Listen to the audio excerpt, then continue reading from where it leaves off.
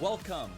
You have once again survived the video game apocalypse. It is 2024, and now is the time to look back at 2023, which has been a fantastic year for games and a horrible year for the industry. But we're going to talk about the positives right now, starting with this fantastic cast that I have brought to do these deliberations with. I myself am Luis Fernando Sandrin, a technical designer, and joining me is three magnificent video games experts. Would you please introduce yourselves to the audience? Hi, I'm Luke. I am a designer, and I have practice in a lot of other fields, whether it's technical design or systems design and level design, etc. I'm trying to break in the industry right now, and just been working on a ton of different portfolio projects and prepping to hopefully land my first gig. Hi everyone, name's Lucas. I have been creating games ever since I was 11 years old, mostly as a hobby. I never broke into the industry professionally, but it's something I intend to do sometime in the future. Yeah, mostly working as a developer, but I also dabble in the pixel art from time to time. Cool. Hey guys, I'm Sawyer. I'm a technical designer. Some of the big projects I've worked on have been the Callisto Protocol with Striking Distance Studios, and at Sony Bend I worked on Days Gone. Excellent. If you want to know more about these people, we'll have links in the show notes below, as well as in the description on YouTube. But enough talk, have at you. Let's talk about 2023. There were so many really good games. I know last time we did this, we had an 8-hour long conversation, and that was just for 2020, I believe, or 2021. I don't even remember how far ago that was. But our format's going to be a little bit different this time. We have a list here of 48 noteworthy games from 2023. And we're going to whittle down this list to 10. And that is going to be what we're going to consider Beyond the Pixels top 10 games of 2023. Some of these I think are just there because I wanted to mention them, and then we can move on from them. So I think an appropriate place to start would be the murder of Sonic the Hedgehog. How many of you have heard about the murder of Sonic the Hedgehog and where this game came from? I've never heard about it until just now. I heard about it. I've never seen it or played it. Okay. Lucas? No, I never heard of it. No? I'm very curious now. The Murder of the Sonic Hedgehog is a free game that Sega put out on April Fools. It is a 100% legitimate official game. And I wish I could show you the image for this, put it on screen, but like the image is literally like Sonic in Family Guy death pose with like the murder of Sonic the Hedgehog on top of it. And it comes from the joke that every time like a Sega Sonic game has come out, not recently, I think the ones that were recent are pretty good, but there was that period where I said, oh, Sega has killed Sonic, Sonic is dead. They turned around, they made this game. It is written, I believe, by the same team that wrote the comics, which I'm personally a huge fan of. I think it's one of the better written like comic series out there. It is very sharp, it is very charming, and also weirdly serious in certain spots. It's way better than it has any right to be, and the art is fantastic, and it uses that same art and that same writing style in this game. It's just a small visual novel. It's a murder mystery. You have to find out who murdered Sonic, and you got to interrogate all these different characters from the Sonic universe that are all portraying like different characters. So you have Knuckles is like a cowboy, Espio is a poet, Shadow is a locksmith, and they all have like these different roles, and you have to find out who murdered Sonic. It's got a lot of charming scenes in it. It is sharply written. It runs for like 2.5 hours. It's free. People should go and check it out. I don't think the game portion of it is very good. There, like when you make like a visual novel, it's either like a straight visual novel or they have a mini game involved. The mini game they use for this one, I don't think it's interesting. It serves its purpose, but it's like it's like an endless runner that you play to like find the truth while you're doing like deductions, and it it doesn't control that great, but for a free game, that's everyone should just give it a try if you have any sort of affection for like Sonic and want to see what they're sort of doing with like the comics and how they're writing them as like a jumping off point to get involved in those. Well worth checking out. But I don't think it's one of the top 10 games of the year, unfortunately, even though I do like it. So let's just delete that. Anyone else have a picking point they want to start off with?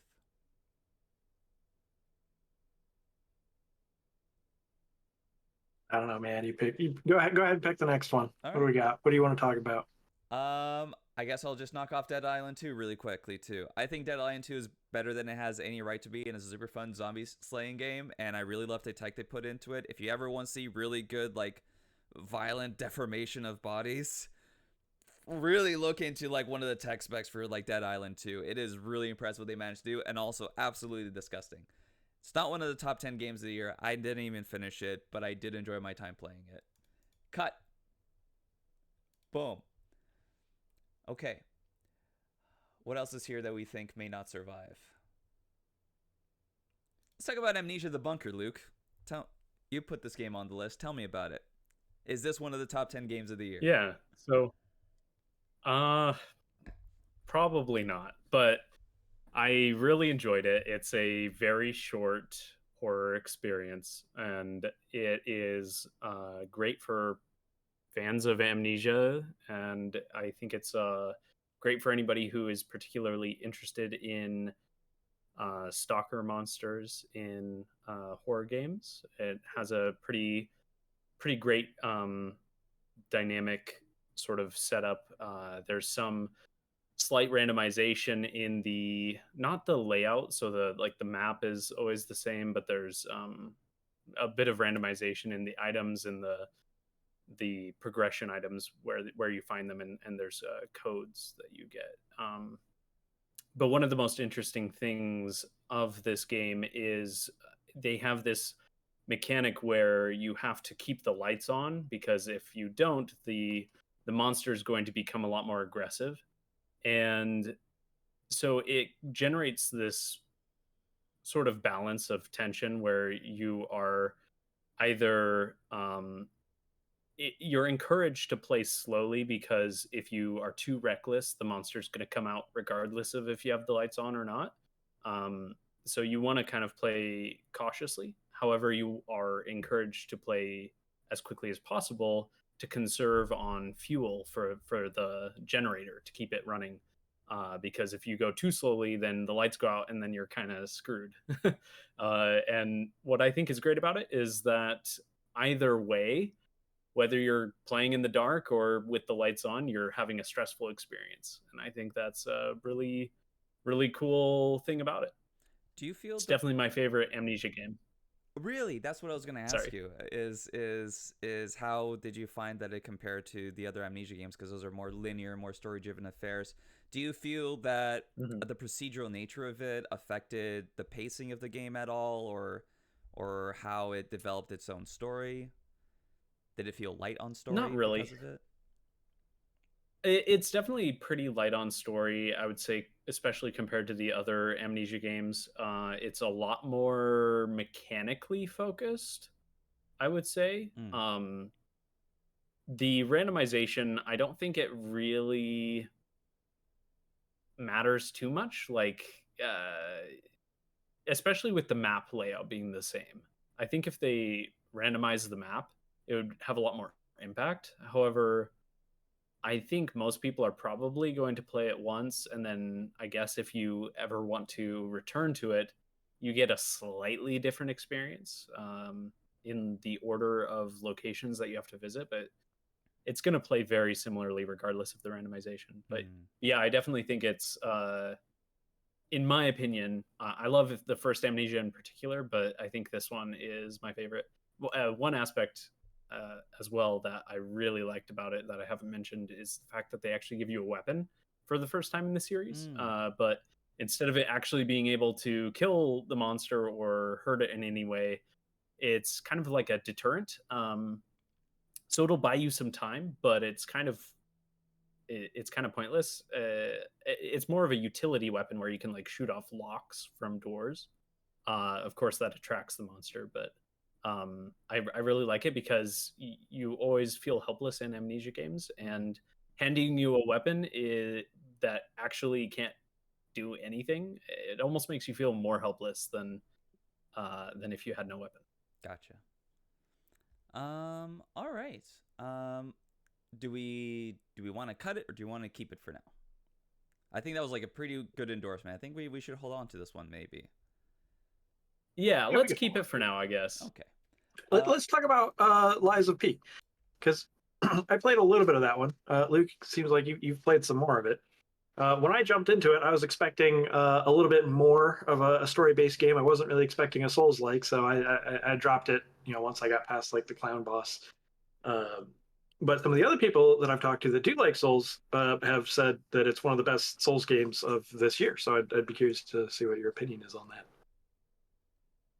Yeah, so I absolutely love Souls-like games, and I haven't finished it. I'm actually still very, very early on in the game. I just started playing it not that long ago, and I beat the first, what I would consider kind of the clown boss that you mentioned is kind of like the tutorial boss, I would say, and then I beat the boss after that, and that's kind of where I'm at.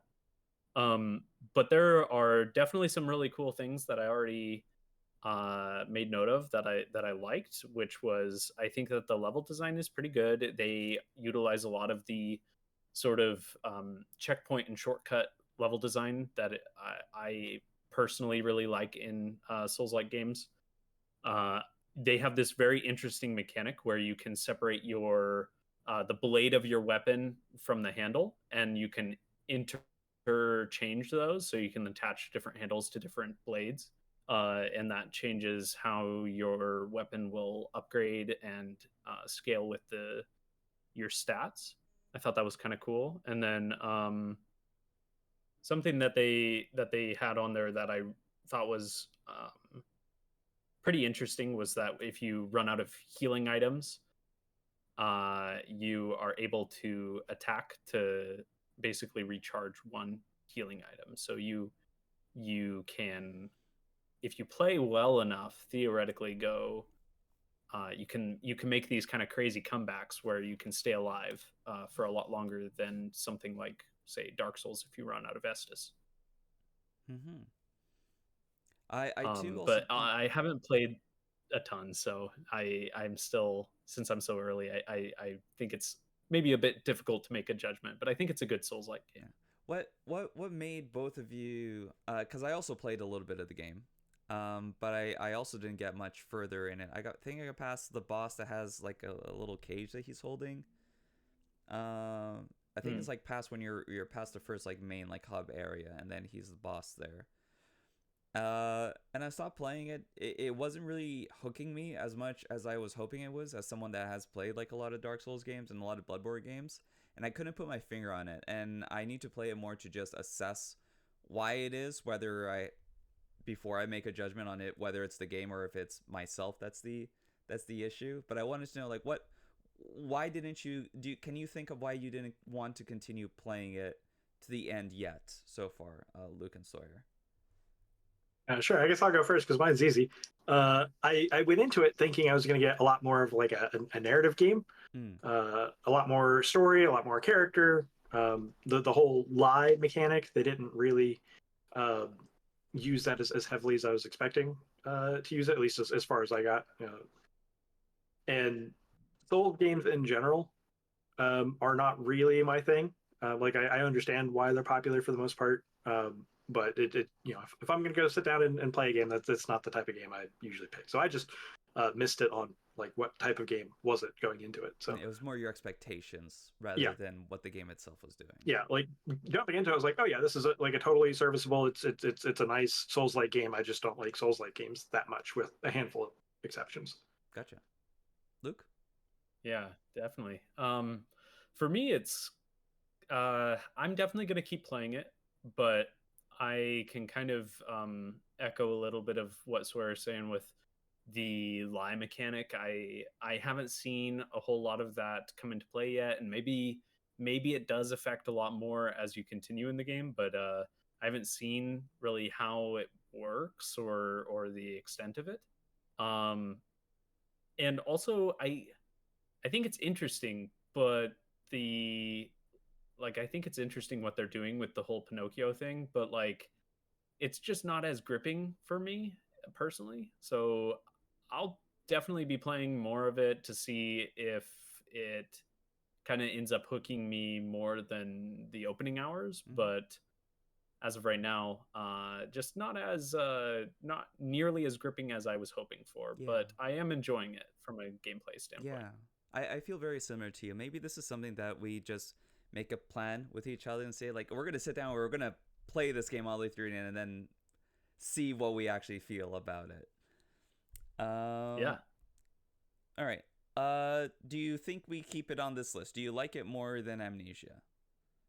Or do you think like maybe we shouldn't even consider it because we haven't even played it all the way to the end? And yeah, I think the fact that 3 of us started it and all 3 of us dropped it, at the very least, it disqualifies it in my view. But yeah, it's tough because I'm gonna delete it just because I don't think we can speak to it with like the asterisks of like I really do want to play more of it, but because everyone that I know that like I respect their opinions on like Souls games and like those kind of more gameplay oriented experiences, they all say that it's really good.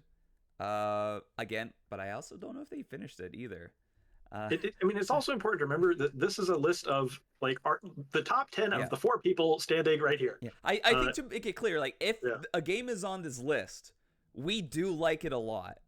Like make no mistake, just because it didn't make top 10 doesn't mean like it's not a game that we fully recommend people should check out. I think if it's on this list, like that is very clear. Yeah, and there are definitely some killer games on this list. 2023 is such a great year that it would really have to be like the best Souls-like, I feel like, to compete with some of these games. Yeah, for sure. One thing that I'm going to do here really quick is because John was not able to join us, unfortunately. He's the only person that played Pikmin 4, Palia, and F-Zero 99. So, unfortunately, I'm going to have to go and delete those. I can't really speak to them. Even though they're all games that I would love to play. It's hard when you have to pick stuff to like play. And you have all these things that you can do. Let's see, what is... We could probably knock off Pizza Tower. You want to knock off Pizza Tower? Quick. Yeah. All right. Tell me about Pizza Tower, Luke.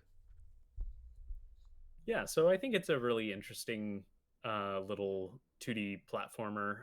It takes a lot of inspiration from the Wario Land series, in particular Wario Land 4. And I really, really love Wario Land 4.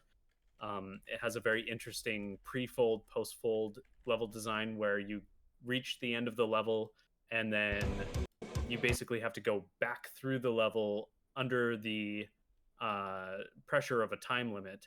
And it can change the level as well. So one that stuck out to me in Wario Land 4 was it had an ice or a fire level that turned into an ice level. But Pizza Tower, I think the coolest thing about it is that it has a heavy emphasis on speedrunning, which I'm not great at, but I think it's really, really cool. There's a lot of movement based gameplay in there. It has this crazy art style, and just the vibes are kind of super wacky, I guess. But I think it was ultimately a pretty interesting platformer, but not top 10 in my opinion. I do want to share the trailer for Pizza Tower for the people watching this that haven't seen Pizza Tower, because the thing you didn't mention is that this game is unhinged. It is... Yes. It is back crap insane. Like, it is... Are we supposed to be getting audio? You should. Unfortunately, I guess you don't. animation reminds me a little bit of Earthworm Jim for some reason. I can see Yeah. that, I love the I've always loved the camera that shows Pepino, the main character, and yeah, like right there, he's just going crazy when he's running. Like how he said, unhinged is an appropriate descriptor here.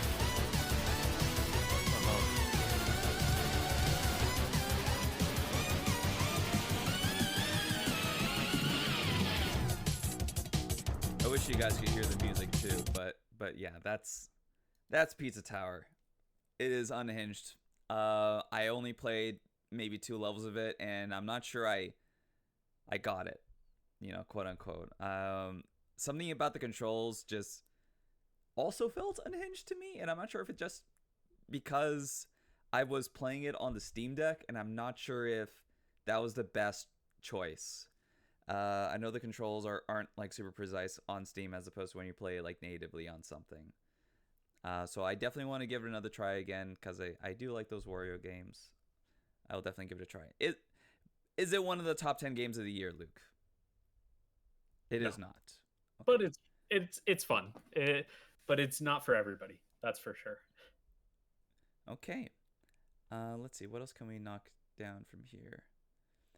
Lucas, Probably I want to Steam World.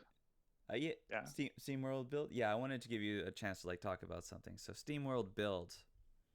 I've been a huge fan of the Steam World series ever since the beginning. And they have been trying different genres ever since the first game. The second game was the same mechanics as the first one, and then they kept changing it. They had like a tactical shooter. It was a card game, and now the latest one has been Steam World Build. It's a mix of RimWorld and I guess some of the more common city builders. It was a great game, but I finished it in like 5 hours or less, and I can confidently say I saw most of what the game had to offer during that time. So it's fun. It's definitely worth playing, but I feel like it doesn't have the same level of polish as the previous games in the series. I'm not sure if anyone else here even saw or played the SteamWorld series. I have not, but I'm looking at the trailer now, and that looks like exactly the kind of game that's up my alley. I'm gonna have to go check it out for sure. Yeah, I definitely do. I've played SteamWorld Dig 1, and that's my only SteamWorld game that I have played, but I did really like it. And I like the aesthetic a lot. I do like that they keep making different games in these series, and they're all different games. Like there was like a Slay the Spire type game where it's more card driven. I think that's SteamWorld Heist, I believe. No, Heist is the shooter. Heist is a shooter. I think the card one is Steam World. I can't remember either. Yeah. I just blanked out. Let me see if I can find it. Some games are. I hear like the reviews are pretty mixed on like these games. Like some of them are really really good, and other ones are at least they try something different, which is something I respect a lot. I agree. It's SteamWorld Quest, by the way. SteamWorld Quest, right? Yeah. But not a top 10 game, Lucas, right? No. No. Okay. Just something fun to play if you have the time. Gotcha. I'll definitely check it out. Sawyer's going to check it out. So you For succeeded. It's on people's radars. Sure. I'm going to talk quickly about Mortal Kombat 1. Because it's unfortunately not a top 10 game, even though I played 180 hours of this game already. Is this a remaster or a re-release? Nope. So, spoilers, in Mortal Kombat 11, the timeline ends and Liu Kang recreates it. And that's Mortal Kombat 1. It's the recreation of the timeline. I really like what they did with the story up until sort of near the end, where it kind of went off the rails and the scope got very Disney, shall we say. And I feel like the game didn't need to go from... They brought it back to 1 and then it immediately went to like 1 million by the end of that story. And I'm like, I'm not sure I like that decision creatively. I think there was still a lot of stuff they could have done with a smaller scale, but they quickly ballooned out of it and went and swung for the fences in a way that made that game be even bigger than Mortal Kombat 11's monolithic storyline that like ended, that quote unquote era of the story. As a fighting game, I think it is better than Mortal Kombat 11. They slowed it down. They made it a lot more. Mortal Kombat has always been rigid, at least in like the modern age. I think they made the game a lot more balanced. I think there's a lot more viable characters in it. Although there are still some characters that people say are pretty overpowered. I don't think they're too wildly overpowered in my experience online.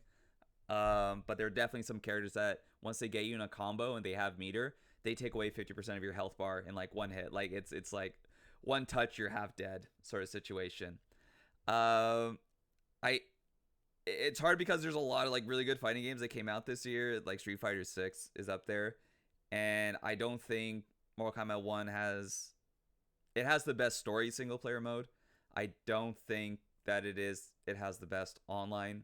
The way that it's structured, they do combat leagues, which is every season your rank resets and then you play with a rank, and your rank is the same for every single character.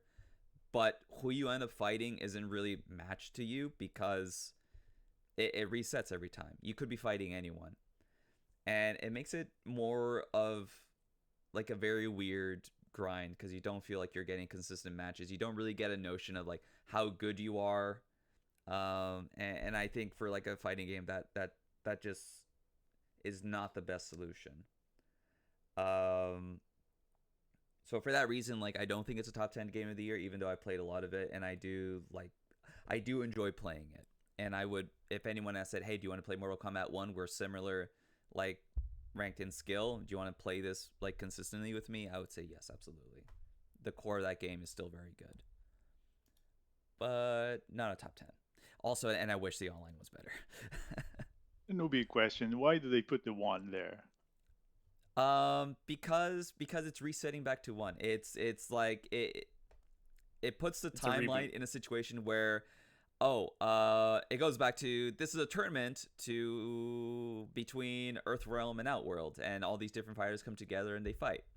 It sort of like reset the period, but there's a lot of different time shenanigans and stuff that happens.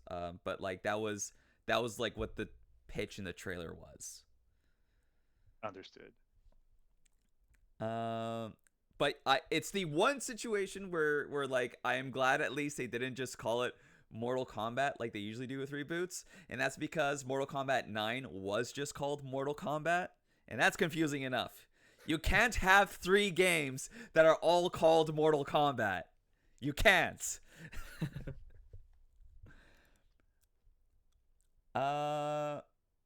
Train Sim World. I got really big into trains this year, playing Densha to Go, the Japanese arcade train game.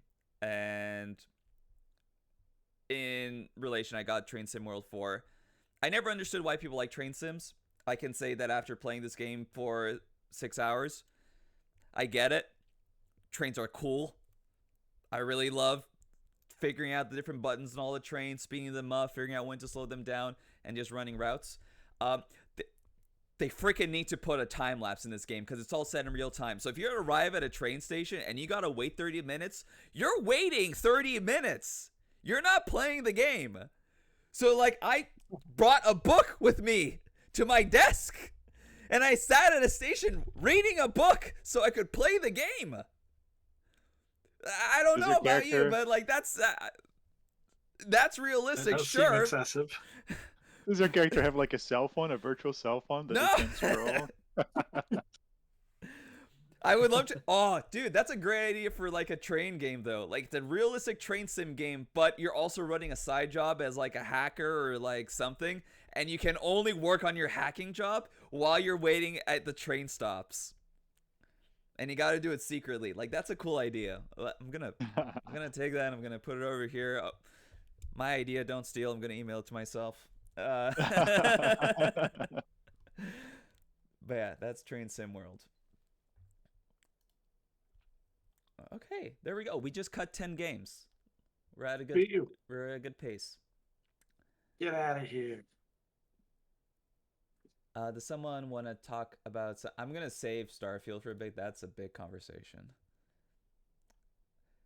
BattleBit, Sawyer. That's an easy one to talk a bit. All right. So BattleBit. Yeah, for anybody not familiar with it, it's basically Battlefield like, old school large scale Battlefield, but with like Roblox graphics. And it actually plays really, really well. And it's a very refreshing take on like modern large scale shooters. Like the progression system is like stripped back down to like 15 years ago, and it is so nice. Uh, I don't know. It's probably in my top 10, possibly top 5. Really? Yeah, it's definitely the best shooter of this year for me. No. Yeah. Uh, or actually, Armored Core 6 is a shooter, and I rank that one higher. So second best shooter of this year. Definitely best multiplayer shooter for me, for sure. Cool. The it was a little weird getting into it. It took me a little while because it doesn't really play quite as close to. So on the one hand, you've got like the most arcadey shooters like Call of Duty, and like one step down from that, you've got like actual Battlefield, and then you've got games like Insurgency on the other end, and then Arma like all the way at the milsim end. And BattleBit jumping into it, you're like, oh, it's a really cartoony looking game. It's a really like its whole thing is like we are like Battlefield, but then you jump into it and it actually plays more similarly to um, Insurgency. Not quite Arma level, but like you peek around the corner in one hit and you're dead.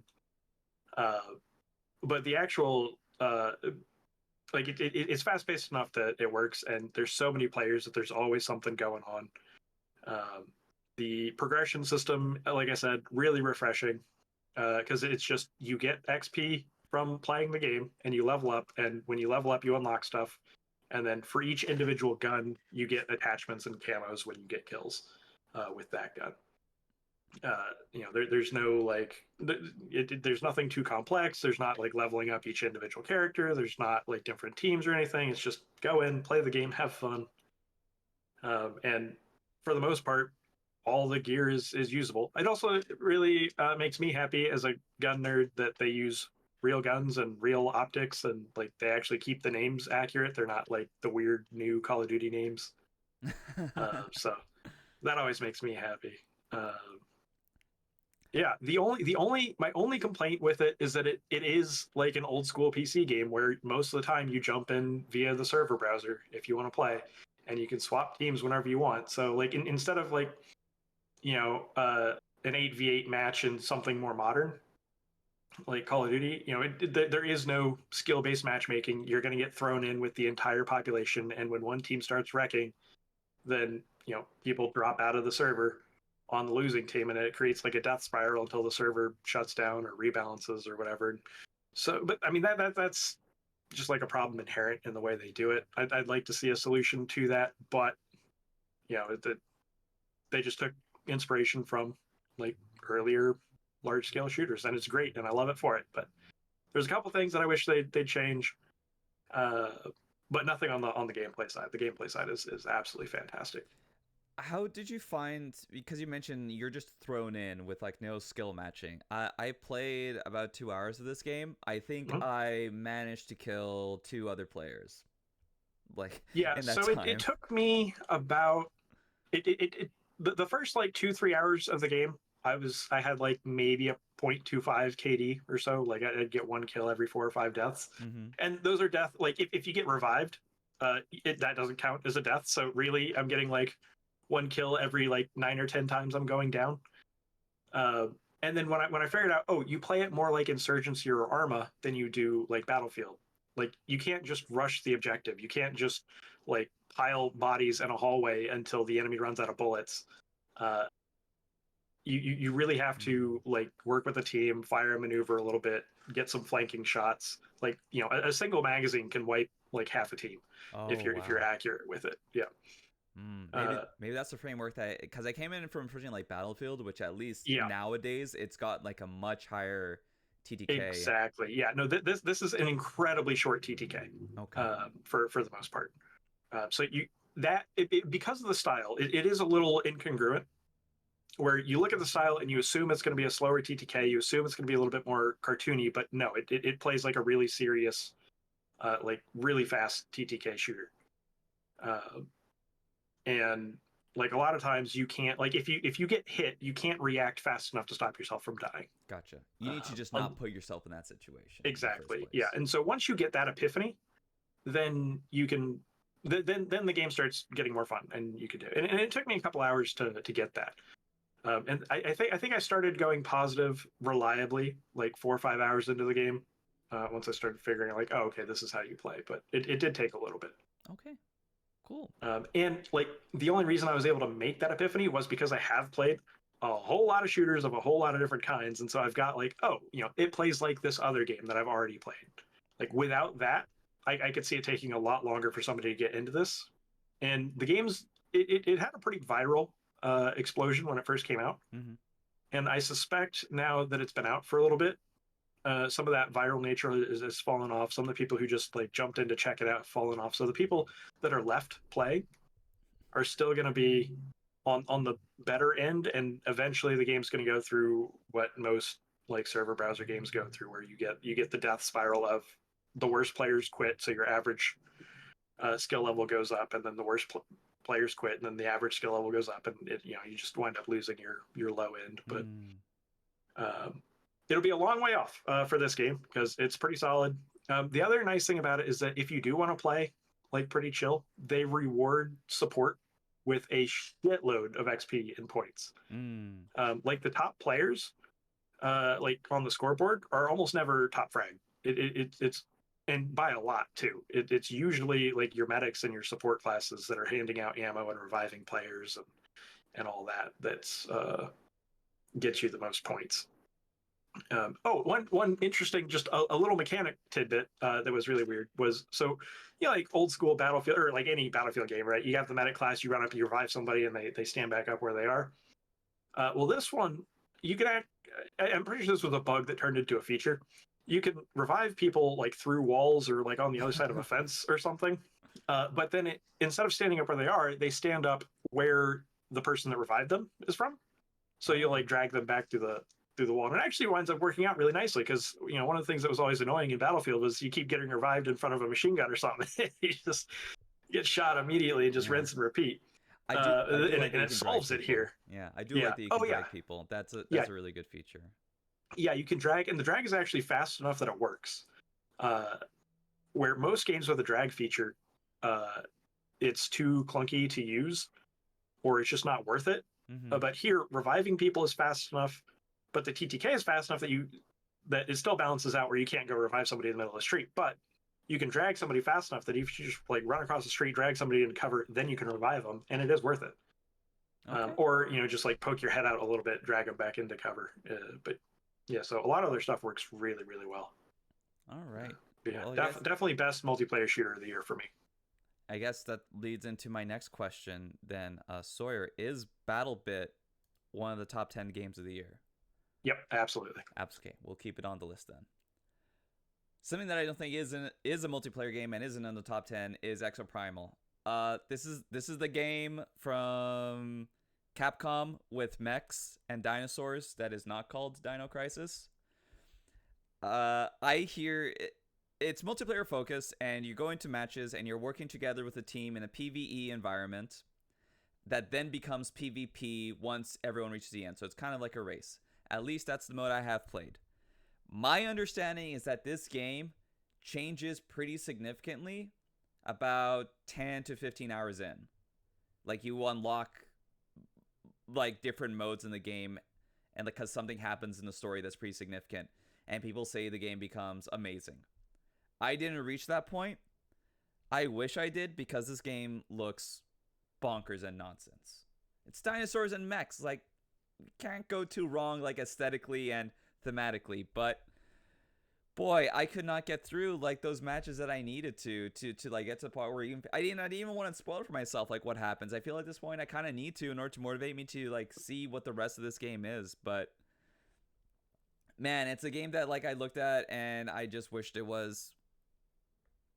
I guess it can't even be Dino Crisis because it's a completely different game, right? But it did make me wish for another sort of like survival horror game with dinosaurs, or an action game even. That's what Dino Crisis 2 was at that point. It's more of an action game. It still was fun. But I you could ostensibly call this Dino Crisis 4, what with the trajectory that the series was going on. I think they didn't because there's still so much love for Dino Crisis 1 as a survival horror game that people forget that Dino Crisis 2 and 3 are action games. But yeah, Exoprimal, not a top 10 game of the year, but it's still on my list to play it because I want to see what it turns into. So going back to BattleBit for a second, I literally just got a text message from my brother asking to play BattleBit later tonight. Okay, yeah, I think we have to keep it on the list then. Yeah. Anything here jumping out that anyone wants to talk about? I think we're getting down. Is RE4 do we want to even count that one, since is the remake different enough from the original that it warrants being on 2023 release? Yes. All right. Then talk about that. Absolutely. Resident Evil 4 is an easy top 10 for me. This game, I was playing this game,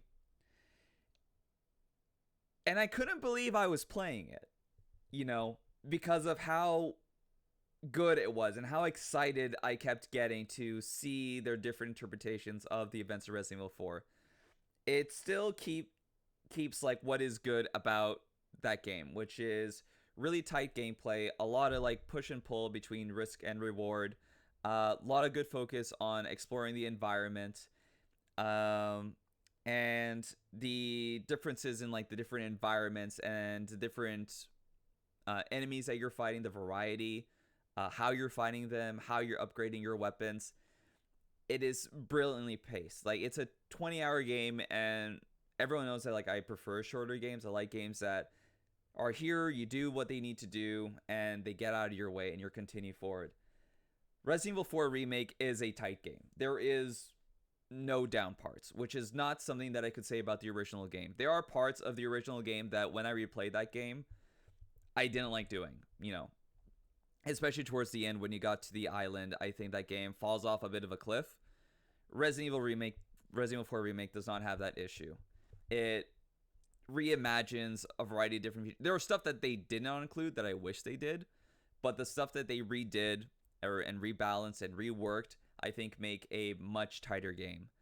There is maybe one scenario at the end of the game that I thought was poorly designed, but the fact that I can just call out one specific part of this game, of this 20-hour game, and say I did not think this part was tight and everything else was just a sublime survival horror action adventure experience, I think speaks volumes. It is one of the most competent games, I think, on this list in terms of execution, in terms of artistry, audio design, gameplay, level design, on a systems level, even just how they made the economy work for that game, the different sort of upgrades they added, how they unlock those through the merchant, the different side stuff that you can explore. I can talk ages about this game. It is excellently designed and excellently executed, and it's rare that you see a remake that you'll go like and say, oh, I almost feel like I don't even need to play the original game anymore. I don't feel that way about Resident Evil 2. I think Resident Evil 2 and Resident Evil 2 Remake are two different games that like have different values in them. Resident Evil 4 Remake benefits from the fact that it is closely, like, it's still like a third-person shooter. Like, you didn't dynamically change the game to make it work. You just improved almost every single facet of it and removed a lot of the shaft that makes replaying that game difficult. It's a magic trick. Like, it's a miracle that they pulled this off. Luke, do you have anything to say? Completely agree. Yeah. Because you're also on this list. I mean, you kind of took the words out of my mouth a little bit. Like, it's really, really that good. I think that the improvement to the controls and how Leon maneuvers around the game space is just fantastic.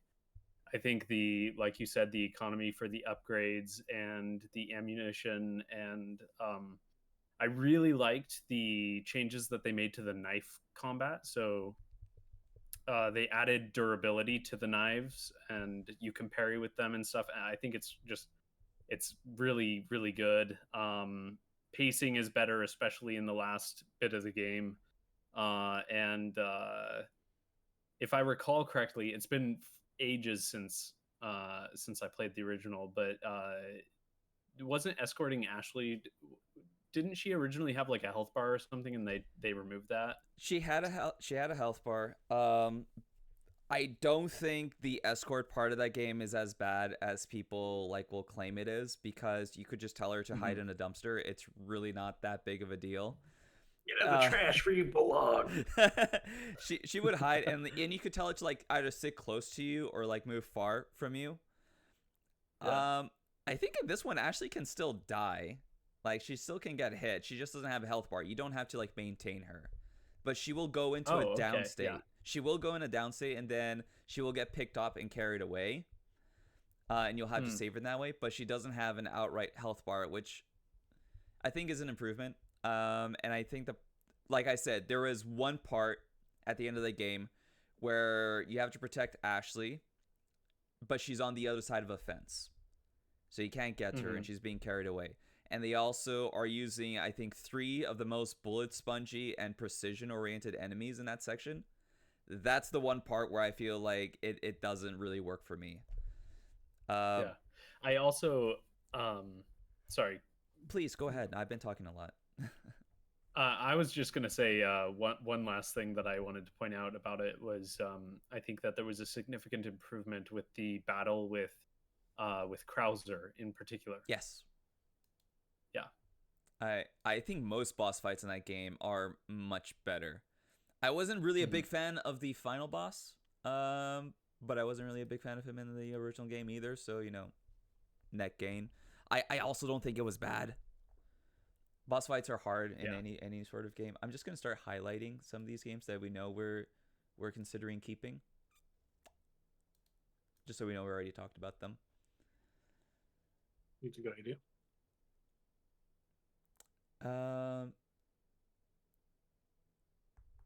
Let's see.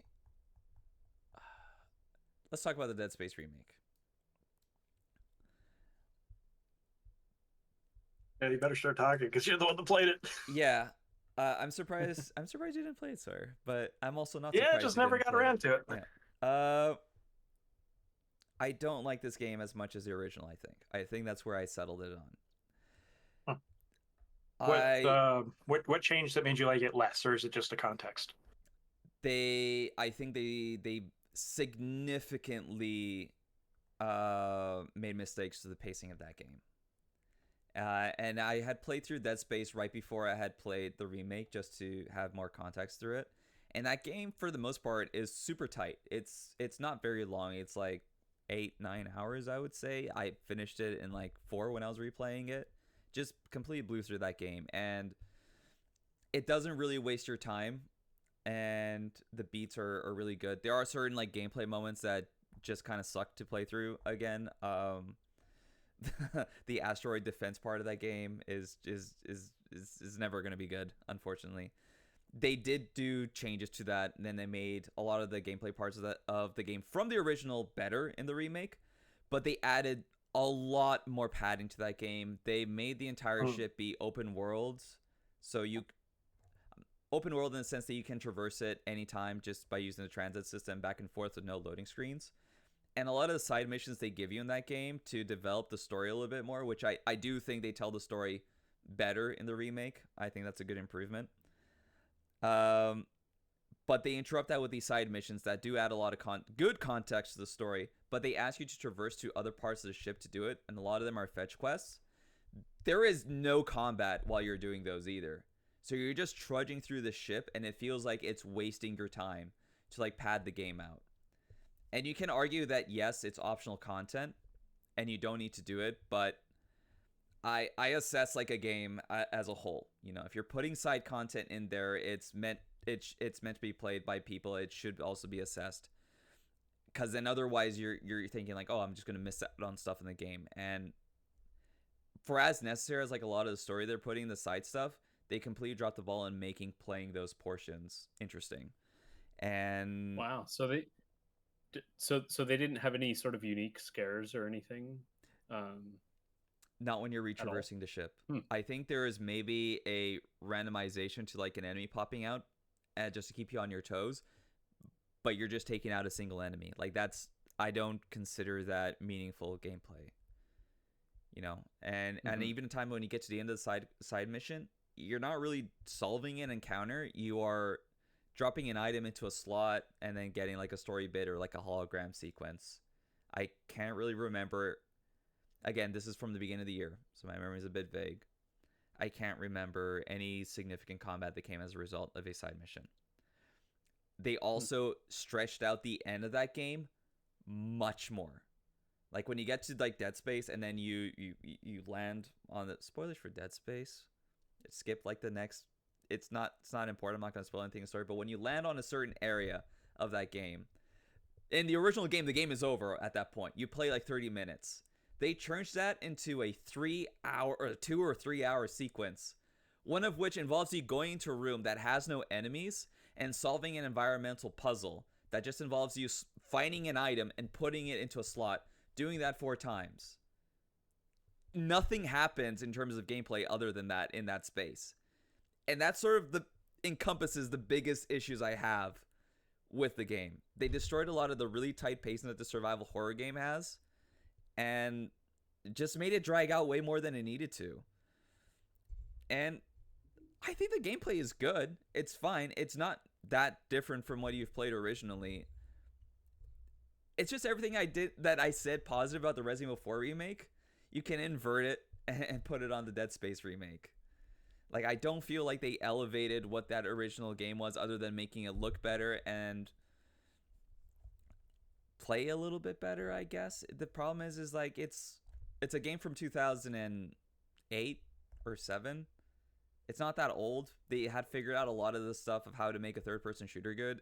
The main thing that sold that game was the environment, the pacing, the atmosphere, and the cool like set piece moments that like was uncommon at that time to make it at that tier of quality. I don't think this game has enough unique, new, interesting ideas of that story, and the stuff they added to it is just padding. Unfortunately, like I don't think it's a top 10 game as much as I really did want to love it. Also, I thought someone else had played this, which is why I talked more about it. I should have said less, but c'est ça. All good.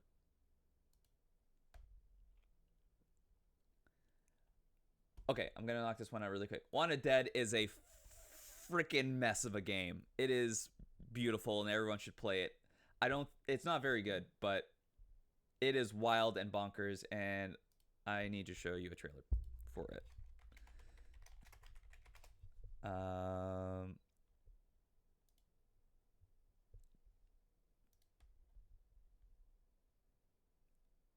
Says it's inspired by the, it's inspired by the 7th generation of consoles. So like Xbox 360 style stuff, and it definitely feels like one of those games. This game blends like live action cutscenes with like anime cutscenes with like rhythm games. They're just thrown out to the middle of it with super like wonky characters animate. Like it has a low budget feel to it, but it swings for the fences at every chance it gets, and I appreciate the hell out of it. I thought I'd never hear you again. I want to see if I can skip a little bit to like the gameplay. It's just like a third-person shooter that mixes like melee with sword with range combat, but still like focusing like CQC sort of moves. It's not balanced. It has really bad checkpoints. It is frustrating to the point that you have to put the game down because you're not having a good time. But People it's don't crazy enough to make up for it. look at that. There's like a ramen like minigame and stuff. There is so much heart and love that went into this not great game, and it just constantly surprises you if you can get through the game portion of it. I love everything about this game except the part that I play it, and I usually say that for things like Red Dead Redemption that like put way too much like value in art and artistry but not in gameplay. It's the opposite for this one. Like you can tell they did not have the massive budget that you would need to pull off something as ambitious as this game. Holy shit though, like it is a trip. And I really recommend people play it. just don't expect it to be the best gameplay experience you have played. But yeah, it's wild. Anyone else want to pick something from this list? Let's talk about Hogwarts. Okay, this is a big one. Yeah, this is a big one. One of So the highest selling games of the year. Is it? Yes. Okay. That actually segues into the point that I want to make, which is it's not my game of the year. And I didn't play very much of it. However, I watched my wife play through the entire thing. And for me, I think Hogwarts Legacy actually wins in a special category that is very near and dear to my heart, which is games that have the potential to expand the gaming audience the most. Okay. And I think that's what Hogwarts Legacy does. Out of all the games that came out this year, the one that's most likely to make a new gamer is Hogwarts Legacy. I can understand that completely. Because a lot of problems I have with that game come from the fact that I play a lot of video games and I don't like a lot of the decisions they made in this game. But on a surface level, Hogwarts Legacy is very cool. I think it has really great visuals. It's working with a really cool license that's near and dear to like a lot of people's hearts. And for the most point, it is very functional. I think they put a lot of stuff in this game that I think would be a lot better if they didn't. I think the combat is really wonky. You get like something like 20 different spells, and then it asks you to put those in a slot.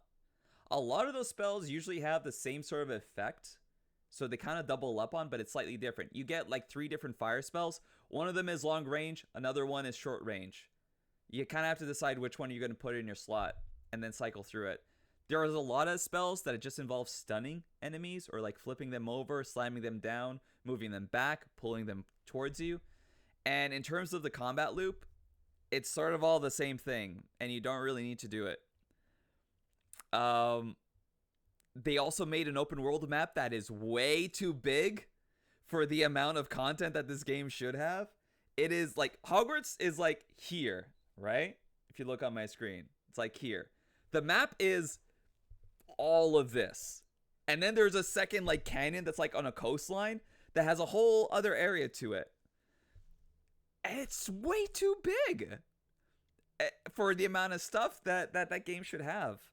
I think if you're playing it through and you're playing through the main quest and some of the main side quests for the main like side characters, I think it's cool enough. But once you start branching out into stuff, it's a lot of really good world building. But the problem is I don't like playing this game moment to moment. Like I don't think it feels great to play. I think the dodging, the way the dodge works in combat is like super wonky, where the enemies will magnetize to you. So you'll preemptively dodge out of the way of a goblin, like swinging an axe at you, and you'll dodge out of the way. And you'll think, I'm safe. The goblin then magnetizes to you, because what the game actually wants you to do is press the parry button instead. And just parry that move and then counter. And it seems like very rigid in how they want you to play that game, and it suffers for it. On that point, though, I think it actually benefits a lot of the newer or less experienced players that are playing, because there's I don't know if it's an optional mode or not, but it'll put the defensive button that you need to push above the enemy as they're attacking, and as long as you push the button while the button is above the head there, you're gonna succeed. And I think it's like Guitar Hero, where there's a good success, a perfect success, or whatever. But the whole rigid, like, okay, I need to parry this guy, I need to dodge this guy, and I have to do it now. If you have that mode on, it's got the buttons right there for you. And so you don't necessarily have to read the whole animation of the character. You just have to be watching for those buttons. And so I think if you're not used to, like, playing on a controller, or how, a lot of games will work, I think it's actually a really effective way for them to do it. Yeah. Yep, there's definitely like an easier mode that does put that stuff on, because after I beat the game and I just wanted to mop stuff off, I switched it to that mode, because the combat in that game, it has the same problem that Final Fantasy 16 has, where your basic attack tickles the enemy, and you basically have to use your main spells, which are all on cooldowns. So your pattern is like you're mashing like the normal attack button to build up meter, and then just using your cooldown abilities when you can, and then you just cycle through that. All the while, you're just dodging back and forth. Like, it doesn't take a lot of thought to it. But because of the weakness of everything, it feels like combat is just like you just have to do a lot of waiting, because not much of what you do is going to speed up the combat. Like, you can't get good at the combat and then make it go faster like you can in something like Devil May Cry, you know, or like Metal Gear Rising. But sorry, Lucas, go ahead. I was gonna say I haven't played it either, but I did watch my wife play it. She's a huge fan of Harry Potter. So for those people, getting to explore the castle is something special, right? And I think this is where a lot of the value in the game is that it immerses you in that universe. And there are really few things that allow you to do that. I know there are previous games, but they are mostly like level based and they don't let you explore the castle. That part I think is really good in a game. Yeah. Yeah, this is by far the biggest non-movie Harry Potter thing. Yeah, for sure.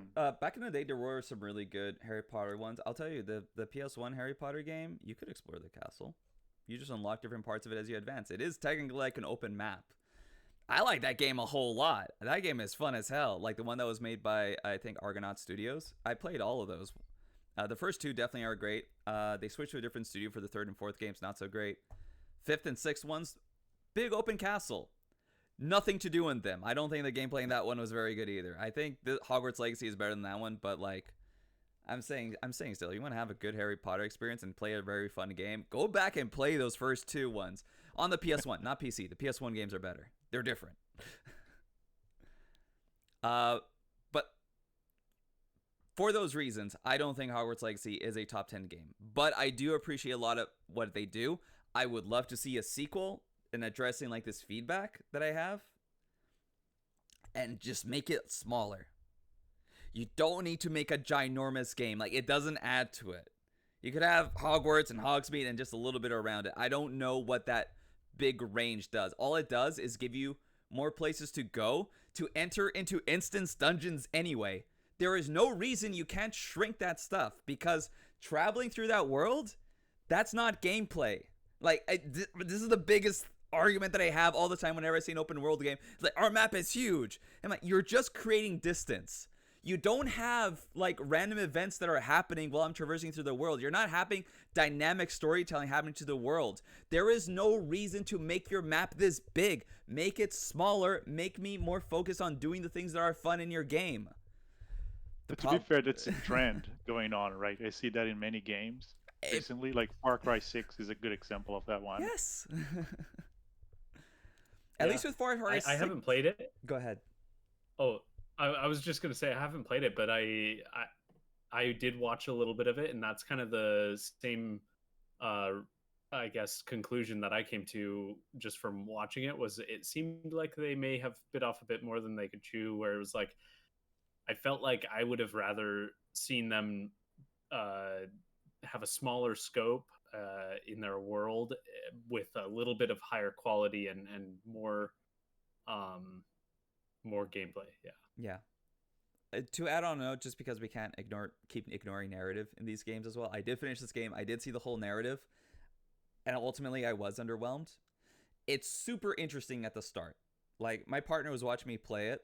I was the wife in this situation. she was enjoying watching it up until we got to the middle point, and she's like, "This is taking forever. Just tell me what happens." And I got to the end, and I saw it, and I'm like, I feel like they kind of dropped the ball on that. And I told her what happened, and she's like, "Oh, I thought it was going to be much more elaborate than that. I thought you were going to have to make like some very meaningful like decisions about what was happening." It's unfortunate that it ended that way. So I feel like there was a lot of potential there. Stuff they can address in the sequel too. Again, they are going to make another one of these. I think it was the highest selling game for like Warner Brothers. I'm not saying that I don't have insider knowledge, but like I know they reported it somewhere that like it was one of the highest selling games of the year. And they're going to make another one. It's Warner Brothers. Of course they're going to make another one. I just hope they give it enough time to like really make that game sing. And I know that's something they at least did give to this game because it was delayed so much. I know it. I think we saw like a few delays for this one. So they can definitely fix it. But this one, unfortunately, I don't think it's top 10. Does anyone else? I think it is. You think it is? I think it is because the amount of joy that it brought to so many people, it's got to be top 10.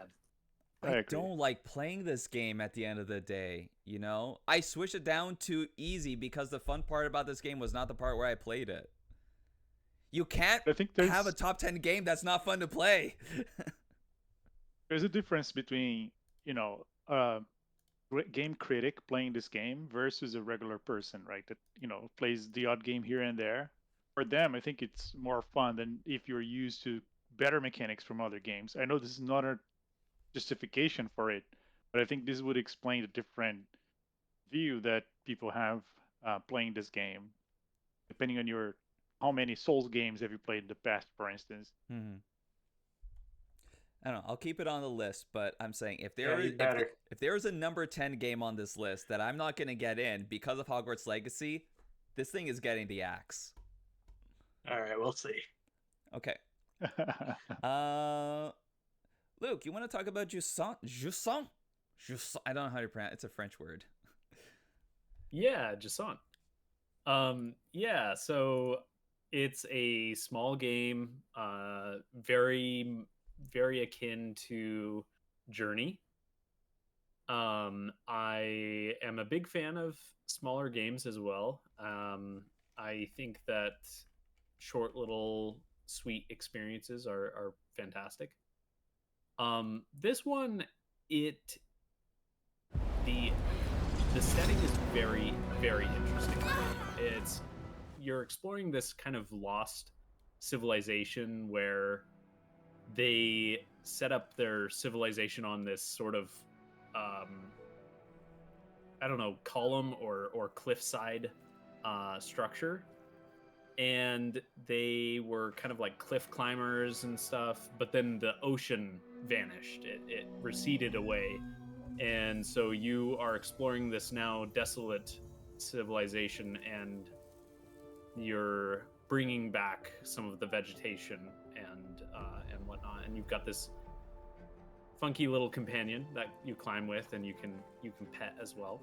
The big thing about the game is its climbing mechanic is very it falls under like the kinesthetic kind of design where you are holding down a button to actually like hold to mimic the character holding onto the cliff.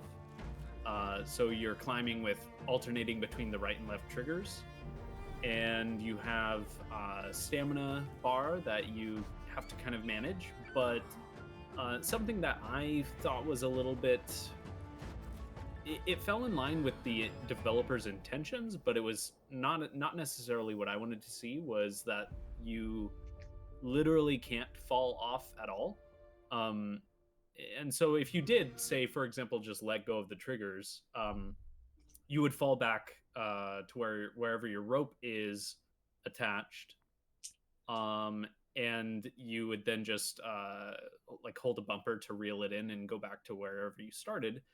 And when you're not attached to a wall, you can't, like, say, just run off a cliff or whatever and fall off. So it makes sense for a game that's kind of going for those narrative, emotional vibes. It doesn't want to be a very challenging game.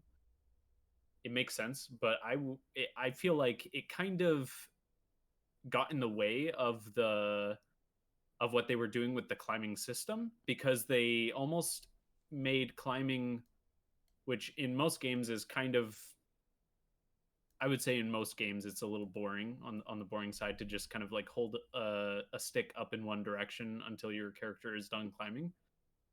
They made that a little more tedious, without much I guess interest to the climbing besides that, because there is no danger.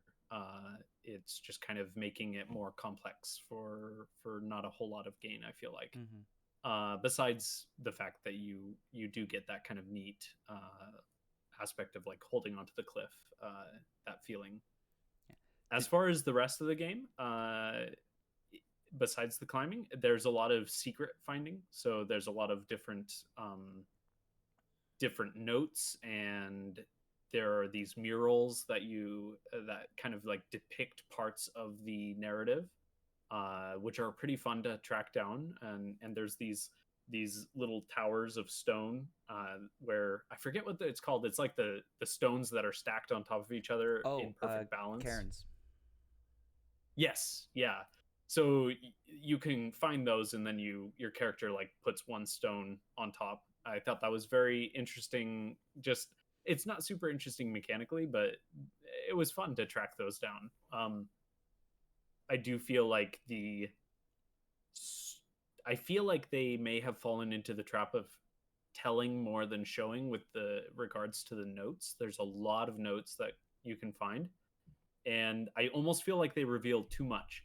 I feel like I would have enjoyed the mystery of the narrative, because no character talks in the game or anything like that. I think I would have enjoyed it more being revealed solely through the murals on the wall and the environmental storytelling, without the aid of the notes kind of telling too much, in my opinion. But all in all, the game was it's about like a 5-hour experience or something like that. It was still really good. It was very enjoyable. Yeah. I'm on chapter 4 of 6 of this game that I've played so far. I have similar sort of like issues that you do as well, Luke. And part of that is I do like games that focus on like, here's a specific mechanic and we're gonna teach it to you, and then we're gonna reinforce it, and then we're gonna develop it and change over time. Yeah, me too. And I do like how as you go through the preceding chapters, they introduce like different sort of challenges and different sort of mechanics. It keeps it fresh. It doesn't bother me too much that you can't like fail and fall completely, because falling down means you got to repeat something, or you got to like rethink of the way you're going to do it. The main issue that I have with it is that I don't feel the controls are consistent enough to make it feel like I deserve to fall. A lot of times when you do the jump, you can do a jump and then you can jump off the wall one more time, and you can hold out on triggers to grab. The character always grabs about like a second later than I feel like he should. Like, I'm pressing the button after I do the jump, I'm holding on, and then he falls, and then he grabs what's like under it, like when I push the button. So if that's like the only one thing to grab onto, he's just gonna fall. And I ran into that. I'm not sure if it's like a skill issue, or if you also ran into that sort of frustration. Oh, I definitely did. I felt like the jump was a little inconsistent. And I completely agree. They do add little things here and there, which do bring about some interesting aspects to the climbing. Like, for example, they have the little like wall climbing bugs and whatnot that you latch onto, and they kind of move around. That's kind of cool. But frustrating. I do feel like yes, yeah. Like that's the thing. That's the thing. They added that, but I hated it because you had to jump from a moving object to another moving object, and it wasn't consistent enough. Like, the ideas and concepts in this game are so good, I feel the execution falls short. I agree, and then I do feel like they could have leaned a little bit more into the almost puzzle aspect with the climbing, just for like optional collectibles, like some of the like wall murals or whatever. I feel like they could have done some more interesting things with how you can like rappel down, and you can swing and jump and sidle. There's a lot of different actions you can do, but I feel like they're maybe a little bit underutilized all the way through to the end. There are definitely some interesting things there, but just a little bit underutilized. And then also the execution makes some of the actions a little frustrating. And I think the reason why you feel like that struggle with like not the mechanics being involved and a lot of the searching exploration aspects of it is that I feel there is a bit of a weakness in the level design of this game, as well as in the environmental design. It's a twofold issue, and the level design is weak because a lot of the stuff that you end up exploring, it's not clear that you're going into like a side area, or it gives you a clear like goal of like, oh, look at this thing, isn't that interesting? Figure out a way how to get there. It feels a lot of time I'm exploring, it's for the sake of, maybe there's got to be something around here, rather than the level design informing me that, hey, here's your main path, but look at this cool thing over here in the distance. There's a lot of stuff that looks very similar chapter to chapter. And I feel the reason why they also felt the need to put a lot of stuff in notes is that I didn't feel like they were communicating a lot of the story through the environmental design. You come across a lot of like empty huts and stuff, but they all blend together visually in terms of the objects that they use to decorate them with. You don't get a sense of like, oh, this is where the blacksmith lived. Oh, this is where the fishmonger lived. It all sort of blends into coastal or marketplace.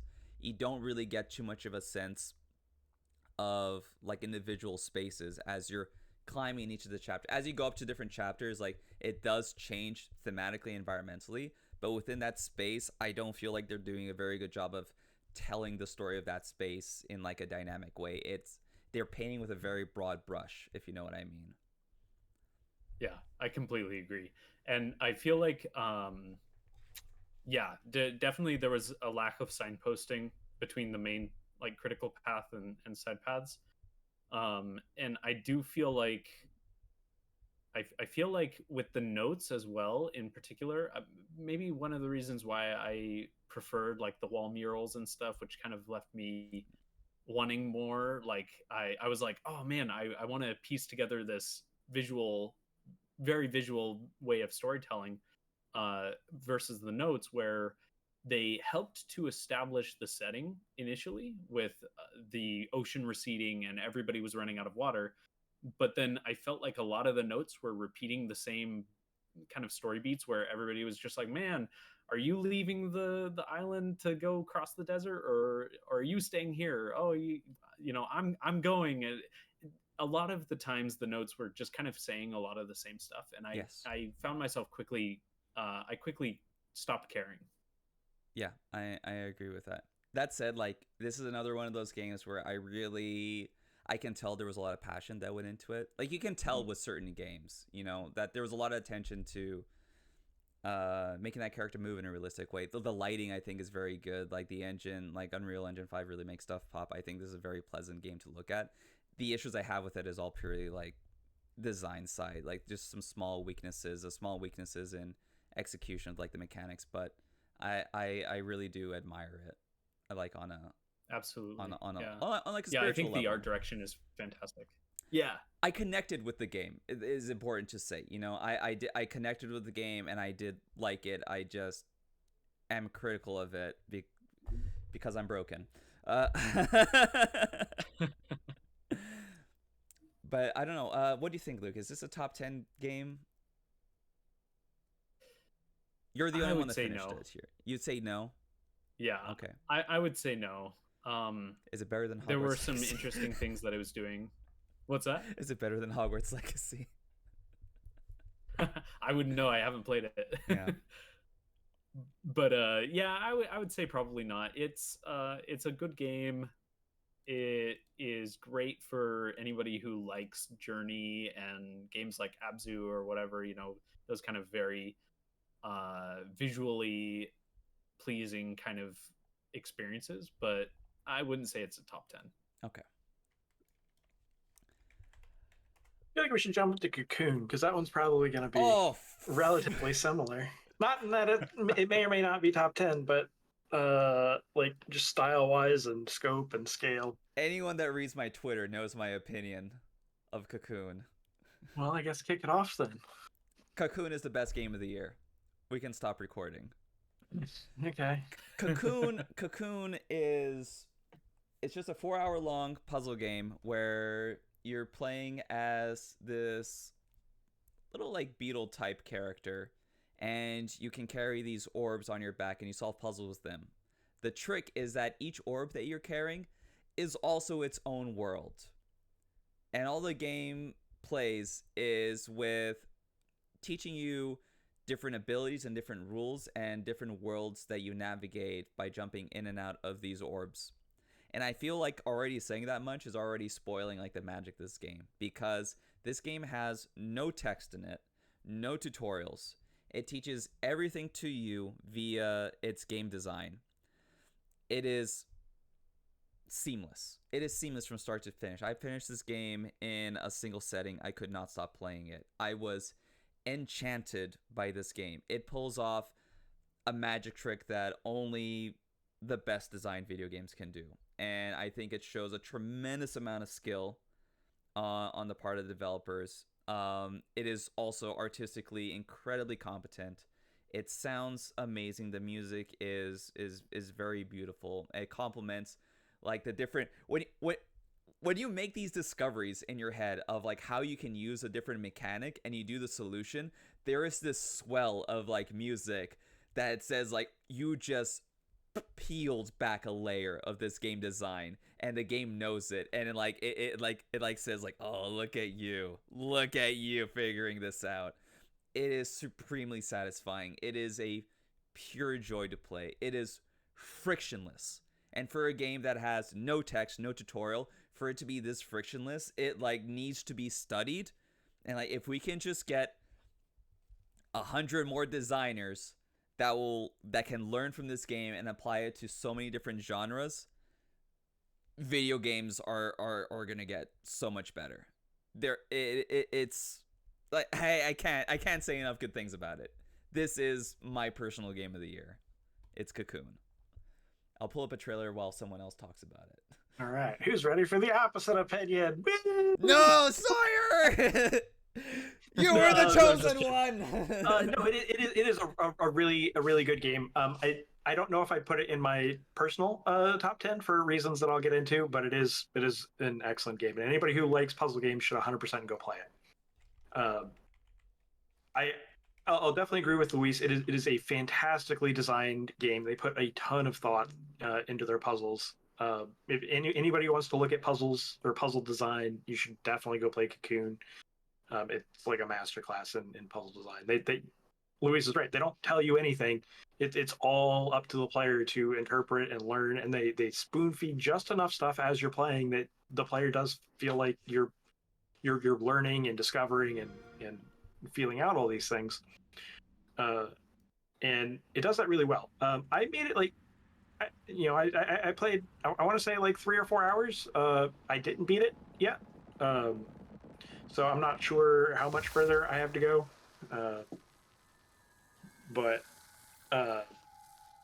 anyway, where I think they fell down a little bit for me, at least as far as like, is this going to be one of my favorite games? Was I didn't really get into the story or the characters or the mystery. Like there just wasn't really anything there to entice me. Like the gameplay and the puzzle itself, great, but there wasn't the rest of the experience. There wasn't anything to make me think about the game outside of like, oh, that was a cool puzzle. And so that's where I really had that's the reason it doesn't make my personal top 10, is because there wasn't really a story outside of just, hey, let's go make some cool puzzles. At least there wasn't one that I could find and relate to and think about and want any of that. And story is an important part of games. Like mechanically, absolutely brilliant. It's just missing the other like third that I think the story could provide.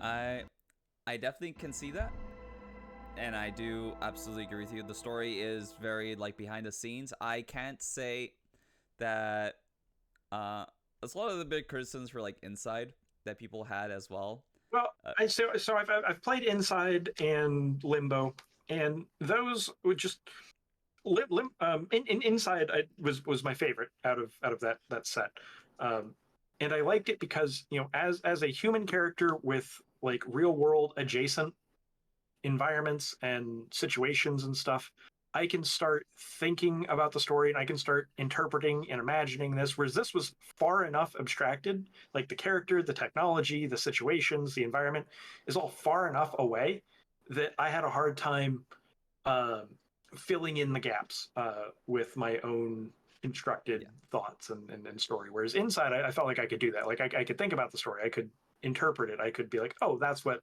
was going on. Yeah. I 100% agree with you. I definitely have like my own narrative that I pieced together for like Limbo and Inside especially. Inside, yeah, Inside to me is an allegory about game development. It's Playdead's Inside, and everything in it is about game development. That's my interpretation of it, and we can definitely talk about that another time, and I'll give like a concrete breakdown of all that. But yeah, I did eventually come to that, and that was like really interesting.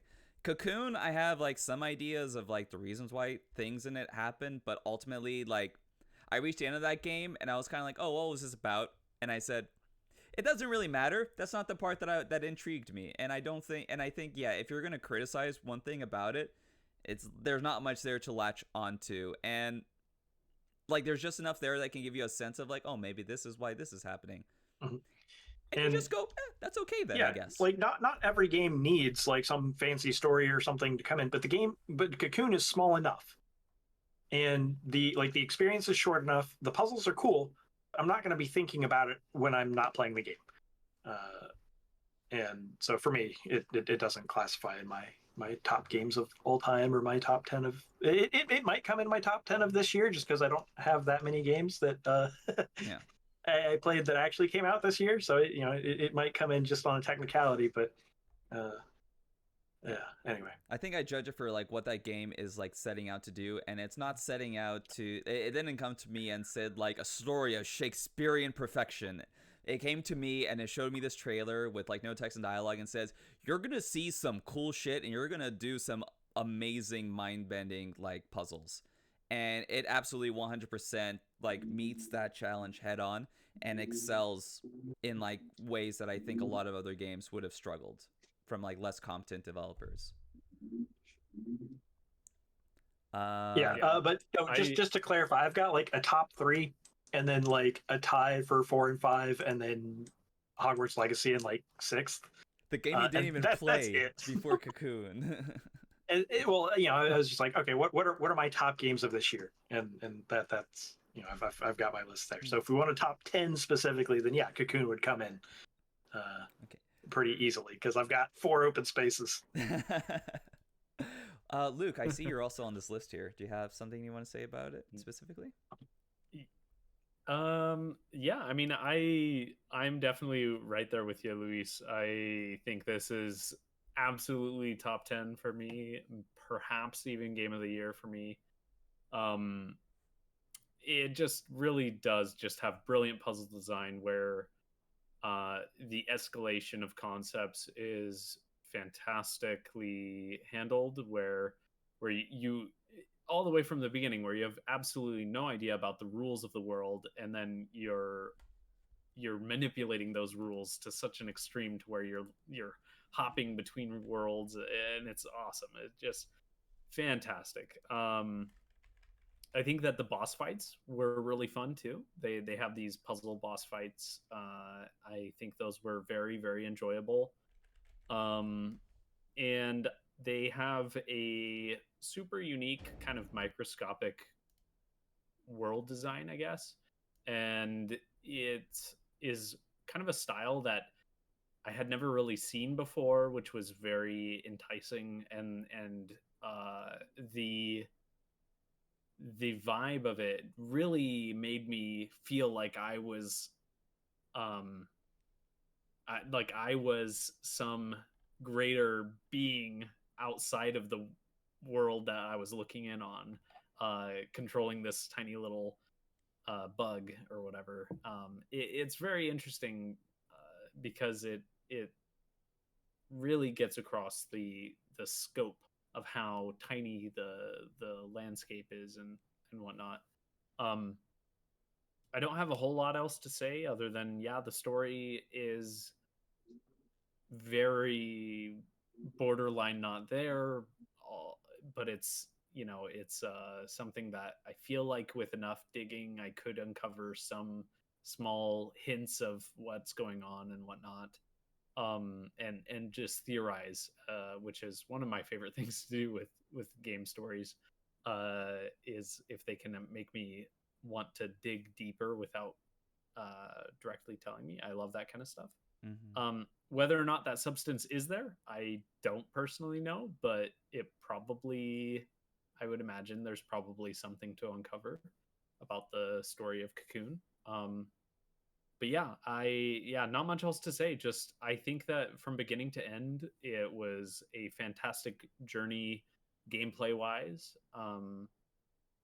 And I think it ended just at the right amount of time. Yeah. I think Yes. a lot of games that are otherwise fantastic can sometimes overstay their welcome, and I think that the point that it ended was right when I was feeling like I had explored the concepts that the game had to offer. Yeah.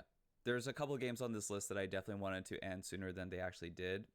Jusant was one of them, which is why I haven't finished it yet. Yeah. And I do appreciate that it gets out of the way very quickly. I'm going to move on pretty quickly to another indie game. I'm going to talk about Homebody. Everyone should play Homebody without like looking too deeply into it. It is a very unique survival horror game, and spoils a little bit of it, but I think it is probably the third best time loop game I have played. First being Outer Wilds, second being The Forgotten City, which were respectively probably my favorite games of those years where those games came out. Homebody is also a very good time loop game. It is very much also a traditional survival horror game, in that like you're figuring out puzzles. You're trying to you're mostly avoiding enemies. I don't think there's actually any combat in that game technically, but you are avoiding the enemy that's in there, and it's got a very unique style. I'll share a trailer with you guys just to entice you, because I think it speaks quite well for itself. And you can see like it has a sort of like pixely sort of orientation. And the main thrust of the game is that you are sort of like a more indoor oriented like person, someone that has like a lot of anxiety and like social fears, and your friends invite you out for like this gathering they used to do to watch this asteroid come across the screen at this cabin. And then you go to the cabin, and then weird stuff starts happening, and you got to figure out what's happening. And I think it's got, for time loop games suffer a lot with pacing, I feel, because of the nature of you getting stuck and stuff not moving forward. This game doesn't feel like it has those pacing issues. It's pretty tightly paced. There's certain like mechanics in it that will help you move the story forward after like every sort of like cycle repeat. And every once in a while it will like reward you to let you know that, oh yeah, you are advancing the story by introducing these little story vignettes between each loop. And it does it really well. Is it a top 10 game of the year? I think if it's not, then Jusant is not. That's how I feel. I feel that like if we don't keep Homebody, we can't keep Jusant. So I think I'm going to delete Jusant unless, Luke, you want to convince me otherwise. I feel like we need to, instead of like deleting them off this list, we need to just like make a second list off the side and just start ranking them. I think this is the list though. Like they are I am labeling them as like potentials to delete, because I think the ones that are green are locked. I think Amnesia the Monker maybe not so locked, so I'm gonna make it yellow. Okay, yeah. I mean, in that case, mark the other one yellow until we hit 10, and then we'll start re-looking at them. Yeah. Okay. I was gonna give one. Oh, sorry. Go ahead. So. I was just going to give one more little thing about Jusant that I forgot to mention when you were like, oh, can you basically defend Jusant? I was like, well, I can give another reason why I didn't like part of it or got frustrated with it. Was something that I didn't mention is there were a lot of hiccups with the collision where my character would momentarily get stuck. Yes. And I found that pretty frustrating. I was like, ugh. Yeah, I can generally overlook stuff like that a lot, because making games is hard if the game has a lot of passion. Yes. And which I think Jusant does, but when I look at some other stuff that's like it's done more technically well and it has the same amount of passion like Homebody is like I rather take Homebody. But yeah, I'm not sure. How many do we have left? We have 35. We need to start cutting some stuff. Let's go Sea of Stars, Luke, because you're the only one that played this game. Is this a top 10 game, and if so, why?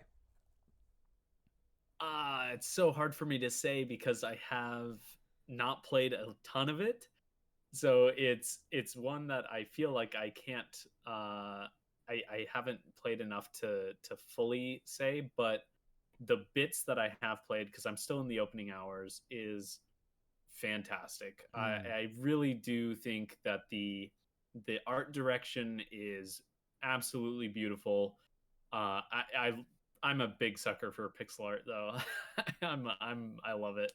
I think that they do a lot of interesting stuff with interacting with the environment, like um, something that's not too much of a spoiler. It's in the first like little bit.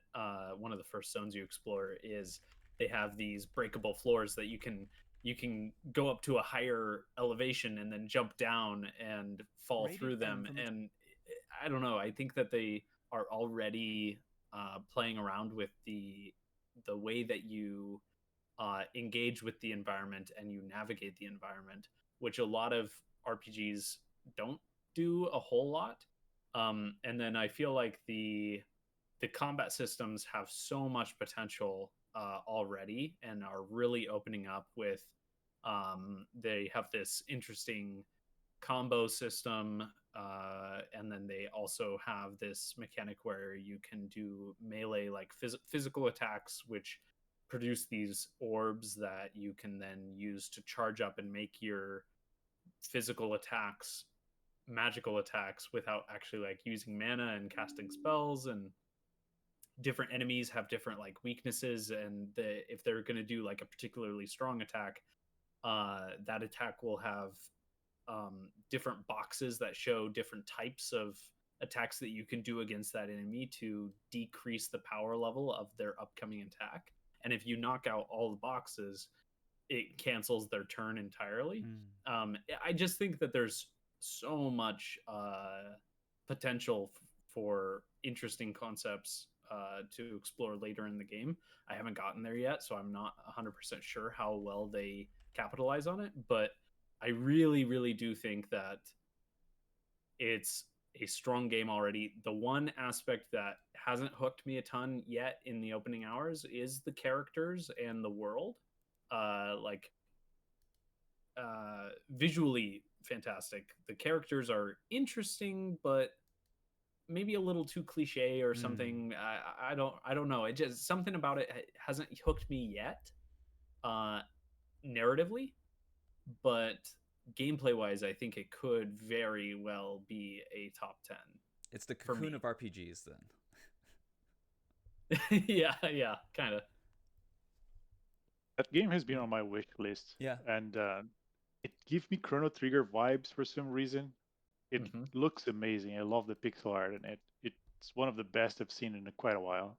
Yeah, I do think it looks very good. I was intrigued by the gameplay that I heard described about this game. I just haven't played it, which it sucks because I think I would really like it if I did. But if we're making a top 10 list and like we're fighting for like a game that I haven't played, and there's limited spots. But I'm glad you talked about it, because it is something that I do want to check out for sure. Yeah, I think it's definitely worth playing. I'm definitely going to keep playing it, and I'm very excited to see what the game has to offer. And I really hope that the characters and story kind of hook me more the further I get. It might be going for that kind of slow burn RPG where you really, once you get like 10 hours in, you're like, I gotta know how the story progresses, but I am not there yet. So we'll see. Gotcha. Looking through all this list and seeing the stuff that are going to come up against, I don't think Suika Game is gonna live. Do you guys know of Suika Game? Nope. No. I'm just gonna show you the trailer, and it says everything that you'll need to know. Oh god, there's not even a trailer for it.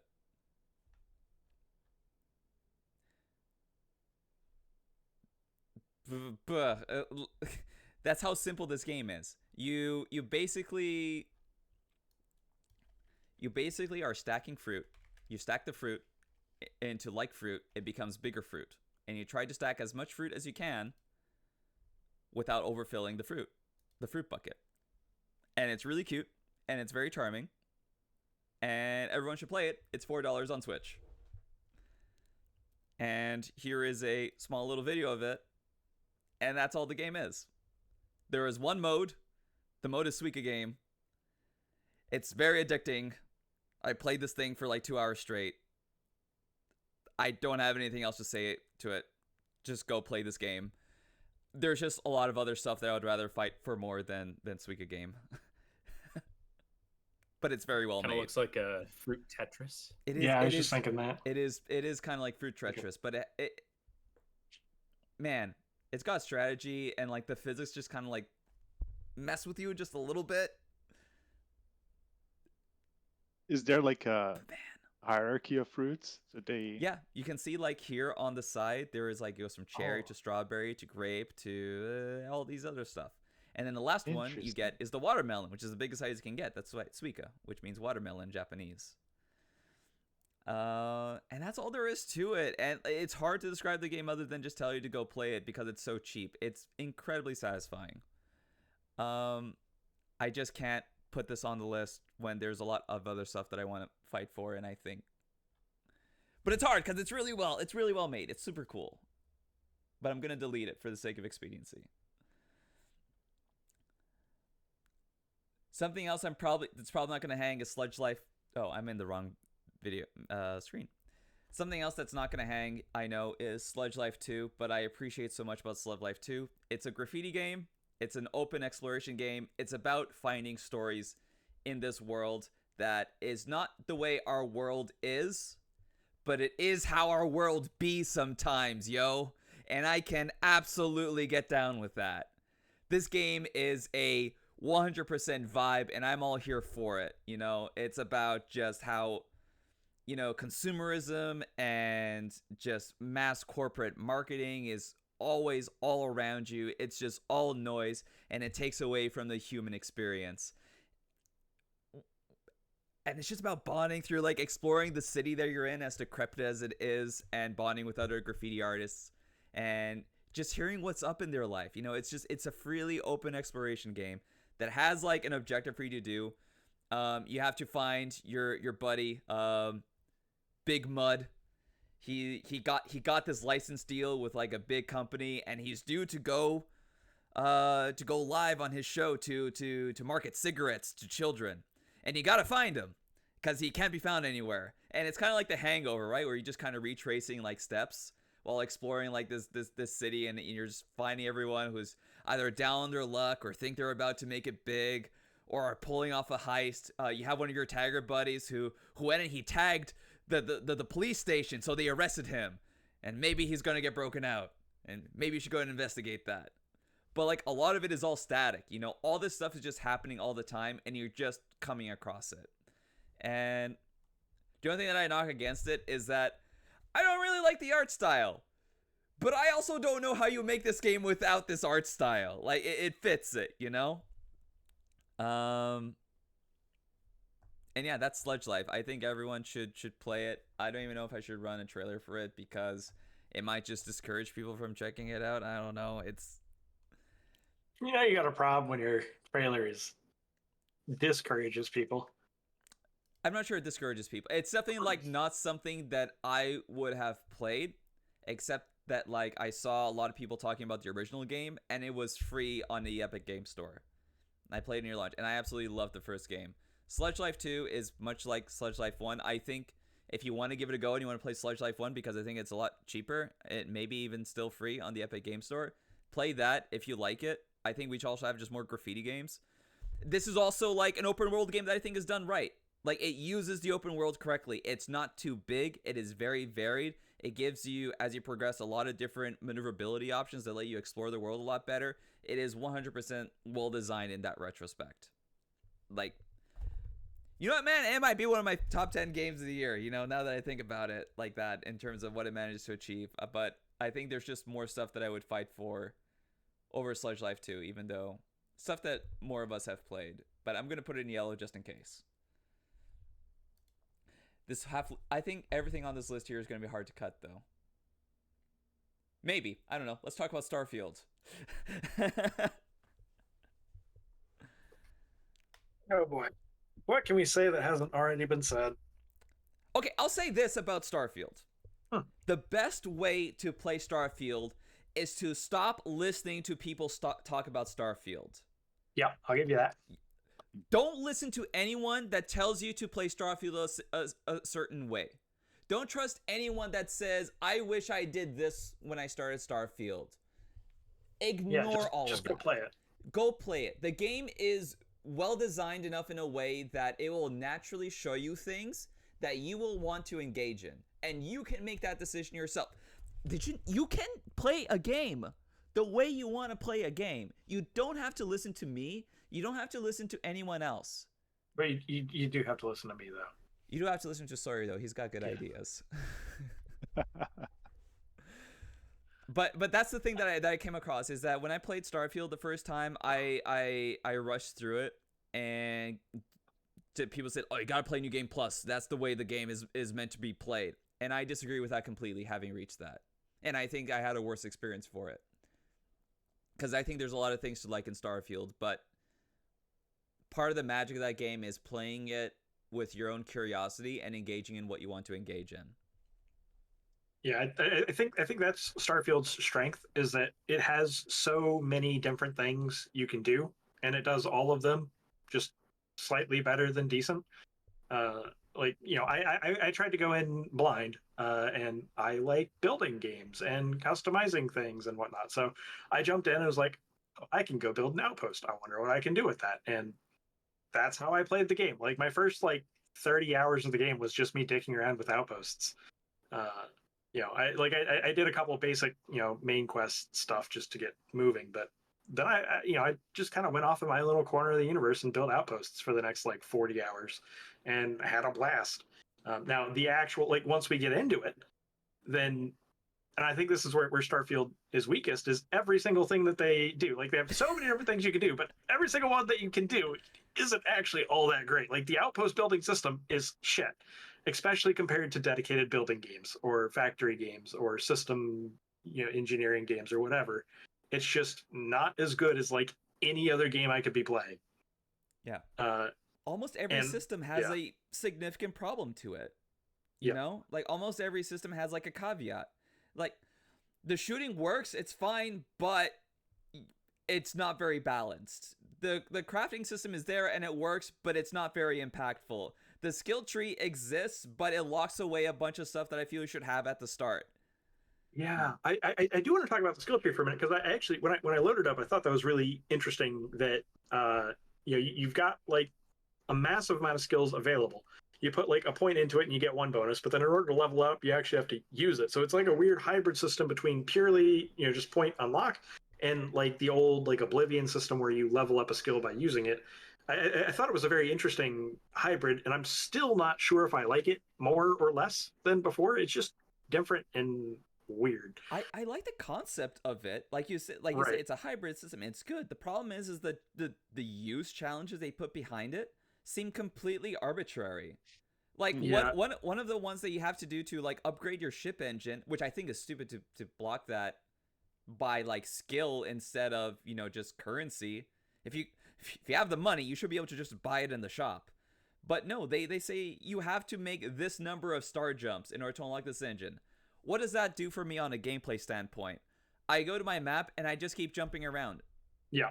It falls apart there, because like you said, that's exactly what happens. As soon as you hit that gate and you're like, okay, I'm just going to optimize the fun out of this, and I'm just going to go do this one thing. Yeah. I'm going to sit there and, you know, jump around the system until I'm done. And that's it. And so that's a problem. And like you said earlier, they gate a lot of things that should probably just be basic functionality. Like, you know, sliding in combat, that's not something worth putting a skill point into. Just add it. The ability to equip the jetpack. You don't need to put a skill point into that. Just let you start with that, because there's a lot of fun things in the game that you can't get until you do that. And then, you know, that's one of the reasons I went and built my outpost, was I was building an XP farm, because, you know, I was like, oh, I want this skill and this skill and this skill and this skill. I'm like, oh, fuck it, I'm just gonna go, you know, build nuclear fuel rods for, a couple hours and keep hitting buttons, and then now I get all my skills and I can go play the game the way I want to play. But The impression I have is that a lot of the systems are unfinished. They were meant to do something and then they were cut midways. Yeah. I have a couple of examples in mind. For instance, the starship fuel serves no purpose whatsoever because you can just get around it by skipping through more stars. The ship building is where I spent the most of my time. I have sunk like more than 100 hours in this game and I really enjoyed playing it.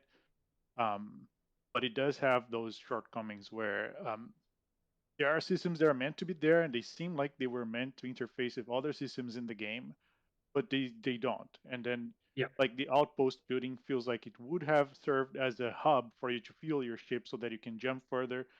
Doesn't really work that way. It's sad really because you feel like if they took another year or 2 years to release the game, maybe we would have a completely different experience. That is really what it feels like. Like, how many more years though? They've been making this game for so long, and it's still at this state. And I think a lot of stuff that is bad about it is just holdovers from like other designs. Like, I think at a certain point, more time doesn't help you if you have a poor design. I think there's two sides to that coin. In that, yes, you're right. It's been in development for a long time. But some of the games that I've worked on that have been in development for a long time are going down one path, and then really the game that got made wasn't developed in the full amount of time that you say they're working on. It was really developed in the last like 2 years of the project, and adding one more year on top of that would have substantially changed the thing that actually got put out. And I think Starfield is probably I have no insider knowledge. This is just speculation, but I suspect that given another year, another focused year, if they had a plan that they were working towards, they might have been able to shape up a little bit more. They might have been able to polish things a little more. They might have been able to integrate some of the systems a little better. But who knows? Maybe they would have. Maybe they wouldn't have. Yeah. I want to mention they probably still will. Yeah, that's true. Luke. Patches, right? Yeah, I would imagine. Yeah. Yeah, and that is another weird thing about Starfield is I'm not worried about what the game's going to look like in 5 years. Like a couple of years down the line, I'm like, between mods and expansions and patches and all that, I'm like, this game is going to be like great. Yeah. But right now, it's like the best 70 I've ever played. Yeah. Like I'll put in a ton of time, but. That's the thing that gets me is like there's a lot of stuff that like I really don't like about I don't like the inventory management. I don't like the economy. There's so much friction in this game in like doing the things that I like that I end up getting to the point where like I don't think I like any part of this, but I like the game. It's weird.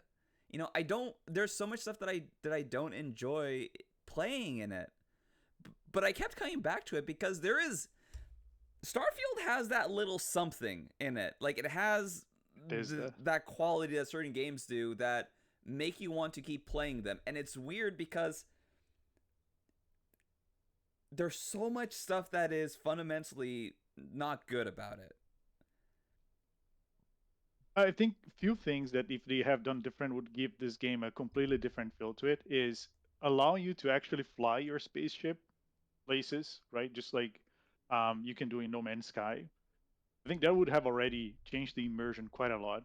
But also navigating the planet, it would be so cool. For instance, if you could have like a mechanic bay in your spaceship, like a component you can add to it that adds like a little vehicle, so that you can land and then lower the door, mount your vehicle, explore the planet. That would make it less boring. Yes. Just walk around and jetpack around. That is. Sorry, go ahead. I don't mean to interrupt. No, just one more thing is the diversity in the planets. I know they look a little bit different, but I did feel like the outposts were always the same, and I remember perfectly the outposts, where to go to get the chest, where each enemy is going to be, exactly the same one. They could have added more variety to those outposts. But yeah. Yeah, I think that's the biggest like conceptual and structural problem that they won't really be able to fix in Starfield. I mean, they can by just adding more content with expansions and stuff, but like from a ground level, the procedural generation of outposts on planets and having a ton of planets with a ton of like different places on the map that are all like similar just didn't work. Like if you go play Skyrim or Oblivion, you don't always want to fast travel. Like you're going to go walk somewhere just to see what's on the way.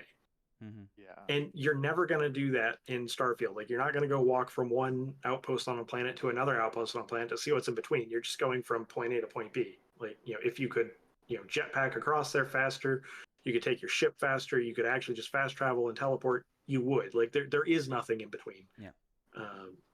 And even if I see, another outpost off in the distance, it's not like, oh, I'm going to go see what's over there because I don't know. It's no, I already have a pretty good idea of what's over there. There's no reason for me to go check it out. They missed the exploration part of their space exploration game, which is really sad. Yeah. A great way to put it. Yeah. I feel a little differently in that I don't feel like more content helps this game. I think there is a tremendous amount of content already in the game, especially in terms of missions and stories, and I really like the stories they tell in those missions. Like I don't think the characters themselves are, well, some of the main characters in your crew I think are pretty well written, but as a whole, like globally, the characters you come across, they're not the best characters I've seen in like Bethesda games. But the actual stories that are being told about those characters and the areas that they're in and the mysteries they're solving are very good. And they're numerous, and a lot of them are extremely high quality. Again, my issue with it is the friction in getting to that. Landing on a planet, walking all the way over there. Nothing encapsulates this as much as when you have to get one of your powers, like the main thing in that game, where you land on a planet and you have to walk, I don't know how many meters, to a temple, and then you have to do a mini game, which is bad.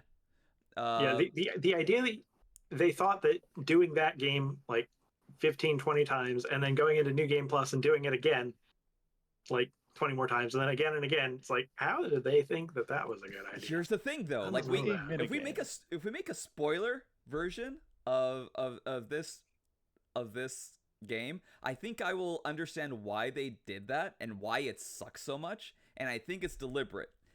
And if that's the case, I think it's genius. Because you can think about like the reason why you're doing that, and there's a character in that game that is doing that, and he is an asshole. Yeah, but yes, you can try to tell the meta story, and you can only get so far with it. It's like, I'll use The Last of Us 1 as an example, where like slightly clunky characters work really well with like the gameplay that you're trying to tell, but at a certain stage that breaks down. Like the vast majority of people aren't coming to Starfield for a meta experience, and so when you have such a core central portion of the game that everybody has to interact with a ton, I mean, yeah, they can try to tell the meta story that you're doing this grinding over and over again, and it's not supposed to be fun. Is meaningless, and it turns you into a dick. Yeah, but when that's like one of the primary motivating factors of playing the game, it's like, well, I guess you just made a shitty game. Congratulations. Yeah. So, it's tough. But going back to the quests, though, I actually didn't think most of the quests were all that great. And no? I'll use, I didn't play all of the quests, obviously, but the two biggest ones in my mind that I was like, oh, I want to go do this. This will be cool. And I haven't done the UC Vanguard, which is supposedly like the best one. So maybe I'm missing out on the top end. But anyway, the ECS Constant, the old colony ship that shows up, they railroad you so hard into like there's only two options, and like none of them are really what like a lot of players would actually choose to do. And so that one really falls apart because there's, like I said, they only give you a handful of options, and none of them are particularly great. And not in a morally gray choice area, but just as not a particularly creative set of solutions. It's like, really, this is the best that my character can come up with right now. Yeah. Like, it's just weird. And then the actual resolution of it, like they don't do anything. Like no matter one, they're just gone. Like, okay, and then nobody ever reacts off that, or they just sit there permanently, and there's no like progression in the world based off that. And then so it was a really cool premise. I was like, oh, this is really neat. Like we get some old world stuff, we get some politics stuff, we get some negotiation, and like potentially combat I could see jumping in there. And then you don't get any of that. It's just like, okay, it's just a fetch quest, really. Yeah. And then the other one is the Freestar Ranger stuff, where we've got this whole like, you know, bounty hunter cowboy vibe. We've got, you know, brigs and prison modules you can put on your ships. You've got weapons that are designated as non-lethal stuff, and you're supposed to go play like this policeman character because you're literally like a law enforcement officer for the Freestar Rangers. And then the quest that you have, like, there is only one possible solution for it for the quest to continue, and that is, you know, shoot a guy. Like there's no talking him down, there's no arresting him, there's no like, oh, I'm going to use non-lethal and drag him in. There's no like, oh, I'm going to go tell the rest of the law enforcement guys and we're going to go like get him. It's just like, oh, I just, you know, go straight from one base to another to talk to him without telling anybody, and then we get into a shootout and he dies, and that's it. That's the end of it. I was like, what? Really? That's the best that we could come up with here? Yeah.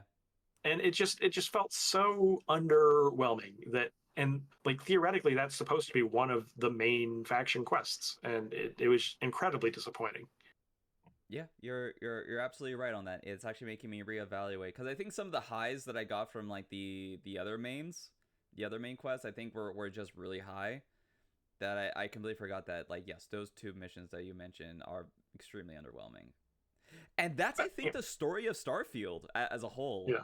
You know, it's extremely interesting, and it's extremely like, I don't think there isn't another game like Starfield. You know, I think something that tries to achieve like this scope and this variety, you don't really see that very often. I think only Bethesda makes sort of this sort of game. You know, they can say like, oh yeah, what about Baldur's Gate 3? It's so big and it's expensive and you have all this stuff. Like, yes, but that is a D&D game. You know, it is not also a shipbuilding game, also an outpost building game, also an economy simulator. Yeah. You know, it's there's something to be said for that. But like, yeah. I think when you consider it as a whole, I think there are 10 other games that I would put on this list that are not Starfield. That's my thinking too.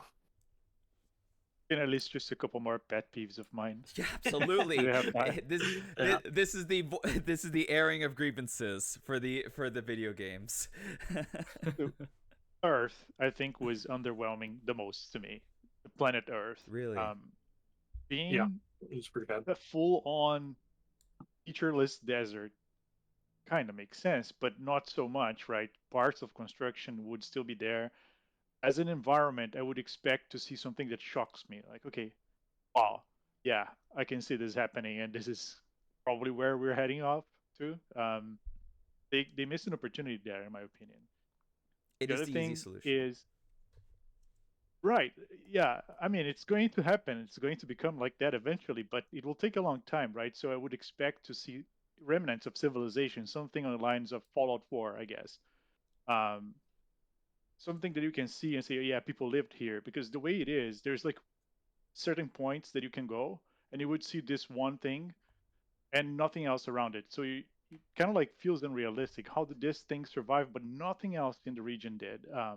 That's my, again, a pet peeve. It's not a big thing, but I'm not sure if you guys felt the same way. There was another thing. I feel like you can get away with things a lot in this game. And the way I got my spaceship was just literally stealing it from someone who landed on a planet. And I just hopped into it. It's like, oh, wait, can I sit here? And then I just took off and like, oh, this is a nice spaceship. And I didn't get a bounty. I didn't get punished in any way. And I definitely left some people to die in that planet, like realistically speaking. So that part is something that I both like and hate, because if you do want to be evil in this game and go on a criminal route, you start incurring bounties, and then you cannot proceed with some of the quest lines until you clear off those bounties, right? That's the other side of that coin. Yeah, those are small things that I think they could have worked in a little bit better to make a more enjoyable game. Yeah, 100%. Okay. You know, it'd be crazy is Yeah. if you landed on Earth and it was actually just Fallout 4. Like, Yeah, like I a was game thinking within a about game. that. Just like a little Mixing loading the screen. universes. Just war. I would love that. War never changes. Fallout So 76. Yeah, so I actually own a physical copy of Starfield, and I have not broke into it yet because I've been so on the fence about it. And I was wondering, like, I I I I was hesitant to actually play it. First of all, because it's on Game Pass, and I was like, okay, I'm gonna try it out first, because I knew that it was kind of like a lukewarm reception. But I was mostly wondering, like, how much of the game is fundamentally broken because of the design decisions. Like, I know, Luis, you said that you didn't know if some of the stuff could be fixed. I don't. And so I'm like, Just to jump in real quick, I don't think broken is Yeah, the right No. word. Yeah, Like I'd say that. there are bugs, obviously, but the game Uh-huh. itself works. It's just they missed a lot of opportunity. There's a lot of things that they could do better, but at a basic level, it functions and it plays, and you can go have fun with it. And here's Mhm. the thing, like I'll say to that I said at the beginning, don't listen to anyone. I think Starfield is a game that's on this list, which means that I think it's a game that people should play. And I think they should make their own opinion on it. There's some people that play Starfield and they think it's the best game ever, and I am all for that. In fact, that's the best outcome I could imagine. Mhm. The game's not broken, I'm broken. Like I need I've gotten to the point where like I have played way too many games and I just zero in on certain things and then like that's all I can think about is how this could be Mhm. better. And Starfield is one of those. It might even be like Hogwarts. Like, you know what? I'd rather people go and play Starfield and enjoy that than Hogwarts Legacy, and almost in a certain way. Hater. Yeah. Um, I would be curious to see. I guess I'll probably this will help me make up my mind, but I'm debating whether or not I want to replace it with a game that might be maybe a little bit more. I don't know, for lack of a better word, interesting for me, I guess, because Like, here's what I'll yeah. say. I'll say Starfield should be played. Luke, if you ask me like, hey, should I play these games on these lists? I would say you should play every single one of them. It doesn't matter which order you play them in. Like I think at the end of the day, you're gonna play a game or not, or like whatever order it is. But like, do what's in your heart. If you sit down in front of your console and you look at Starfield and say, maybe I should play Starfield, don't think further beyond that. As soon as you start thinking further beyond that, you've lost the game. And then you're going to sit there and you're going to think about 7 other games that you're going to want to play. You have that hint in your heart that says, maybe I should play Starfield. Get that disc, put the thing in the drive, play the damn thing. And then you're going to know how you feel. Especially if you're a fan of Bethesda games, I would say it's a good game. Yeah. In my opinion, one more year would make this a great game of development, just to be clear there. Yeah. Don't worry, they're going to put out a PS6 version. All right. You'll be able to buy Moving it on, later. because we still got a couple to get through. But do we want to put this one on the list or not? No, My vote is no. I vote to delete it from the row. Lucas? All right, awesome. Yeah, Or speak let's now. not have it there. Done. I agree. Gone. Okay, that was one of the big. I knew that was going to be a big discussion, so we got that out of the way. My cursor's on Laika, so I'll show a trailer for Laika. I've only played, I think, an hour of this game. I think it probably would have been a top 10 for me if I played more of it.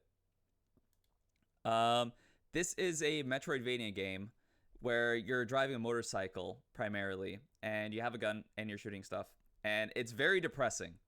It is a very sad freaking game. But I do really enjoy the mechanics. It's super unique. You do backflips to reload your gun. You do front flips to reload your ability to reflect bullets back. The bottom of your bike will block projectiles.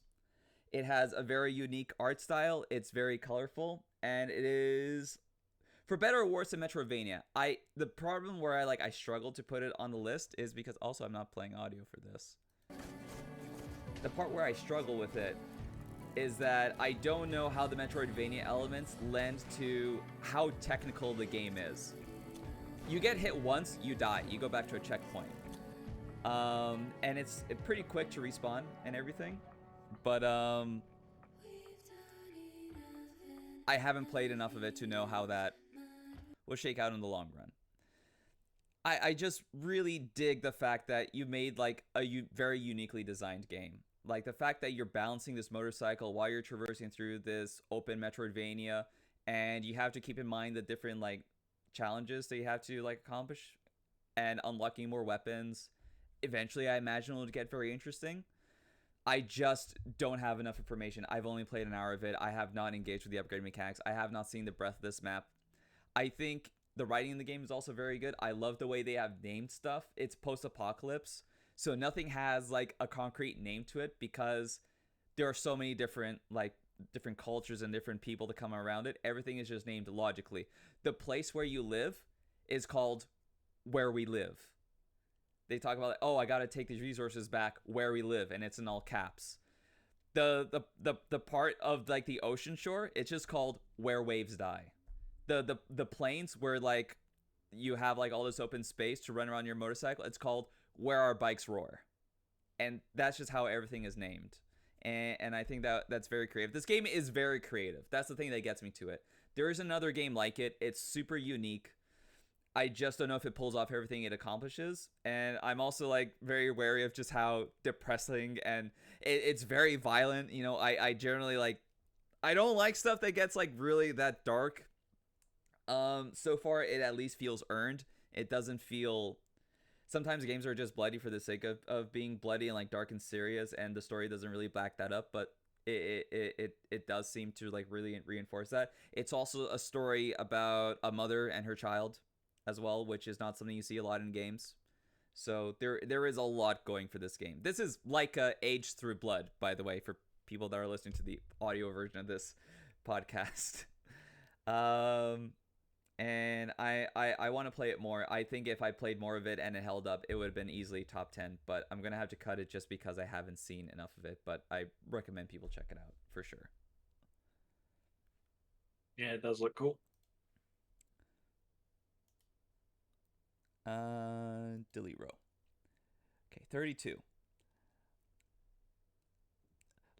Okay, I'm going to talk really quick about Like a Dragon Ishin. I love Like a Dragon, probably it's one of my top favorite franchises, also known as the Yakuza franchise. Like a Dragon Ishin is a remake of a PS3 only, Japan only game that was set in sort of like the turning period for Japan, when there was already like firearms and, oh god, what is his name? I think it's Sakamoto. I forget what it is. And oh my god, the secret police. I already forgot all the names of this, unfortunately. Oh, this is so bad. Oh, this is embarrassing. But it's basically like a story that's like using like the secret police that was in Japan at the time, that was representing like the shogun.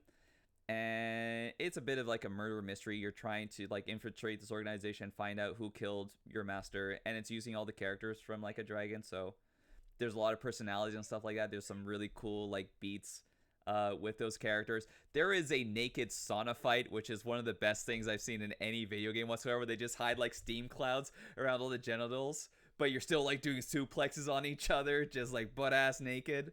And it's one of the best things I have seen in games like ever. It's got really cool stuff. I just don't think it's a top 10 game, especially because there's another Like a Dragon game here, which I think really excels in the narrative. And I haven't finished Like a Dragon Ishin. Like, the story didn't compel me all the way to finish it. My partner as well, who I play all these games with, she also felt the same way. So I think in lieu of that, I can safely drop it. But I still think it's a game that people should play, especially if you don't have experience with Like a Dragon and you just want to get into a story that doesn't require any further knowledge. This is a good jumping on point as well.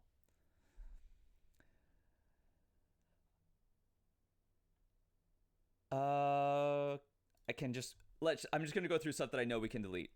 Honkai Star Rail. I'm the only person that played it. I love Genshin Impact. Honkai Star Rail is a turn-based version of that. It is extremely well made. It's got great writing. It's got great characters. I don't think it's top 10 just because I don't really find it as gripping as a lot of other games on this list. But I still think if you want to play like a free-to-play game, and you don't like that Genshin is action-oriented and you'd rather play something that can be easily played on your phone or just play a turn-based RPG instead, I think it's a really good one of those. I think the gacha system does get in the way at a certain point when you've used up all your free pulls, because the currency market in the Hoyoverse games I think is very bad in terms of bang for your buck.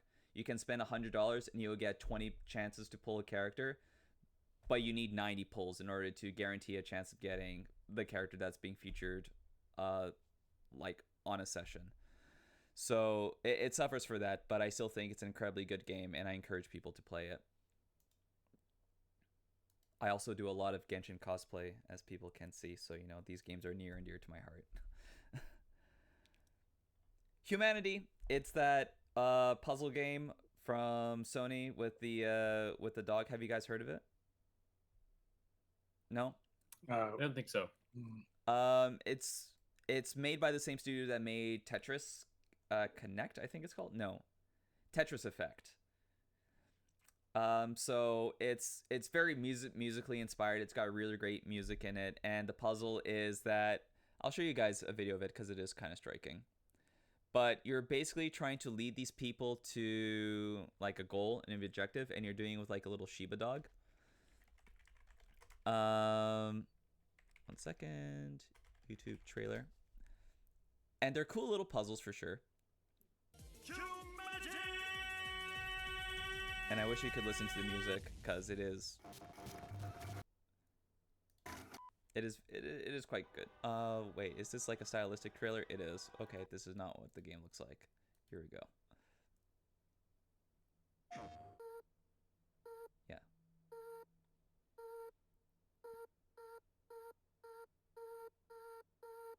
So there's like all these people moving around, and you kind of just have to guide them to the objective and your goal. And you can basically, it's like Lemmings. You set down like a direction for them to turn, like that, and then they go to the objective, and then you win. And there's different sort of like obstacles in the way, different like things that you need to get the people to do because you can't do it because you're a Shiba. And you're just solving the puzzles with like Tetris Effect style music. Like it's that quality of like music. It's very varied, it's very cool, and you get some really cool visuals at the end of it. I just think that in terms of the things that it's going up against, I don't think it's gonna last. So I'd rather cut it, but I do really like this game. It's just at a certain end we have to cut games that like we really like in favor of other ones, you know? It is very varied in terms of what you're doing though. Are those lightsabers? Oh yeah, it does. There's stuff that happens in this game. It looks very unique. It is very unique. It's very special. I almost am remiss to like cut it so early. It's one of those things that like we should just cut Jusant right now. And I'm actually gonna go and do that because like I think this is a better game than Jusant. Fair enough.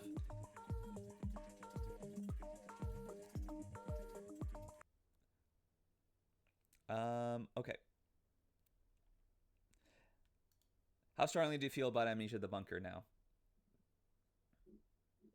I still feel pretty strongly about we'll it. Leave it. We'll leave it. I'm not going to push you on it. I am going to delete Sludge Life too. I'm seeing more stuff here that I'd rather keep than that, but again, still really do recommend it. Okay, we're getting down. 28. We need to cut 18 more. Do people feel very strongly about Lethal Company? Do we want to have that conversation now, or should I pick something? Yeah, let's have the conversation because we've all played it. Okay. All right. You asked for the conversation. I asked for it, so I guess I gotta start. Yeah, so I think it is an excellent game. It's pretty cool.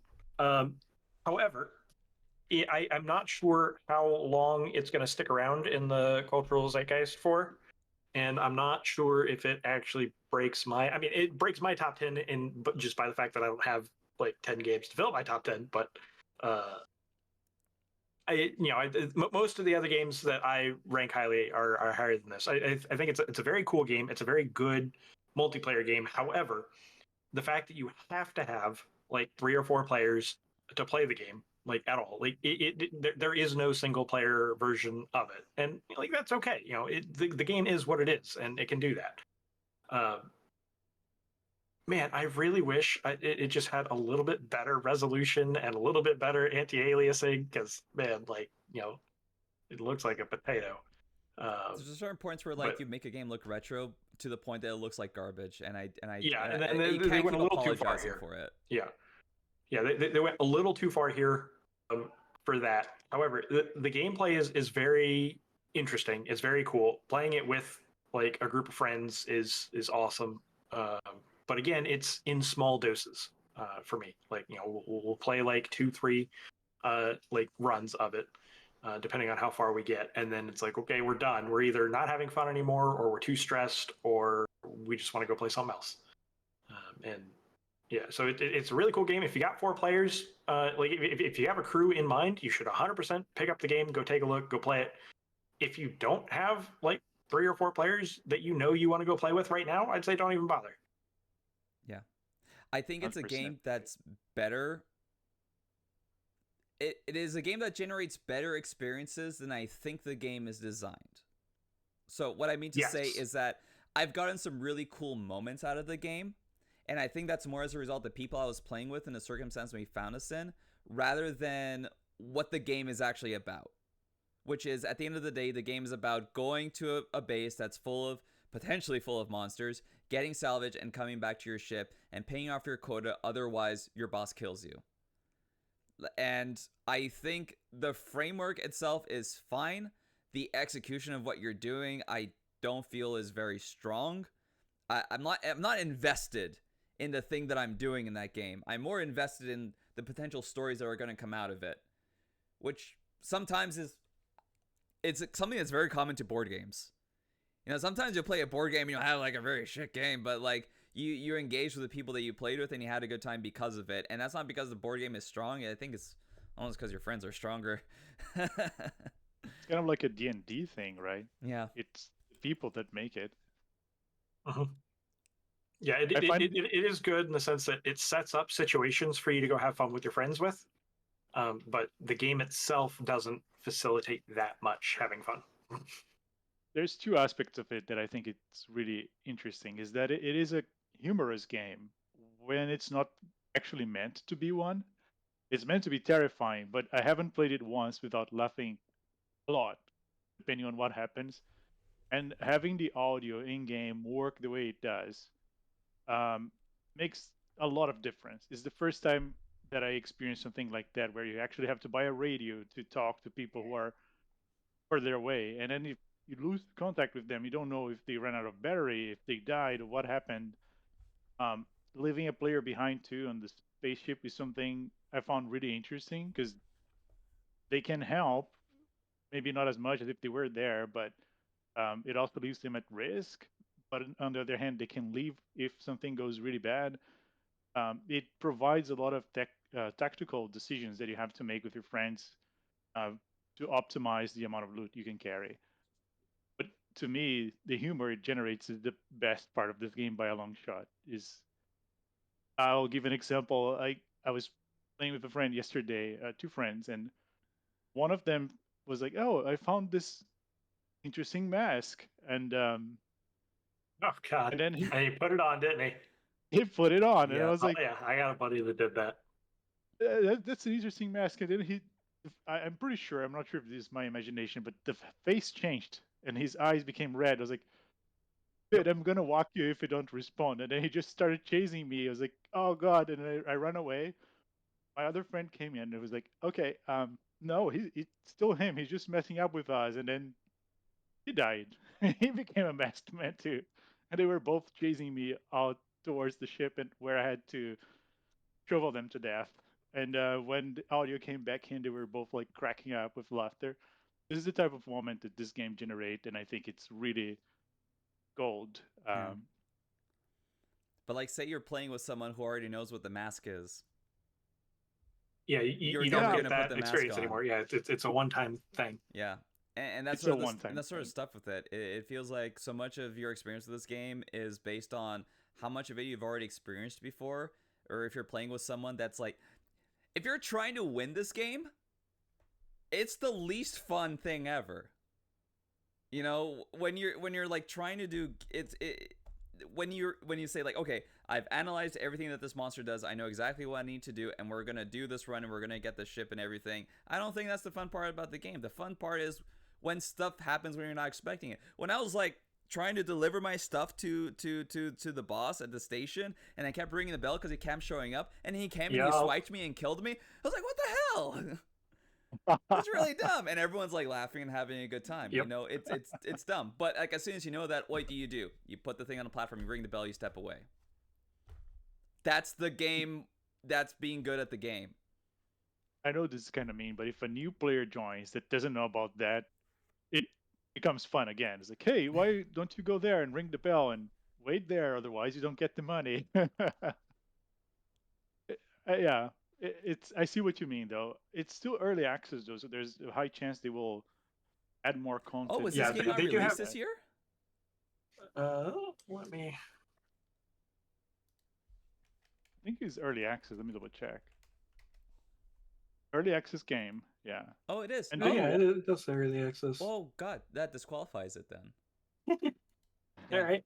All right. That Well, makes it I will easy be then. thoroughly happy to see it in next year's or the year after. They have a lot of room they can grow. Okay. Yeah. With this. Great. This makes sense then for For us being sure. like very critical of it. The game's not done yet, so like, yeah, no. I don't hate the game. I think it's really fun. It's just has some things about it. I think the internet likes it way more than it actually is, and it definitely has some more room to grow. I also don't think it's like.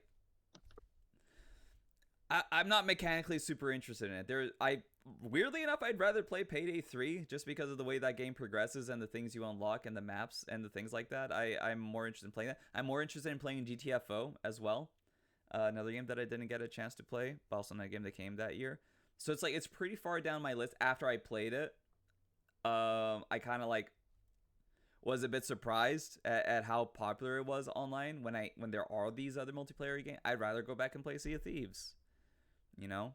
And that's not a knock against the game. Like I definitely think whoever made the game like has a lot of passion and putting into it, and I really want to support that.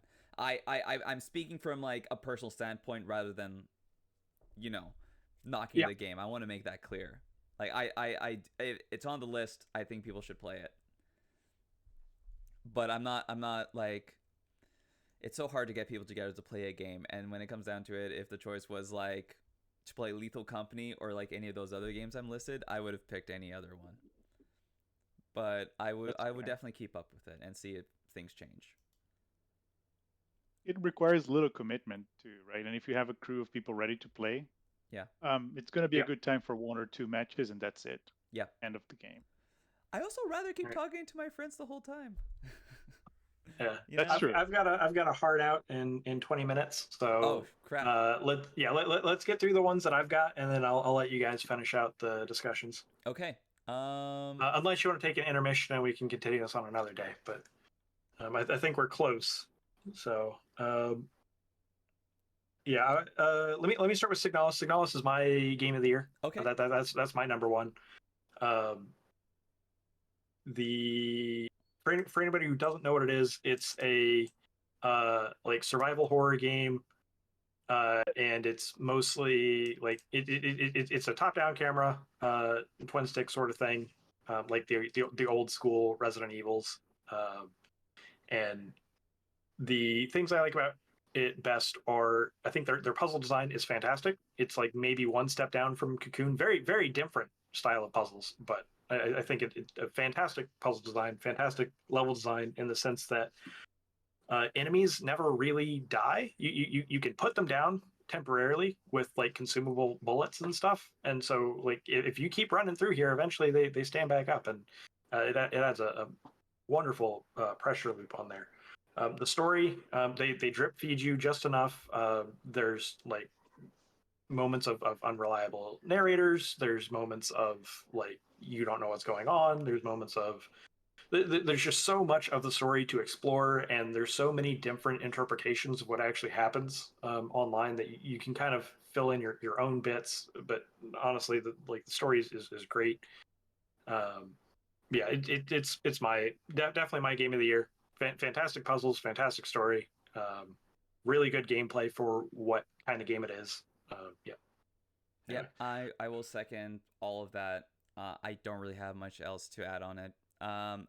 Except that I didn't end up like finishing the game completely. I think I was like halfway through.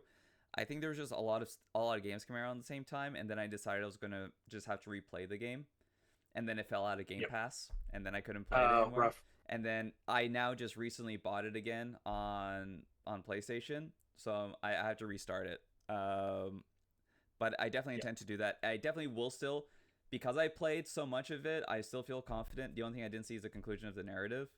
I still feel confident to also say that, yes, this is one of the top 10 games of the year, and I would definitely vote for it to be on the list still. That is definitely my number one. Okay. My number two is Armored Core. Armored Core 6, Fires of Rubicon. That is actually the first FromSoft game that I ever beat. Wow. All the way through, yeah. So, woo, yay for me. I think they did an excellent job balancing the difficulty with like the amount of like choices or like weapon choices and styles that you can play with. The actual combat really slick. Narrative wise, they've got just enough there to keep it interesting. You know, it's not some masterclass in storytelling, but you know they've got enough there to be like, okay, yep, this is interesting. I want to hear more. I want to know what the mystery is. I want to learn more about the characters.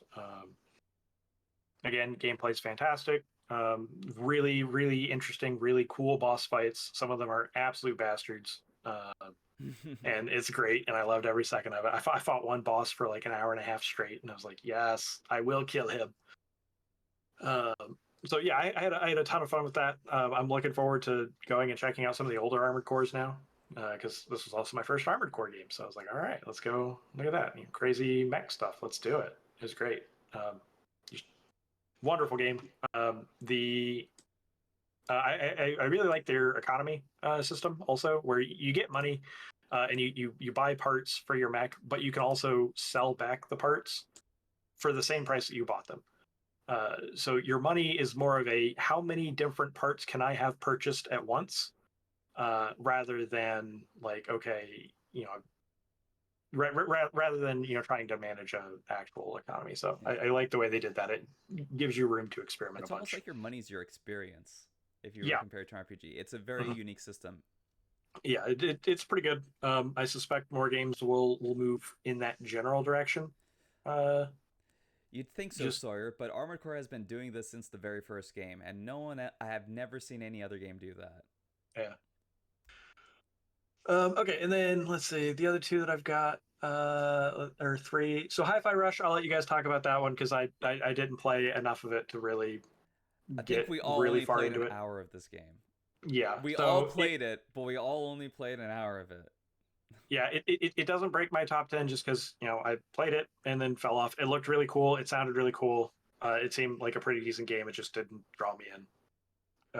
Remnant 2 was actually pretty much the same thing, where I went into it expecting like a co-op like Last of Us shooter, and then I get teleported to like this alien dimension, and I was like, wait, what? This is a different game than I thought it was. All right, let's go. Oh, you did not know about Remnant 2. Yeah, so I didn't know like anything about Remnant 2 going into it, and I was very surprised at what it was. So that was pretty cool.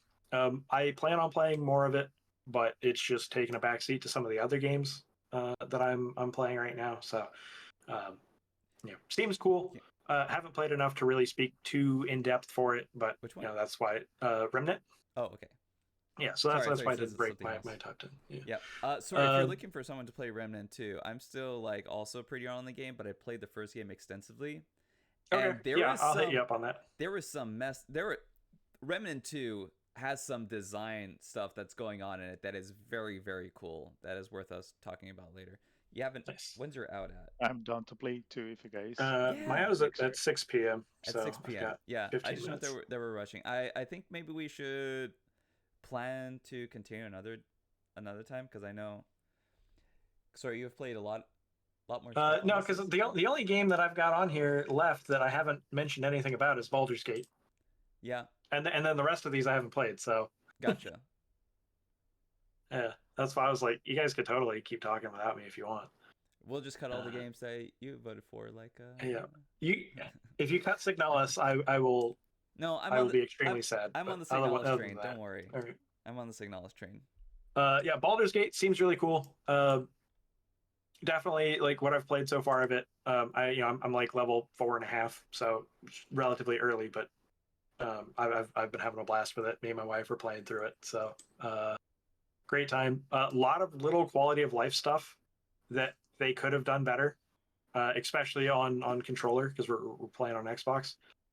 But Yeah. despite all that, it's still easily top 10. I think it's my number 3. I've got Signalis number 1, Armored Core number 2, Baldur's Gate 3, and then BattleBit probably number 4. And that's about it.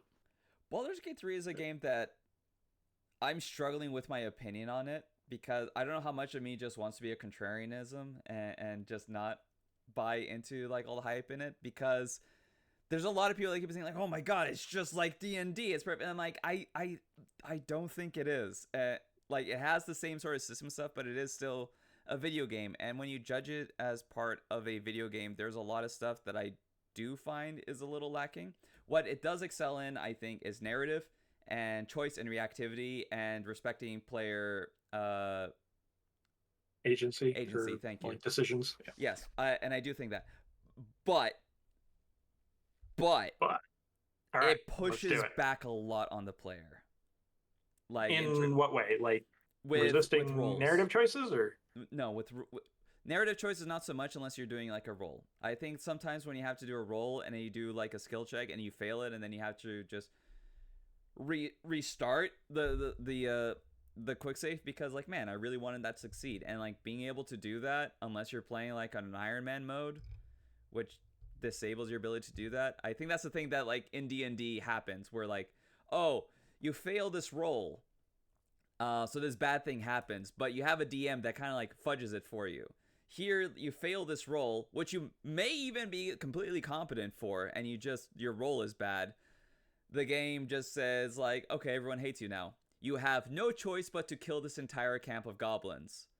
And you miss out on content that's like written for you. And like that's the part, because when you're playing a D&D game, stuff is not written, If I go to like Lucas and he's my DM, and then we go to a goblin camp and say, I want to talk to these goblins, and he's like, oh, okay, I didn't think about that, but yeah, do you know goblinism or whatever it is? And I'm like, actually, I am versed in this, and I have this book. And I was like, okay, you got some bonuses, and I do the roll, and I do that. Oh, suddenly I'm like talking through all this goblin.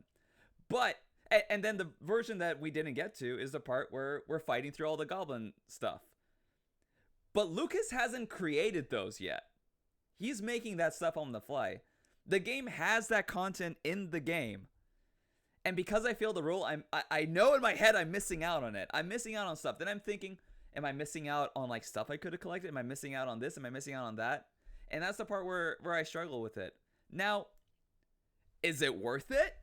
Because I was going to say, part of me really likes that aspect of playing through Baldur's Gate as a video game. Yeah. Because I know that, like, okay, I'm going to go play through the way I'm going to play through the first time. And I know that my choices matter, because there are some things. I mean, you're talking about the situation where you accidentally or like fail a roll, and so you're making a choice that you didn't actually want to make. But theoretically, right, you're making choices while you're playing the game, and knowing that, oh, if I make this choice, there is content that I won't experience, and vice versa, right? Making the opposite choice and you get different. I think really enhances the narrative experience in ways that a lot of other RPGs don't. Like Starfield, which is arguably the other big RPG that came out this year, is the exact opposite. Like, you can see and do every single piece of content just about. Each individual quest might have an A ending or a B ending, but it's not going to affect anything else. Whereas in Baldur's Gate, I'm not far enough and I haven't played it multiple times, so I can't necessarily speak to how strongly they do this, but at the very least, it feels like it matters. Which gives you ability, right? Yeah. It definitely does. Like, I already know right now I'm playing through one campaign with me and my wife, our first run. We're just going to go do that. We're going to have fun. And then later I'm going to go back and play with one of my other buddies, and we're going to go do like, we're all chaotic campaign. And we're just going to go, do as much crazy stuff as we can. And we're going to have fun. And it's going to be a completely different experience. I hear that a lot. And this fact about replaying it, I just worry sometimes.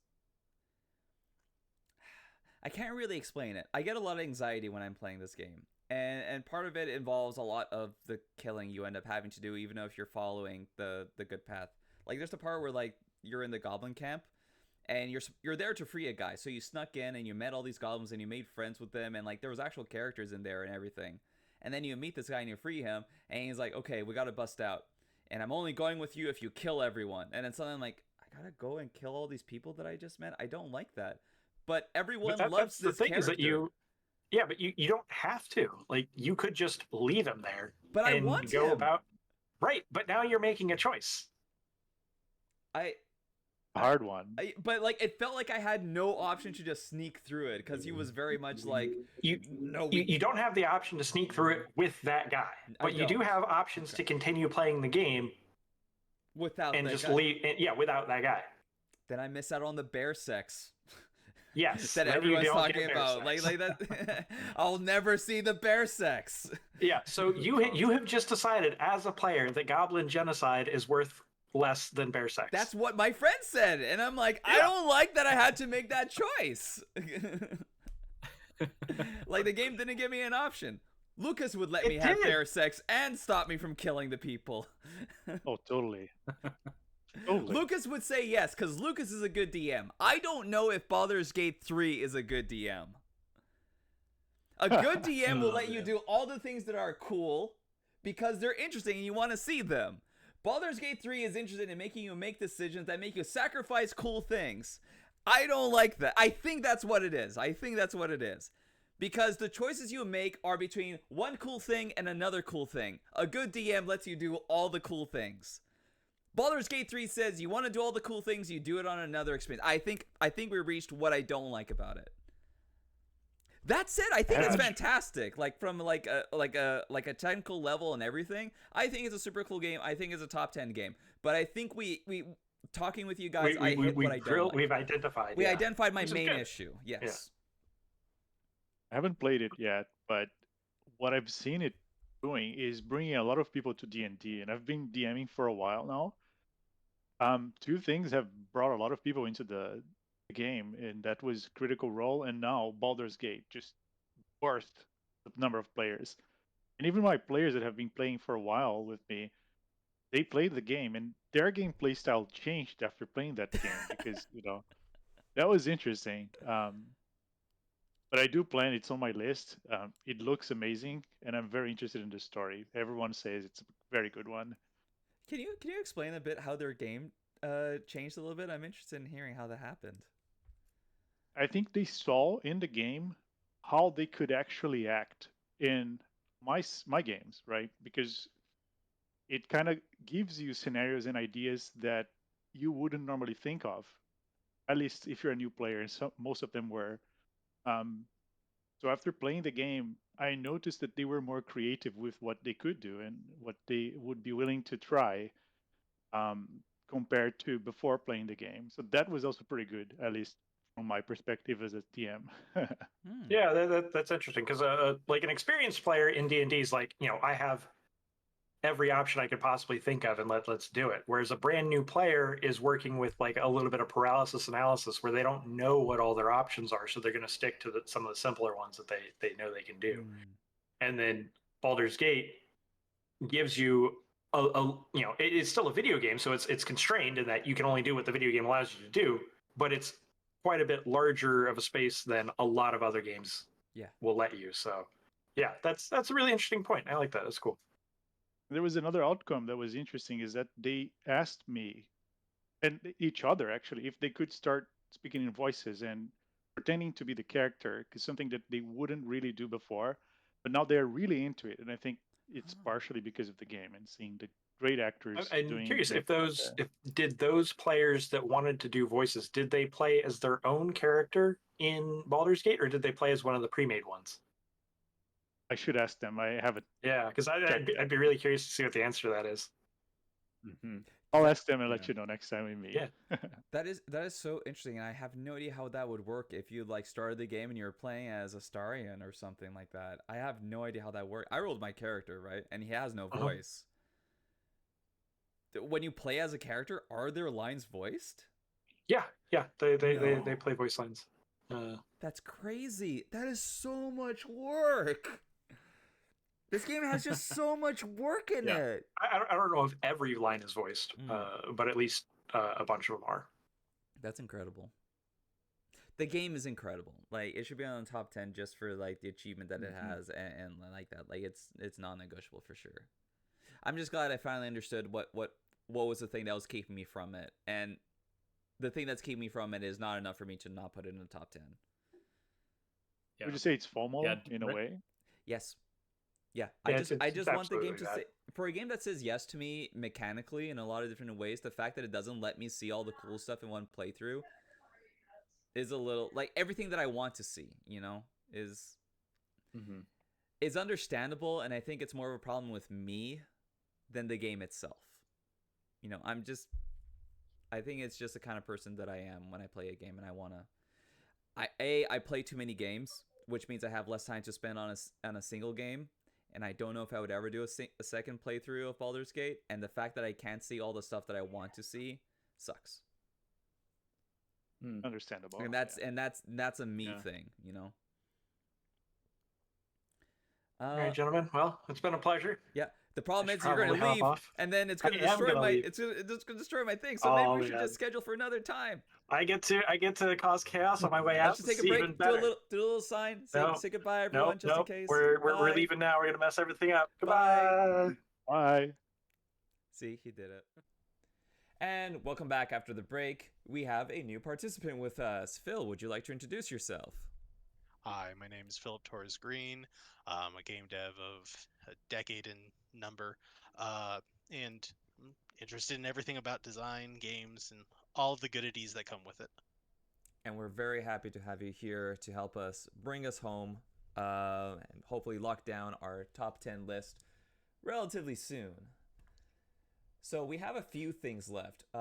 We also snuck in Final Fantasy 16 and Diablo 4 in here. One of these is going to be a longer conversation. So where do we want to start now? You guys are feeling. Should we just hit Zelda since it's right at the top? Let's just go through this in order. Sure. Okay. Zelda Tears of the Kingdom, Breath of the Wild 2. How are we feeling as a general take here? I personally like this game a lot more than I did Breath of the Wild, but I still didn't finish it. How about y'all? Didn't finish it either. Got through kind of the opening sequences, put it down. Okay. And Luke, you're also on this list. Yeah, I haven't finished it. I really enjoyed it. I think there's a lot about the gameplay that is an improvement on Breath of the Wild. Mm-hmm. However, I don't know, something about the nuance of maybe it was the fact that Breath of the Wild came out first and I played it first, that I kind of like Breath of the Wild a lot, almost more than Tears of the Kingdom, but Really? maybe not from a design standpoint. I think that there's a lot in Tears of the Kingdom that is an improvement, but I don't know, maybe it's the fact that they're kind of very similar and I played Breath of the Wild first or something. I don't know. That's kind of where I sat with this, is that there are some innovations and obviously some quality of life changes that happened in the game, which are no bad things. We all love a good quality of life change. But Breath of the Wild was a stark space of novelty and innovation inside of the concept of open world at the time.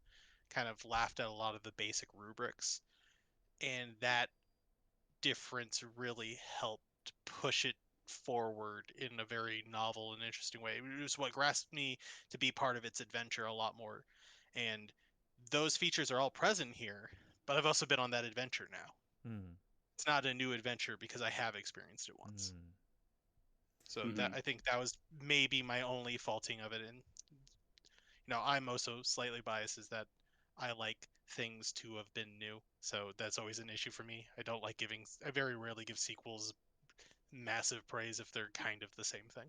Gotcha.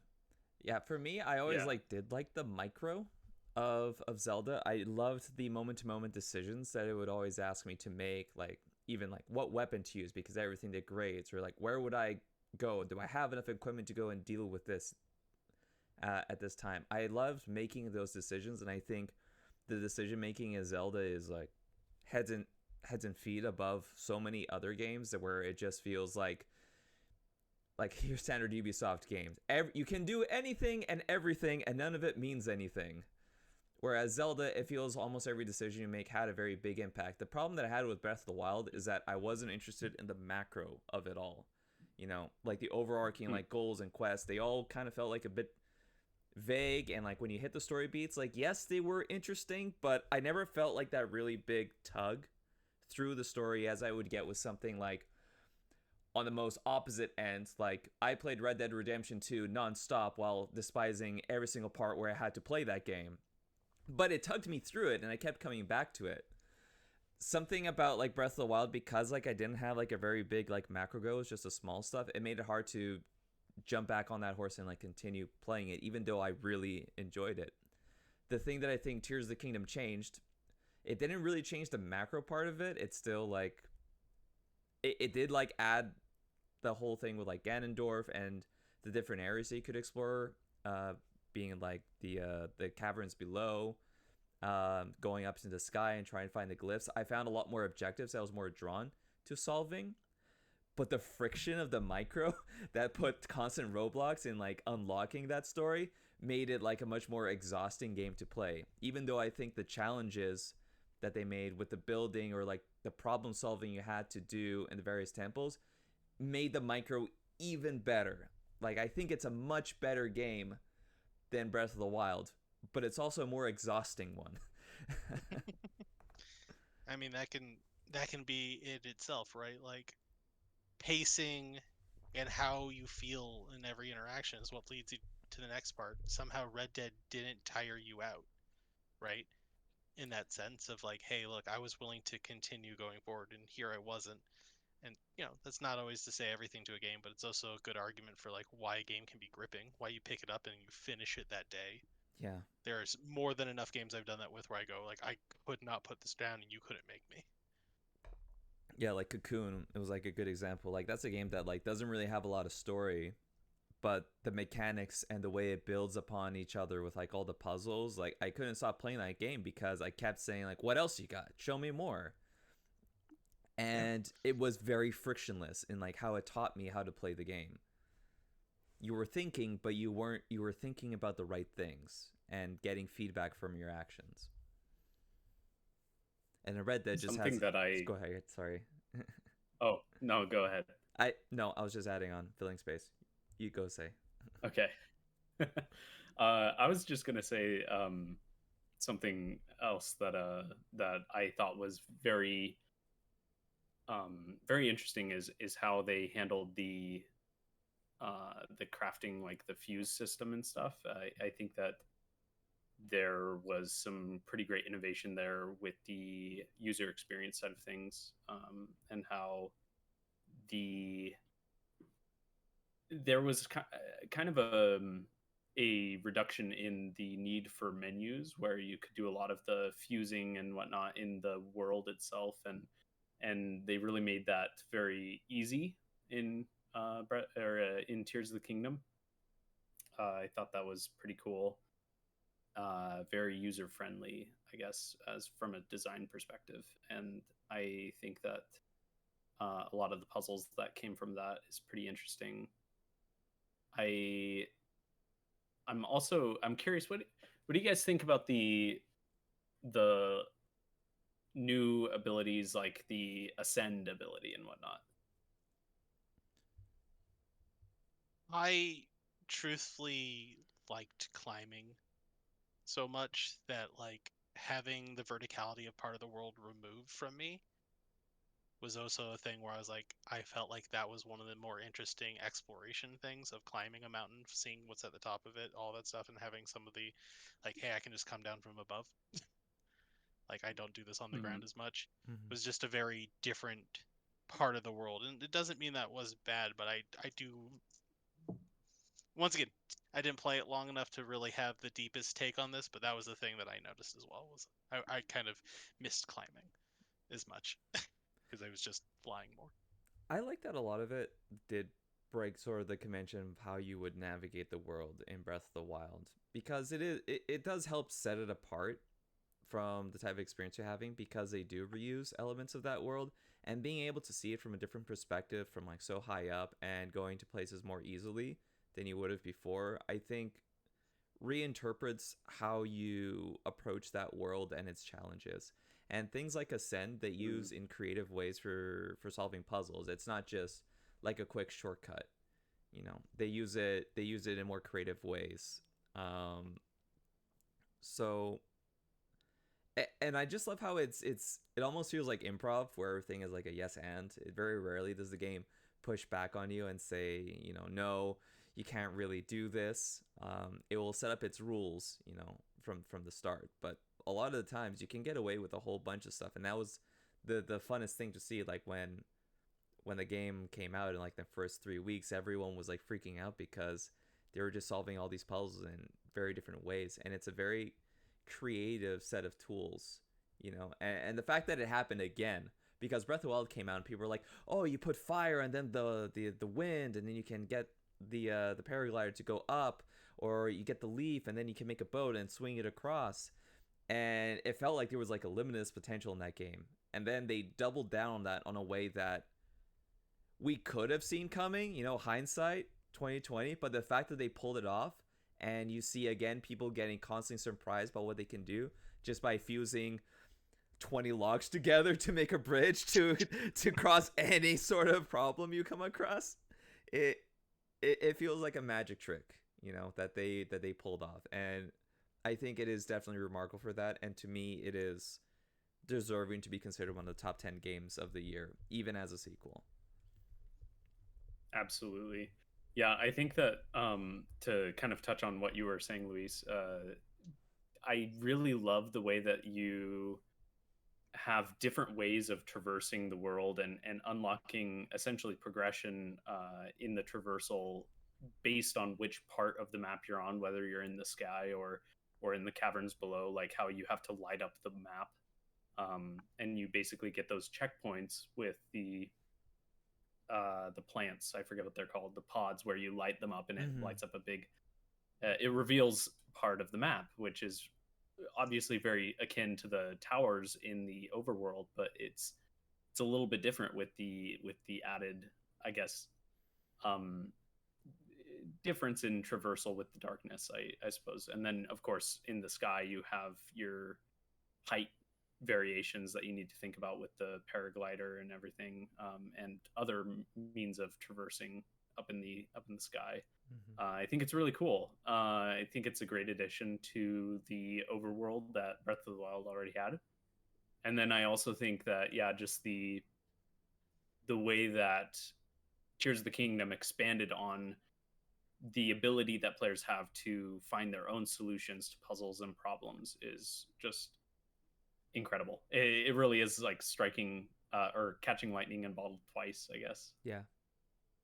I don't think any other game has tried to go for something like that flexible and hit it. Like we talked about Starfield and how no other game really tries to cram that many systems into a single game and make them work together. And almost all the systems they do kind of have their problems and their falters, which as a whole bring the whole game down just because it tries too much. Tears of the Kingdom feels like it tries too much, but it nails everything like in a way that it doesn't seem like it should. And part of that is building up the great foundation of Breath of the Wild and not throwing out the baby with the bathwater when they're making a sequel to it like they do with a lot of Zelda games. But it is an achievement.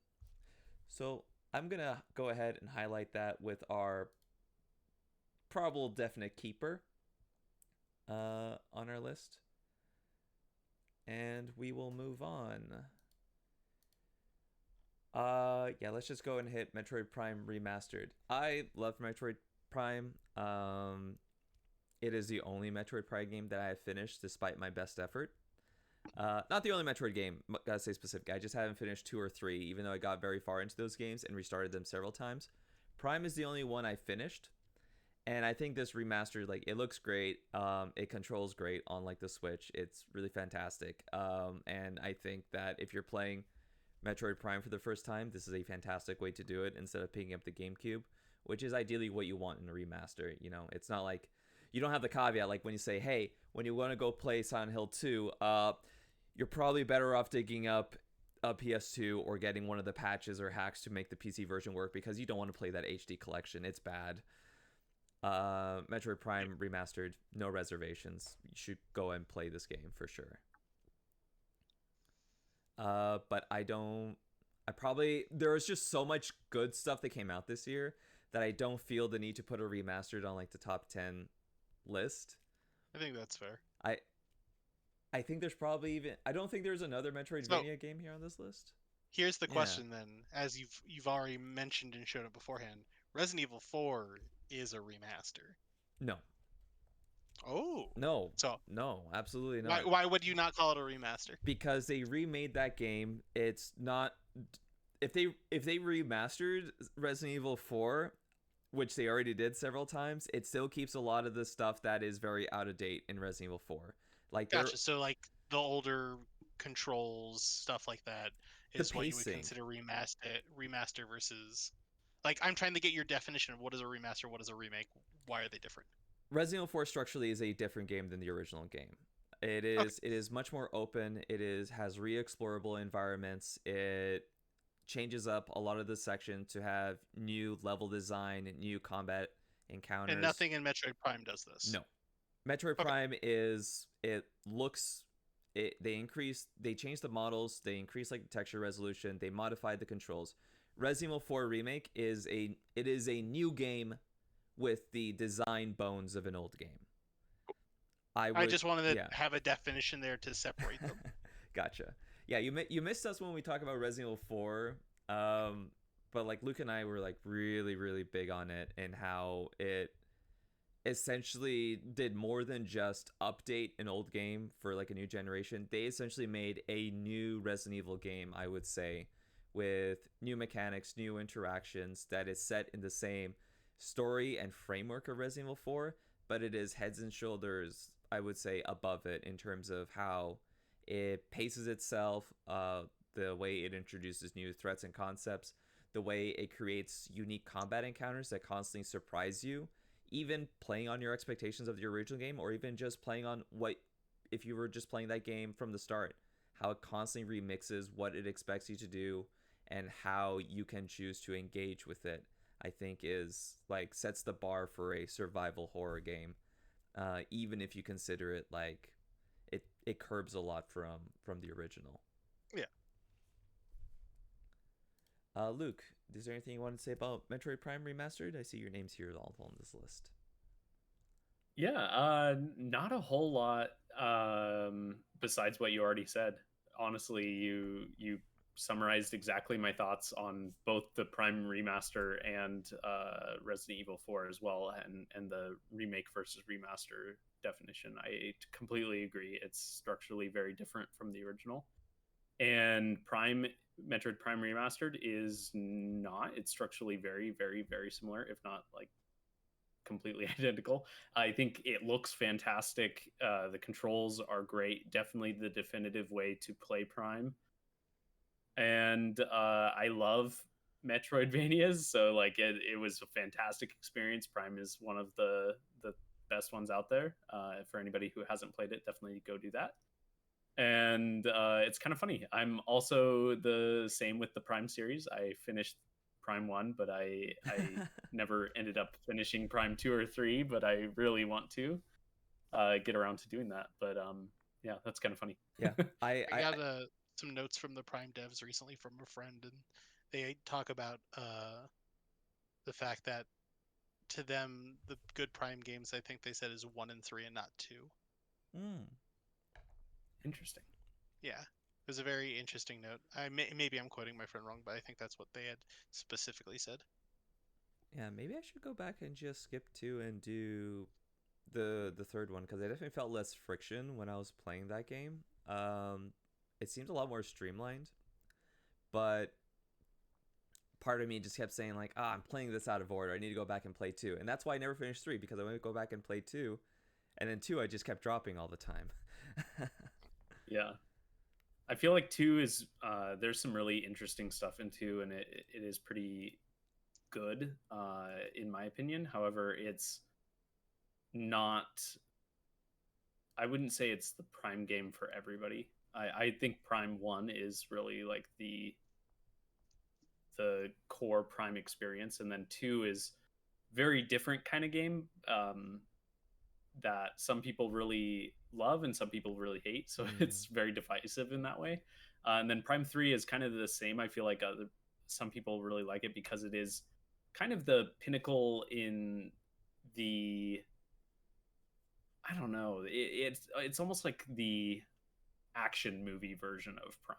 Oh. A lot of people really love that, and a lot of people kind of don't. I would say a lot of the people who grew up on like the original 2D Metroids probably are not as big of a fan of Prime 3 because it is, in a lot of ways, it's a big deviation from those kind of more free roamy games with less story and whatnot. Yeah. At least so, it's not anyways. Other M. True. Could have been Other M. Okay, so moving on.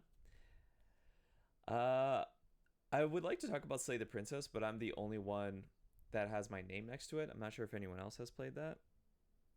No. Okay, let's move on to Street Fighter 6, and I'll come back and touch on Slay the Princess afterwards because it's going to involve a lot of me talking. Yeah. So Street Fighter 6, Phil, resident Evo goer of this panel. What would you like to introduce Street Fighter 6 to us? Tremendous fighting game. Finally has correct netcode, has easy to go through options, is easy to play with a friend, has updated rank systems multiple times to make a good balanced gradual understanding of how you're progressing, if you're trying to become good or you're trying to become competitive. It's also the first Street Fighter game ever to be a whole ass game. And that is a great thing. That is a great thing for games. The thing Mortal Kombat's been doing for a decade now, Street Fighter decided to believe was reasonable to produce. A different way, open world character creator, kind of play your hero inside this world of punching and kicking, which is still fun.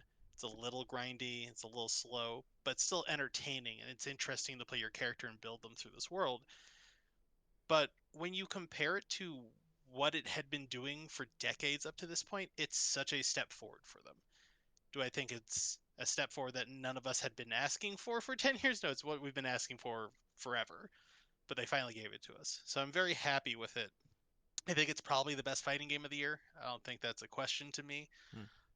But it I don't think it still gets to sit on a top 10 list of games of this year. Really? Personally, even though it is a phenomenal game and even though it's a great step forward for Street Fighter. My bigger reasons in that state really come from what we had kind of talked about beforehand, which is this year is packed. Truly disastrously packed. This is the year that COVID finally let the dams break and quality flew out of every orifice.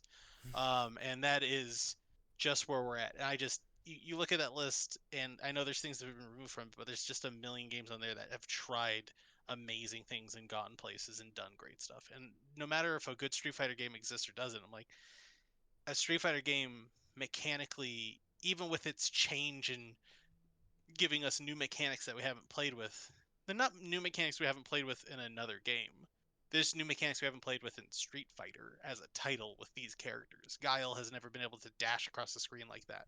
No one has been able to do this cancel before. You're like, yeah, but in 4 I could Kara cancel, I can FADC. In 3 I can parry in Kara, I can do these other things. In 2 I have the same ability, the combo and super cancel. In 5 I have crush counters and I have alpha counters, which are all things we have in this game. So it's a touch of something different, but like if I look at the whole vernacular of fighting games, it's a very good system. It's a very well balanced system in some ways, but it's still just not a game where the whole community goes, this fighting game is not only great, it makes all other fighting games look stupid. Like, and when I have to compare that against like some of the things that were pushed in like good games that came out this year, if we're talking about the type of pushing forward Resident Evil did compared to the last iteration of Resident Evil, and you talk about it took old design and made it new, you're like, yeah, Street Fighter has the same frame data issues it's always had. Street Fighter has the same safe jump issues it always has. Street Fighter has the same use of corners and counters. It just has a different mechanic on it. And it just makes footsies work differently. Now footsies are more dangerous than they used to be. Okay. That's 90% the same. That's 95% the same. If you're saying that Resident Evil's saying we've overhauled the design core and used its fundamentals that came from original to push us into the future and really change how you think about it, that's closer to like Street Fighter saying we're a 3D game. Street Fighter saying we're an RPG that has a competitive mode that you only play with your creative character. These wild swings. And I don't think there are any wild swings. I think they're all good. I think it's a worthwhile game. I think you should buy Street Fighter 6. You should support Street Fighter 6 100%. Want to put it top 10. Really? I played it for like 1,000 hours. Yeah. It's interesting seeing that perspective. I don't know what your other top 10 are now. Yeah. What star is that? I said I want to know what your other top 10 are now. Right. Yeah. Phil, if there's something you got that's missing 1,000-hour from game that, yeah. if there's something missing from this list here that like you think should be there, so feel free to add it. But for me, like I would definitely put Street Fighter 6 in my personal top 10 because when you look at it from like a macro level, at least, this is a Street Fighter game that I played that made me understand Street Fighter. Not from like a technical level, but from emotional, you know? I've always been trying to play Street Fighter games ever since Street Fighter 4 and playing through Street Fighter 5. I wouldn't consider my time in Street Fighter 2 like real fighting game hours. Like that was just me playing with my buddies on the Super Nintendo and like not being involved in any sort of competitive sphere. But Street Fighter 6 is the one that like I played and like went through the tutorial and something just clicked with me. And I had so much fun playing that game, and I felt the game was always pushing me forward to do better because it has this very positive atmosphere. Like it's a competitive game, but it's a game that celebrates competition. It celebrates making friends and improving with each other and getting better. And that's sort of a very different feeling that Mortal Kombat 1 gave me. It's very antagonistic. Just by the nature of the game, even though like I met a lot of really great people through Mortal Kombat, and they're great people to play games with. But Street Fighter 6 just feels really warm and welcoming, and the fact that you play ranked with each individual character, and it takes you up to the levels, and you're constantly fighting people of your own level. I felt compelled to come back to Street Fighter more than Mortal Kombat, because it felt like it was following me along my path. I wasn't just jumping into Combat League and Mortal Kombat and then like who knows who I was gonna fight. Was I gonna stomp or was I gonna get stomped? It didn't feel like a natural progression of my skill. Whereas Street Fighter 6, I learned every single fight that I had more.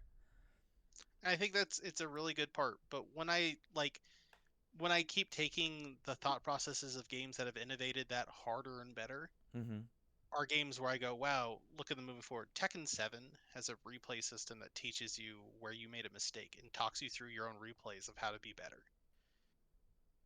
Yeah. That's not in Street Fighter 6, but Tekken 7 came out 6 years ago. Yeah. But you look at like what they're putting in Tekken 8. Like, if Tekken 8 came out this year based on just what I saw in the trailers, I think you'd be having a different conversation. I think Tekken 8 would be like, hey, look, that's top 10 easy. It's like, why? It's like just what it's considering for the player alone, how it's trying to push different ideas. Like, Street Fighter is leagues better than it's ever been in teaching players, and it's still not even close to like the anime games that come out and go, here's a training mode on how to hit something in the air because it's a moving platform game. And that's what you do in those games. Jump and punch this thing that's floating in the air. Guilty Gear's had that for a decade. I'm sorry. Like, you can do better. You can try harder. You're like, yeah, well, the story mode, you can do those things. They're like, absolutely. And I'm glad in the story mode, it teaches some mechanics. I'm finally glad that they're trying to do those things. The story mode's a great innovation. But, like, if you want to talk about all the things that could really make the fighting game the best fighting game, every game is still forgetting to put in other games' mechanics that were developed years beforehand. And that to me is always like the lacking point of like, where's the teaching that Skullgirls did? Where's the teaching on how to block correctly on mix? Where's the teaching on understanding when you're plus? Where's the UI that reads plus in game? Killer Instinct had it, 2013. Reads plus in game? Like what do you mean? Like when I block, what's the color of my block? Is it plus, equal, or negative? You can just have the color of the spark be different. Oh, okay. Why aren't invincible moves making the color change? Oh, they did that. That was stolen from Rising Thunder.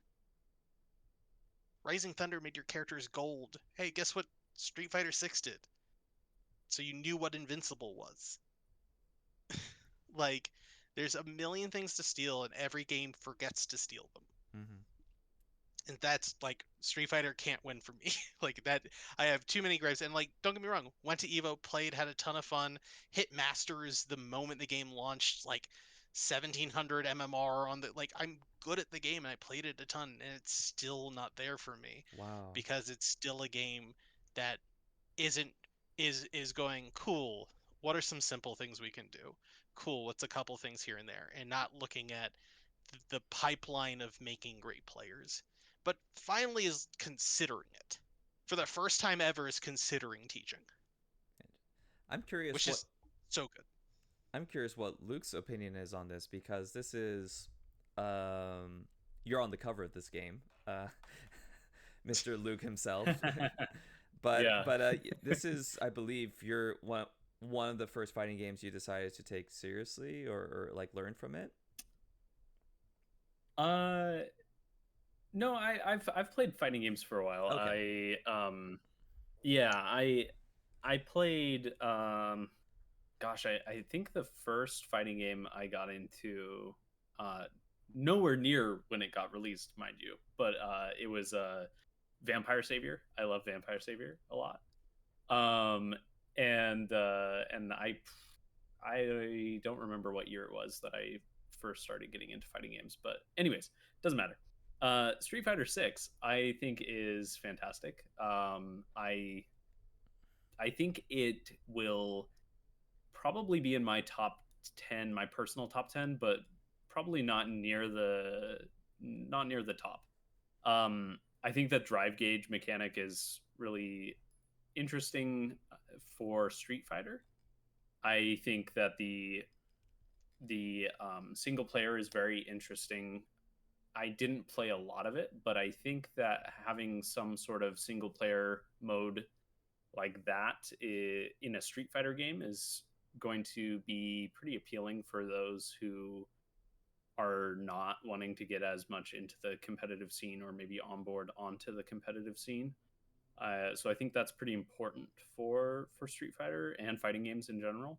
I think that the some of the character concepts were really cool. So I really loved how DJ, they added the kind of rhythm game aspect to him. I really loved. I forget his name. Who was the drunk fighter? The guy who can drink to. Amy. Mm-hmm. I thought that was pretty interesting. I love characters where you can build up like power levels. I thought that the new grappler character, yes, I believe that's the name, where you build up the badges, and how she's a lot more of a mobile grappler as opposed to Zangief, stuff like that. I think that there's some interesting stuff going on a character level, and I don't know. I really enjoyed it. Yeah. I also think that the art direction was really good. I believe it's the best looking Street Fighter since they took the jump to 3D. Yeah. Music too. Mm-hmm. Yeah, Music's definitely. killer as well. Sound design's really good. Proof of blind. I think it was Blind Kenshin at Evo. Won tournaments on stream. Wow. Is that dude who is blind? Amazing. Like, that's awesome. like, they did a lot of things right here, no doubt. Right. Yeah, I think they could have been a little more ambitious in some regards with trying to try new things, and like you mentioned with the tutorialization, I think that they could have learned from some of the other developers who are doing things better. Yeah. But I do believe it's a fantastic game, and it's going to be on my top 10. Okay. Mini best of all time taking place here right now. Which game has the best fighting game tutorial, and why is it them's fighting herds? It is you're not wrong though. That's the Yeah. problem. I think it would be that one or Skullgirls. Yep. Skullgirls is second. Guilty Gear is a close third. Mhm. Guilty Gear, one of Yeah. the first innovators of gameplay inside of their story mode that teach you play. And like, don't get me wrong, Street Fighter is actually right there. Mhm. Street Fighter and Guilty Gear are very close at this point, right? Like having it built into the story mode was great because it allowed you an experiential place to go do something that was arbitrary but have it have meaning in the long run, which all the other teachings besides them fighting herds fail. Mhm. But then fighting herds just does it better. Yeah. It's Like, crazy to me that like when people ask me like, "Hey, I want to get into fighting games. Which game should I play?" And I'm like, "Say it's the My Little Pony fan game. You need to play that one. That's yeah, the like one that's just going to teach you." just go play all the PvE content in that game. It will get you there. Yeah. It's Mhm. it's baffling how good that game is. It's really good. It's nonsense. Yeah. My them's fighting herds is amazing. Great point to start out in. I'm curious to hear what you guys think of the modern controls in Street Fighter 6. I think it's a great idea, Yeah. but Mhm. at the same point, I think there's a long argument a lot of my friends have had on this. There's a lot of arguments on the concepts of execution and reward, which is the whole concept of, hey, if I press buttons in this way, what am I paid for it? And what is the difficulty of doing it, and why does the difficulty matter? I very staunchly sit on the accessibility side of basically everything. And in my sense, I go, I want the game to be more about knowledge than it is about execution. Mhm. I agree. And what that runs into is that turns the game into a show you've seen a lot. Well, I play a lot of fighting games, and they always turn into that show no matter what. Mhm. Because once you have the best combo, the best players, that's all you ever see. I've seen people tiger knee 17 times in a row and marvel to land the same combo on zero a million times. So I'm not going to feel for a second that that's not a doable thing, even at the highest technical levels.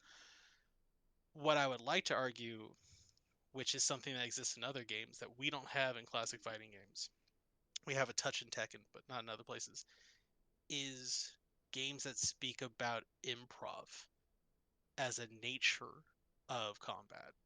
And it's always been one of my bigger issues with these games is that when I touch you, I tell the story I'm supposed to tell every time.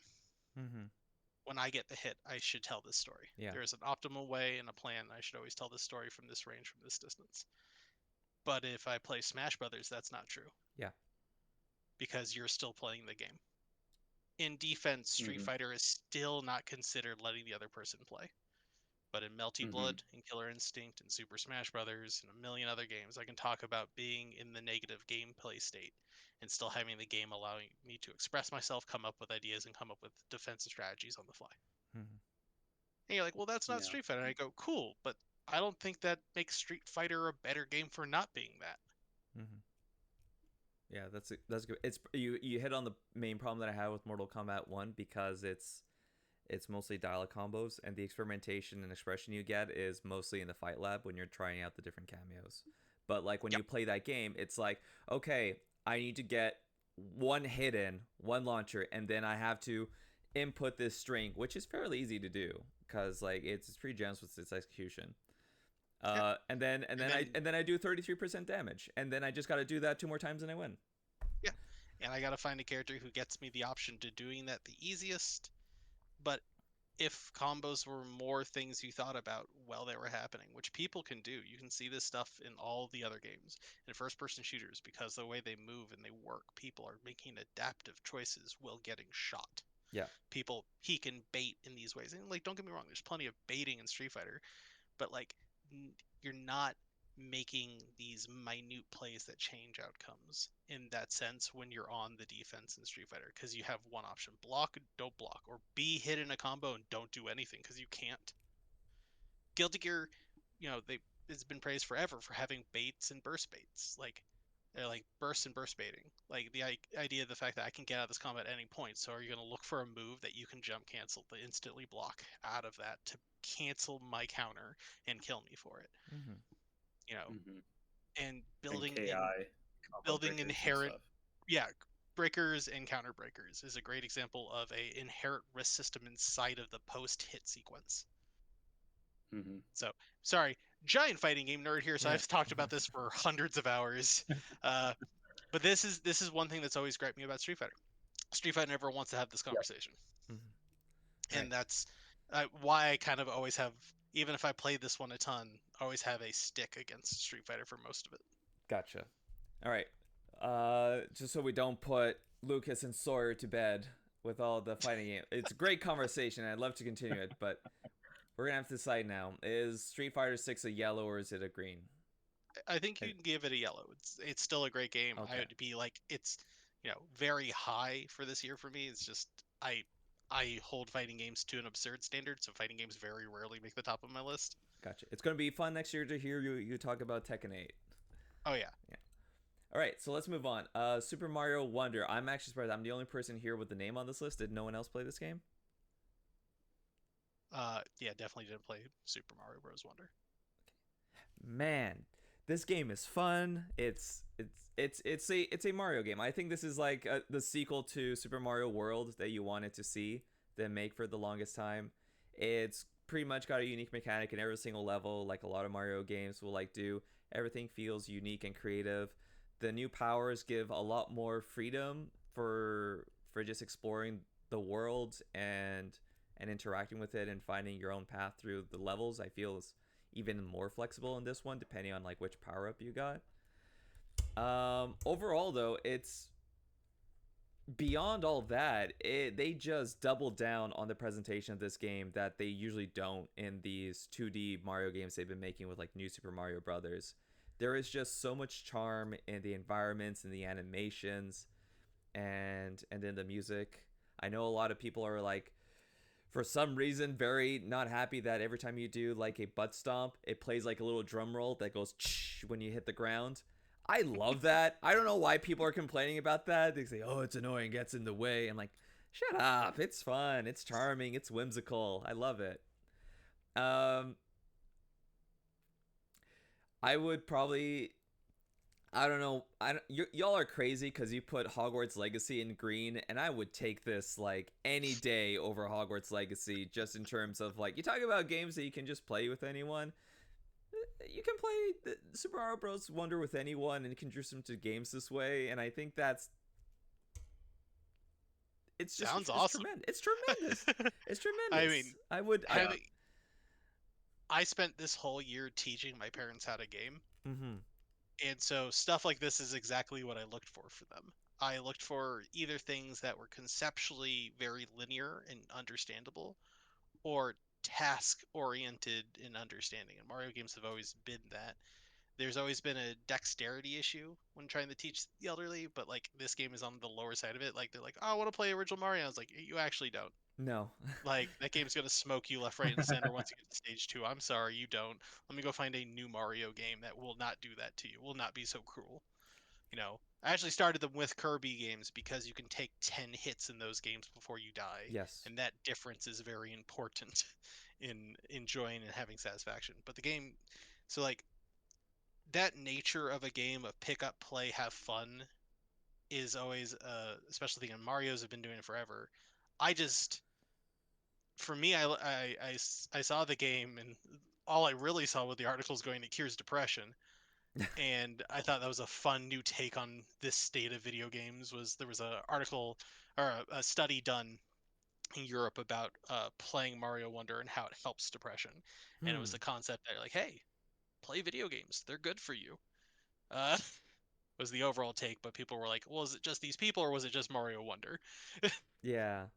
I So- 100% would say like it is a good one to introduce to people that haven't played games before, because they can play as different characters. Like there's the Yoshis and the Nabbit, which offer certain degrees of of like assists. For example, like the Yoshis, they have like the additional like hop in the air, so they can do a little float. I think Nabbit straight up doesn't take damage. And he can just like follow the players around.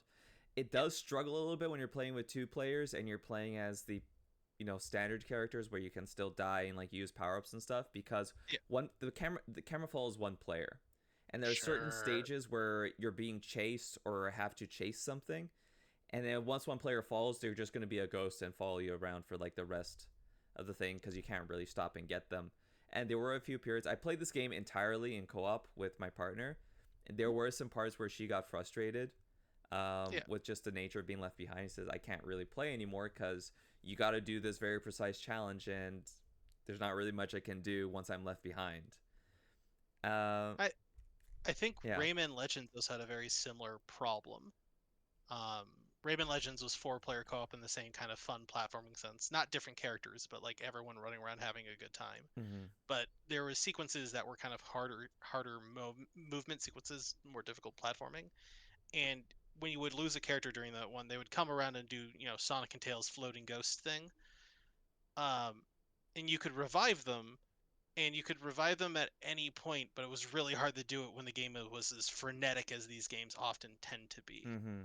Where you really have to focus on what you're doing, and if you don't, you will die, and then you'll restart the whole level. Yeah. So it makes more sense to give direct attention to the current problem at hand than to try and resurrect the person. Yeah. And I think there are some solutions to that. Rayman Legends sounds like a lot nicer than that, because the way you rezzed a person in that game was you punched their body that was floating around. It's a very quick action. Yeah.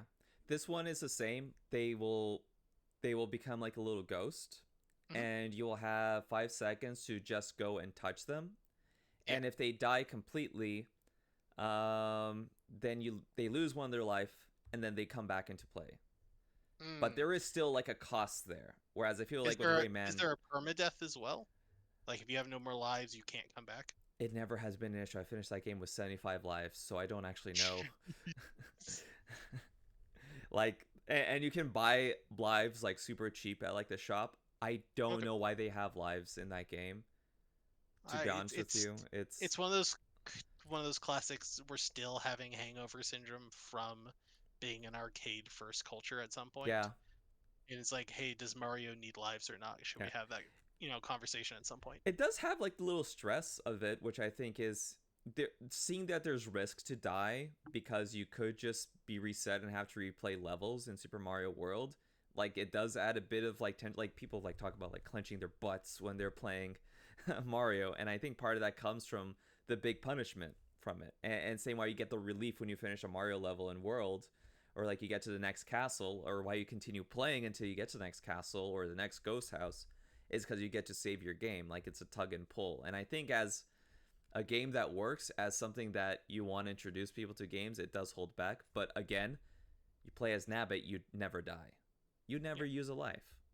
So I think it's much better than New Super Mario Brothers, where like you could jump on people's heads and knock them into a pit. Wait, you don't like the trolling game? No, not if I'm trying to play with my niece and I accidentally send her to her death. I think you need to play with more, drunk people at a college frat. Yeah, I think that's obviously what that game was designed for. Exactly. And I think Mario Brothers Wonder is definitely a step in the right direction for that, but it's one of the things where I feel like it could still go a bit farther, and I'm not really 100% sure what the solution there is. Like it's a problem to sit down and talk about for sure. But I think there's a lot of fun takes in that had happened recently. My favorite is Copilot from Xbox in the last 6 years or so. Yeah, that's great. Copilot is such an amazing feature to expand multiplayer as a vocabulary. Yeah, it's a game. No one knows what Copilot is the ability to remap inputs from one controller to another controller, and so you can have two controllers simultaneously controlling different inputs for the video game. Thus, if you have a game where you're playing like a racing game, you can have one person control the accelerator and the brake, and one person control the steering wheel and the cameras. And that becomes a very interesting two-player experience. Yeah. That's pretty awesome. It's really cool. I think there should probably be a YouTube channel that's dedicated to people playing complex games but splitting the controls among 4 people.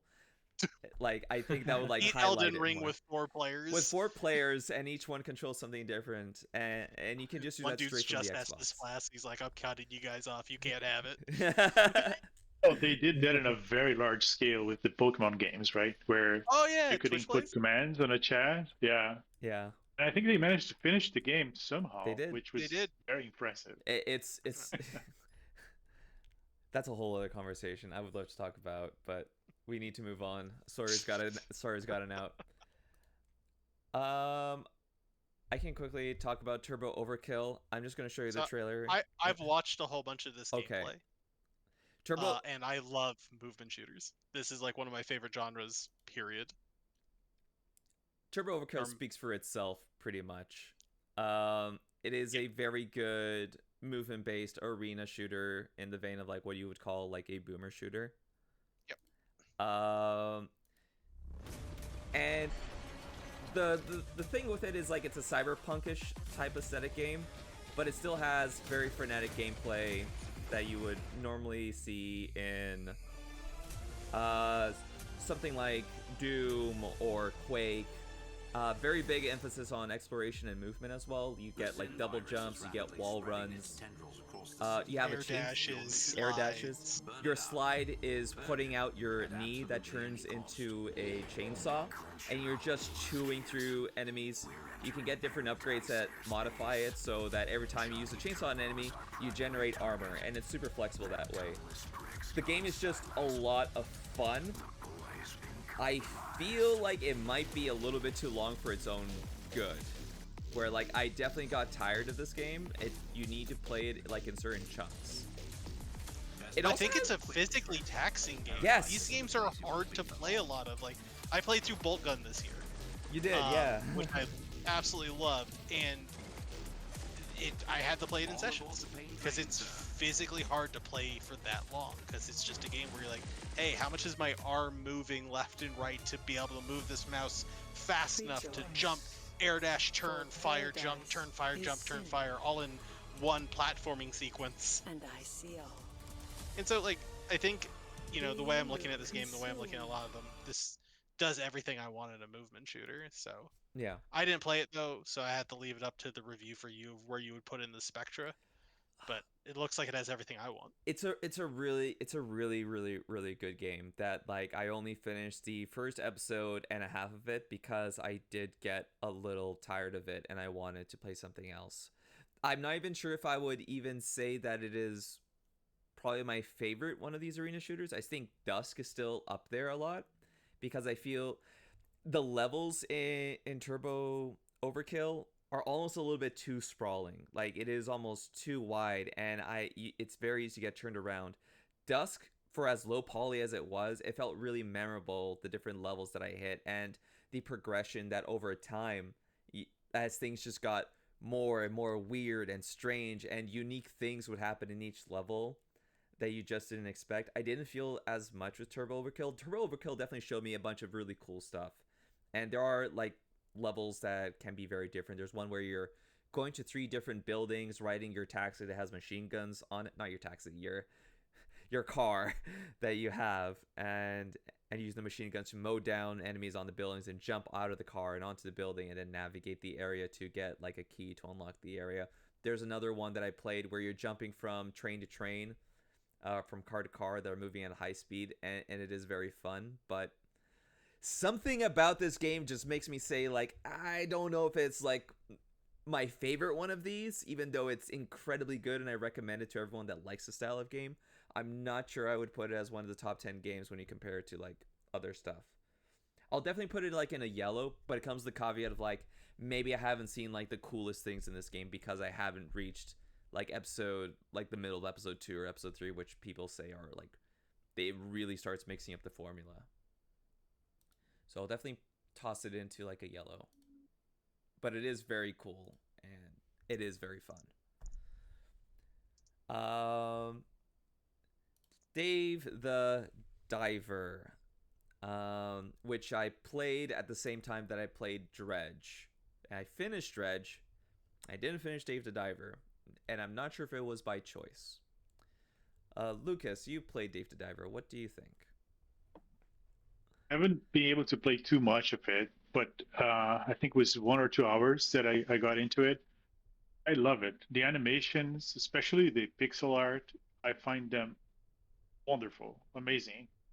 And it has a very good vibe to it. It reminds me a little bit of Stardew Valley, but it has all of those mini games, the sushi shop that changes it a little bit. Seems like a great game to me. I definitely want to keep on playing. I enjoyed the music a lot. Mm-hmm. The humor is pretty good in this game as well, Yes. and I like all of the different. Um, there's like an app in game which is, I guess, similar to Instagram or something like that, where you get to see what people post and the pictures they take of the dishes that you sell in your restaurant. And I thought that was pretty cool. All of the little pixel art dishes, they look good. Actually, made me hungry. Yeah. There is so much charm in this game. To summarize for the people that haven't played it, it's a game where during the day you are diving into this lake that, or like this ocean inlet that constantly changes because it's set in this like vortex type thing. So it's procedurally generating, like I believe it's procedurally generating these different zones that you go in and you hunt fish. The fish that you get, you take back to the bar at night, and you then give it to your chef to make sushi from.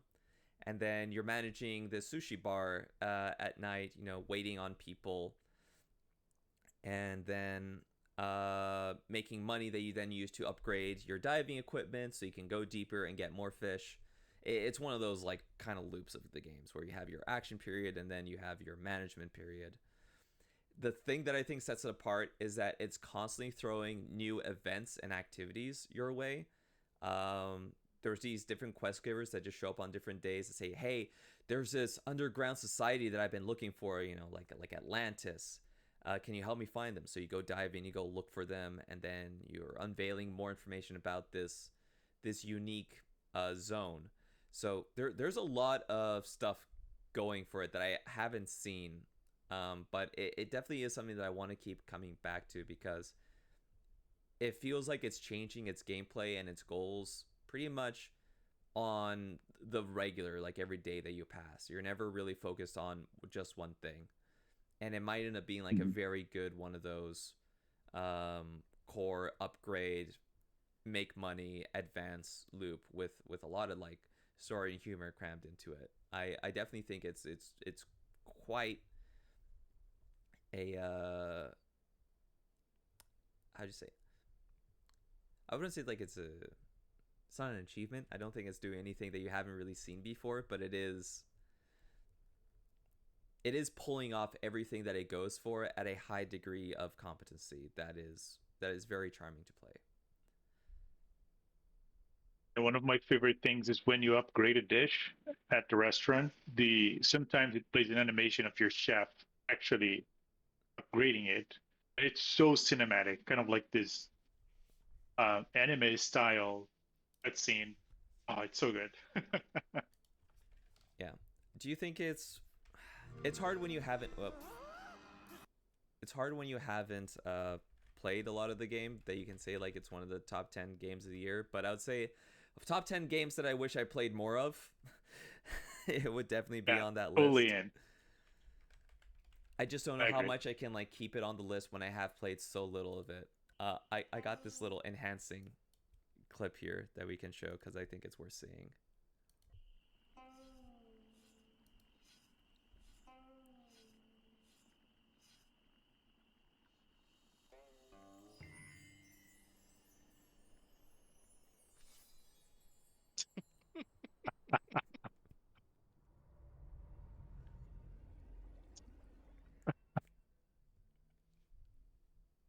Oh, that's so fun. This might be one of the top 10 games of the year, guys. I don't know. I want to put it on the list just because there's the possibility space of there. This game could get even better, and the stuff that I've played so far of it, I feel is just incredibly charming. I think Yeah. that's totally fair. For me, it goes in. Okay. Yeah. Let's put it in there. Let's give it a little green. Counterpoint Dredge, which is another fishing game that is Lovecraftian focus. Have people heard of this game? Yes. Yes. It is On my wish list. Haven't played yet. It is definitely in the same sort of vein where you are fishing and getting money and then upgrading your boat so that you can do more fishing. The twist that it has is that night is super dangerous because it's very Lovecraft influenced. Rated E10 for And I'm just gonna show the clip here while I'm ages 10 and up. So night is like super dangerous, so you want to do a lot of your fishing during the day, and eventually you get more equipment that makes it more feasible to you fish at night, and that's where the weirder fish come that are more valuable that you can get. And you're managing like your inventory kind of like the Resident Evil 4 style like briefcase, and that's kind of fun till you play like little Tetris, try and like fit in the most stuff that you have, and sell it off, upgrade your ship. There's these little story challenges as well that there's an overarching goal. Like, you do finish this game eventually. And it's very light on the story. It leaves a lot more stuff vague. Some of the more gamey parts of the game, where it has specific challenge that you have to do, I think the game falls a little bit short on. They become more annoying than compelling. But this game has really great sense of atmosphere, of horror, of terror, of both mechanically making you feel that you're in a dangerous spot and you could lose everything, like the more you risk it. It has like a push your luck mechanic. And I was very engaged in it. So what was the moment where you felt that the most? Like, do you have that memory of being on the high seas here where you had a load? Do you have a specific story while playing this game where you're just like, oh my? It's almost like a very frequent thing that happens, because every time you fish, time advances. That's the only time time advances, is when you're moving and when you're fishing. And there was a moment where I saw there was like a fish out in this. It has a little shimmer, and I love finding like it's called the aberrant fish. Those are the ones that are like affected by like the depths, and they all have unique sprites. Not sprites. It's actual artwork of the fish, and it looks like really messed up, and it has like a very specific description, like, oh, this is a fish that dwelled too deep and saw too much, and now its eyes are aglow with forbidden knowledge. It's written like really well and really creatively that way. And there was one that was like way off in the distance, and I saw it shimmer, and I have time to go there, so I engaged my afterburners on my boat. My forbidden afterburners that increase my terror to get like a little further out there. I dug up the fish, and I just was not getting it. I could see that it was still there, and I kept fishing and fishing and fishing. And then I finally got the fish, but it was very dark at night. And because I used my afterburner, my terror was up. So I was starting to see like all these like scary eyes, and I was just trying to pull into port. And then there was like a fish that comes at you that looks like a boat, and it has this little fog cart, and I could hear it behind me. It's just going, and I'm just like with my little tugboat, just tugga, gotta get shell this fish, gotta engage in capitalism, let's go. Must get to port. Must sell fish. But it has those moments. It has a lot of tension, but when I think of the charm and the whimsy that Dave the Diver has, and I compare it to like Dredge, I feel like it's not right to compare these two games together, because they are going for different things, I feel. Yeah, I think we can just say, yay, they both had fishing, but so does Final Fantasy. Yeah. But at the same time, like in terms of like the two games that I played on my Steam Deck while I was on my work trip to Quebec, I do feel like I wish I played more Dave the Diver, because where I haven't gotten to Dredge, like I like the story, I got where I ended up to. I just feel the possibility space of Dave the Diver. Like, that's the thing, I haven't played Dave the Diver. I don't know where it goes, but I feel like it, and I've seen all of Dredge that has to offer. Yeah.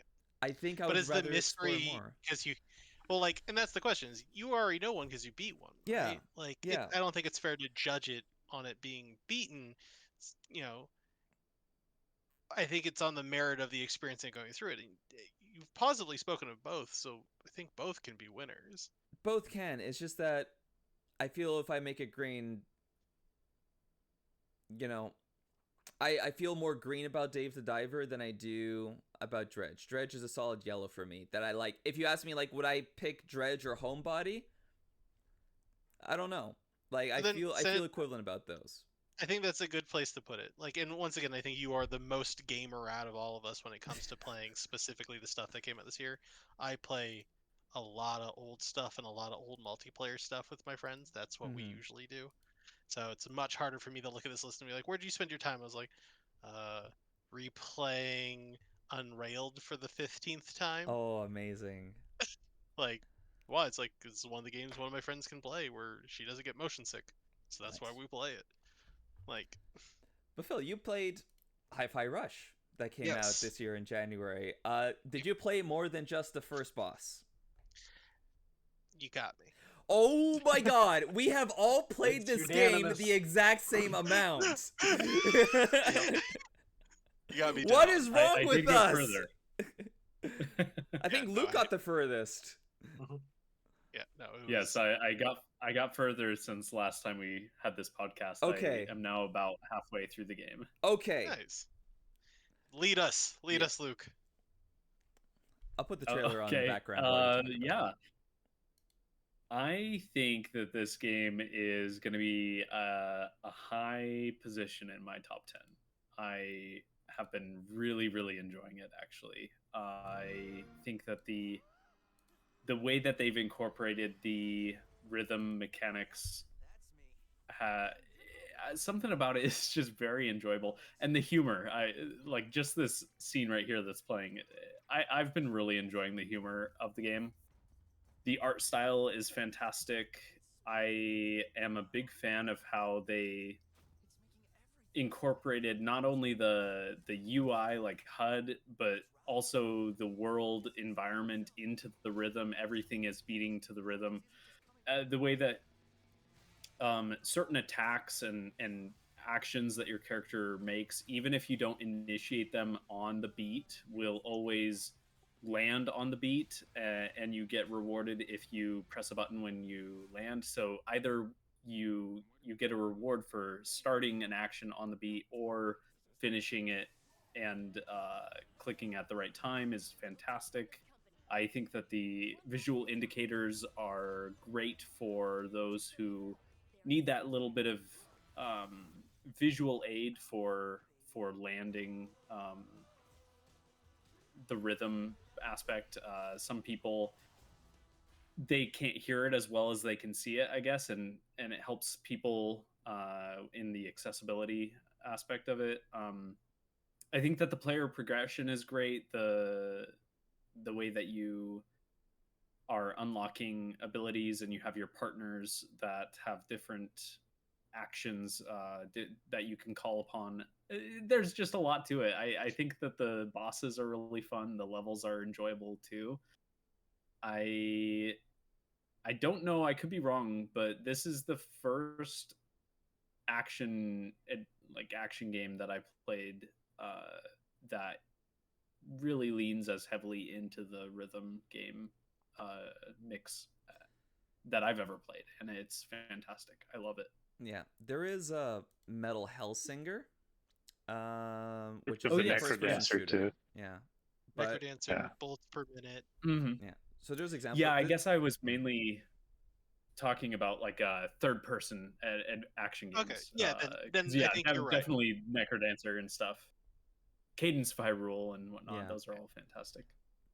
I think of the things I experienced on this game, I just basically kind of following your footsteps in agreement of like the way this game pushed the connection between music and the world has never been as stark, in my opinion. Rock Mhm. Band has less things on rhythm in this game.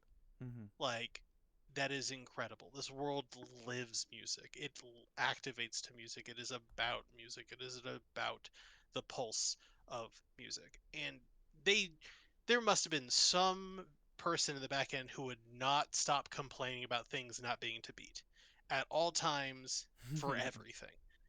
Why doesn't your HUD thump with it? Why doesn't the trash can lid move to it? Why doesn't the characters and the time it takes to make a dynamic animation system that slows and speeds up attacks to make sure they fall on beat, even if they're started non on beat, is a level of workload that is real. Like the amount of like, hey, we made a fun combat system. Like, yeah, but did you make a rhythmic combat system and does it match perfectly? Because that's the requirement here. Is everything is bound to time and it has to sync up 100%. I I think the swings here are amazing. I think the attempts to try and do something novel and being able to pull it off on first shot, like once again, we talked about other games who have done, you know, high correlation values to rhythm exist. They're out there. Rhythm games are not new. I do think at a fidelity and scope level, it hasn't been done this hard. And on top of that, great writing, great visualizations, great direction, animation's phenomenal. Like, and the gameplay is not bad. It's not the best in the world, but it's not bad. It's not worse because of the rhythm. It's better because of the rhythm. Like, killer game. Just killer game. And once again, didn't beat it, but like I said, I play a lot of multiplayer games that are old. Yeah. I love so much The humor is yeah. What Lucas was saying, the humor is super hard, and I feel that this game could have easily had really bad humor. You know, the whole like it literally starts the same way with the trailer as Forspoken does, a game that's not on this list. And it says like, "Yep, you might be wondering why I'm here," but like it fits the character and like all. There's just so many small little details, like when you see all the bosses for the first time and they're in a Zoom call and you see like the little Zoom thing there at the bottom. It's all the small little touches that go into it that like you could have made this game super cringy and unplayable, but they made it pop, they made it fun, they made it topical, they made it humorous. And that there's a lot of fourth wall breaks that make it even better. Which could be cringe, but it's not. Like yeah. It's a magic trick, I feel. I say that a lot. Outstanding writing. Yeah. Just I don't know, this game when I think about like rating games and all of those things, it's always like my rubrics are very much, like you take a 0 out of 10, but a lot of times games get really great ratings because something is above a standard. We go, a 10 is the highest value, and I go, like 15. 15 is when a game does something that no one even knew could be done. And this game has swings in that direction. I don't think everything hit at 15, but I think there's a couple things where you just go, like, that's new. That's so new. That's so unique and innovative. Just you rearrange the ingredients in this way, and you got something so impactful. Yeah. I was really impressed with the quality of the animations too. I think this is one of the best animations I've seen in a long time. So yeah, I agree. Fully in the list for me. Yeah, I played up to the first boss, but I think it's easily a top 10 contender. The question that I have is, we all played this game, none of us finished it. Why? Why do we not finish the games that we really like? Because I have a theory. You have the person who's the worst for this whole conversation. How many multiplayer games do you have in that list? Redman 2. And BattleBit Remastered is there. Yeah. BattleBit Remastered, which I did play this year. Yeah, okay. Baldur's Gate was also Baldur's Gate MP. Multiplayer game. Yeah. Street Fighter 6. Which I did play this year as well. No. Baldur's Gate, which I did play this year. Like, the multiplayer games on your list I played. Yeah. I think it's also because this year there was an onslaught of good games, and it was almost impossible to play them all unless you were really on top of it. Yeah. Luis. Yeah, really I played a lot of stuff, but like I feel like my completion rate was the lowest that it has ever been. But I mean, maybe that's just the density. Yeah. Like, my completion rate is equal to yours in this situation is because the games that I played a ton of, where I'm in a Discord call, chatting with my friends, talking about life and all the other things, was Street Fighter. Spent 1,000 hours in the game, but I spent 1,000 of those hours in Discord. Gotcha. Yeah, that's a good point. I just like I'm amazed that I look at it, like I finished Dredge, but Dredge was my Steam Deck game while I was on a work trip. You know, I think like I respected Hi-Fi Rush too much to play it anywhere. I think that's the thing. Like Well, same with Breath of the Wild. I feel that, sorry, Tears of the Kingdom. I feel this pressure. Like when a game is like way too good, I need to dedicate all my attention to it to like try and understand it, like on like a deeper fundamental level. And maybe that's like my problem, because like I finished Hogwarts Legacy. You guys have heard me talk about that game. Like I feel like I finish worse games more than I do good games. So I mean, it's an interesting take. It might be a thing, you know.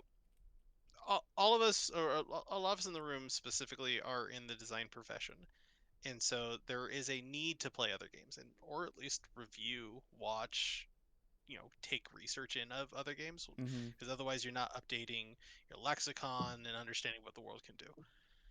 So it's important that you do all this, but we also have an analytical side of our brain that makes playing games research and not fun. Yeah. And that's a real thing at this point of like, hey, when I play this game and I go, I can see 14 flaws in the first 15 minutes. Sometimes you turn it off, but sometimes the game is stupid in one way, and your brain goes, cool, I'll focus in on that one thing, and I don't have to care about anything else. Yeah. It's so true, though. It really Yeah, is. Like I played, there was a multiplayer soccer game that came out at the early part of this year, popped off on Twitch, something Strikers. It's already dead. But me and my friends played it for 2 weeks straight. Like, why? It's a thoughtless game. Jump into a lobby, play for 4 minutes, win or lose, done. Do it again. Yeah, you're absolutely right. There's balance in time for both. It's weird how some, like, I think for me when I finish a game, it's either because it's in that middle round of just it's easy and pleasant enough to play, or it's got a super gripping narrative that I need to see the end of. And I think that's the criteria when you look at games that I finished. Yeah. Could be true. Yeah. Okay. So Spider-Man 2, good luck. Okay, Spider-Man 2. I'll start off by saying that I do think this is one of the top 10 games of the year, and it's specifically down to execution. This game has better executed an action-adventure open-world game than any other game that I have played, and I think, and I'm pretty confident in that statement. It is Red Dead? Huh? Is it better than Red Dead? Yeah, because I think Red Dead 2 is a bad game. Like, hey, it's a bad game you beat. Gotcha, it is a bad game that it is a bad game that I beat. You just kind of explained this. Sorry. Yeah. We can have a larger conversation about Red Dead. I think we talked about it in some other video, but I have very long and complicated thoughts about Red Dead 2 that could be talked about later. With Gotcha. Spider-Man 2, it is a 25-hour game that never wastes your time, and it is an open world game that gives you activities that are different enough from each other, even though they're from the same set, that makes you feel compelled to play through all of it, and none of it feels like work because it is backed up by frictionless controls, well-written dialogue, and a very shifting dynamic pacing that allows you to interleave between the different activities and your main quests in ways that you just feel compelled to play this game nonstop. And all of this is hitting at a remarkably high quality of execution that you can only get from a studio that has a team that has bonded together over multiple different releases and are firing on all cylinders. I don't think you get games as polished as Spider-Man 2. I don't think you have games that are as competently designed as Spider-Man 2 at this high level of development. It is something that you see constantly from studios like Ubisoft, where they can make these big, expansive games that feel incredibly cookie cutter. Spider-Man 2 does not feel cookie cutter. It feels every decision they made of something that they want you to play was deliberate and thought out and executed by someone that had very good knowledge and authority on the systems that they were building and what type of game they wanted to deliver. And like because of that, I think Spider-Man 2 is the AAA game of the year. Of like when you look at big Hollywood movies that come out and you look at like say stuff like Avatar or like Killers of the Flower Moon, things that will hit on like different categories like direction or like visual arts, and you'll say like these are the big movies of the year. Similar to games, when you compare it to stuff like Resident Evil 4, Alan Wake 2, Armored Core is sick. To a lesser degree, that game's got like weird stuff that we can talk about. Like Final Fantasy 16, right? You look at big tentpole AAA games, Spider-Man 2 blows it out of the water in terms of hitting that big cinematic experience. And I think it never overstays its outcome. I 100% that game. I got the Platinum Trophy. I did everything that I wanted to do. I did everything I wanted to do in that game, which coincidentally was everything that game had to offer. And I never felt disappointed with any part of it. The game is borderline flawless. It is super tight. And there is... I yield my time. Like, it is there is nothing more that I can say about it. If you want a really good Spider-Man story, it tells one. You want a really good like action game, it has a really good action combat system. You want to feel extremely powerful with like over-the-top moves, it has those. You want to have a very compelling like performance from a variety of different voice actors that are giving like very interesting, well-written dialogue, it has that. One fault that it has, I think it fails Miles Morales a little bit as a character. I don't think they give him enough to do. They give him just enough, but it's all purely in vogue of his relationship with Peter Parker. That's the only main criticism I have. But with such like a big story with a lot of characters, I feel something has to leave. I think in lieu of building up Miles Morales' characters, they do a really good job with Mary Jane instead. And like her relationship with Peter and Spider-Man, which are two different people essentially, as this game like wants to communicate, and their relationship with their friend like Harry Osborn and his struggles with his family and his own like goals and ambition. I think the story succeeds in all that. It just with the Miles Morales part, it feels like he's just a +1 to Peter's story, even though they try to give him his own issues. But aside from that, the part where you're playing the video game, it's I can't say enough good things about. As soon as you touch that controller, you melt into the game. Like, it is frictionless. It has the best buttons of any game on this list. Like, when you say like a game has good buttons, you go and you play Spider-Man 2, you immediately know what I mean. Every button is a joy in this game. Awesome. Now I yield my time. I like how you stole back part of it. You're like, let me. The court will let me. So that means I think out of anything as fervent as I've heard it today, you got to mark that green. Yes, I will mark this green. Yeah, I think that's just. And I've heard you talk nearly as passionately about anything else as you talked about Spider-Man 2. Spider-Man 2 is obviously something where you're like, hey, not letting this one slide. No. You can come at me. No. And I think you all should play this game. Like, criticisms aside from like major AAA industries and stuff like that, work crunch and all that, I think it's a phenomenal achievement. I haven't beaten the first one yet, but I am playing through it, and I'm wondering, what are the big innovations going from 1 to 2? I think it does a lot better with the open world in terms of the activities you have to do. I think it's a lot more repetitive in the first game because they're still building up their groundwork of the different things that you can do. I think they remixed the gameplay a lot more in the sequel, balancing between, you know, navigating with like your web swinging and your web wings, and doing interesting combat challenges that also have multiple different sort of approaches. Like when you're dealing with bases, I think there's like 12-15 different bases in Spider-Man 1. There's just 3 in Spider-Man 2, and they all have like lead ups to them and like different sort of interactions you can have in that base to make the combat more or less difficult, and letting you allow you to engage in like stealth. I think stealth is also much better in this game. It has given you a lot more options, a lot more tools for stealth. It makes stealth a lot more rewarding as well, because I think the combat can be a little bit tougher. They changed the way powers work in this game. They adopted a more of a cooldown system. So things are on timers when you can use them and stuff like that, which can be plus or minus depending on your experience. Gadgets now aren't things that can immediately like take out enemies. They're more focused on either grouping enemies or doing crowd control, and then balancing that with your active cooldown powers, which I think is a better system than what Spider-Man 1 had, where the gadgets were just really overpowered and you could just kind of get through like a lot of different combats just by spamming like them. And yeah, largely it's a lot of the bloat that was in that first game I think is scaled back in this one. That makes it a much more tighter, engaging experience. But it is definitely an evolution and not a revolution of that game. Yeah, more of a refinement. Yep. I would not say refinement so much. It is an evolution. Like they do change enough things that you look at it and you noticeably see it be different. But on a surface level, it is definitely building upon what they have learned with that first game.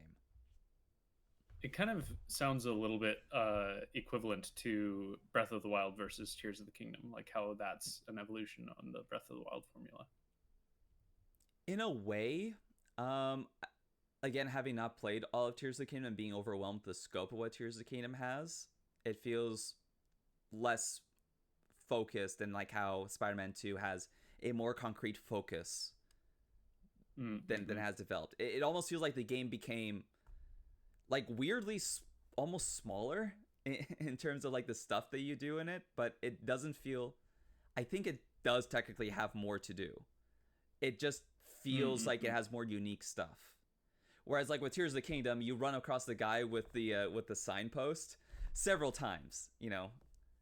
Like it feels there's a lot of stuff in Tears of the Kingdom. Like it has way more stuff than Breath of the Wild. Whereas I feel like the scope of Spider-Man 2 and Spider-Man 1 are closer together, but Spider-Man 2 becomes more unique and more diverse. Like it's like when you sharpen a knife, you know? Whereas it feels like Tears of the Kingdom gave you a whole different knife set to get the one. I think what you're describing here very specifically is there are like two flavors. I think in a lot of design is what the world does and what the player does, right? And I don't think they really expanded what the player does in Spider-Man 2, to my knowledge, having talked to people, specifically ones who had worked on it. Its vocabulary isn't massively different. Its vocabulary is very similar. But what the world does is what they did spend some time. They said, we're going to tell our big story, and that's going to happen.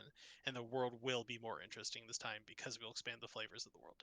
Last game, there was like crimes, and then, you know, parks that were taken over by bad guys. You knock them out, and you say, this is my park. I'm Spider-Man. And this time, there are more flavors. But I don't think combat was a progression that drastically got overhauled and removed. There was new interactions in it, yes, and new flavors of combat, absolutely, to make sure it was still unique and novel and not just a copy and paste of the first game. But I think those additional extras of how varied the interactions of the world are, how many different things you do on quest lines, and how they are good always this time instead of sometimes bad in the first game, which did happen in the first game. Is there were some moments of very poor quality interactions where you're like, I don't like doing this. This isn't fun. This isn't Spider-Man fantasy. I want Spider-Man fantasy and pictures, Spider-Mans. I think that's the difference here. Where in Tears of the Kingdom, you started that game and had all the flavors it had, and then it said, cool, we started the last game and it's all Italian food, and then they're like, and then we added all of Chinese food with this other mechanic.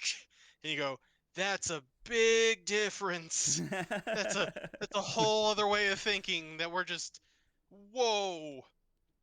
But to do that, since it's all player driven, they're like, yeah, we spent a billion hours building this whole giant new mechanical system, and we didn't expand the stories that the world told as unique moment-to-moment experiences, but we did expand the world because we needed a place to use the toy. So we expanded the world, just not its interaction space. Yeah, I think you hit the nail on the head. That's exactly it. All right.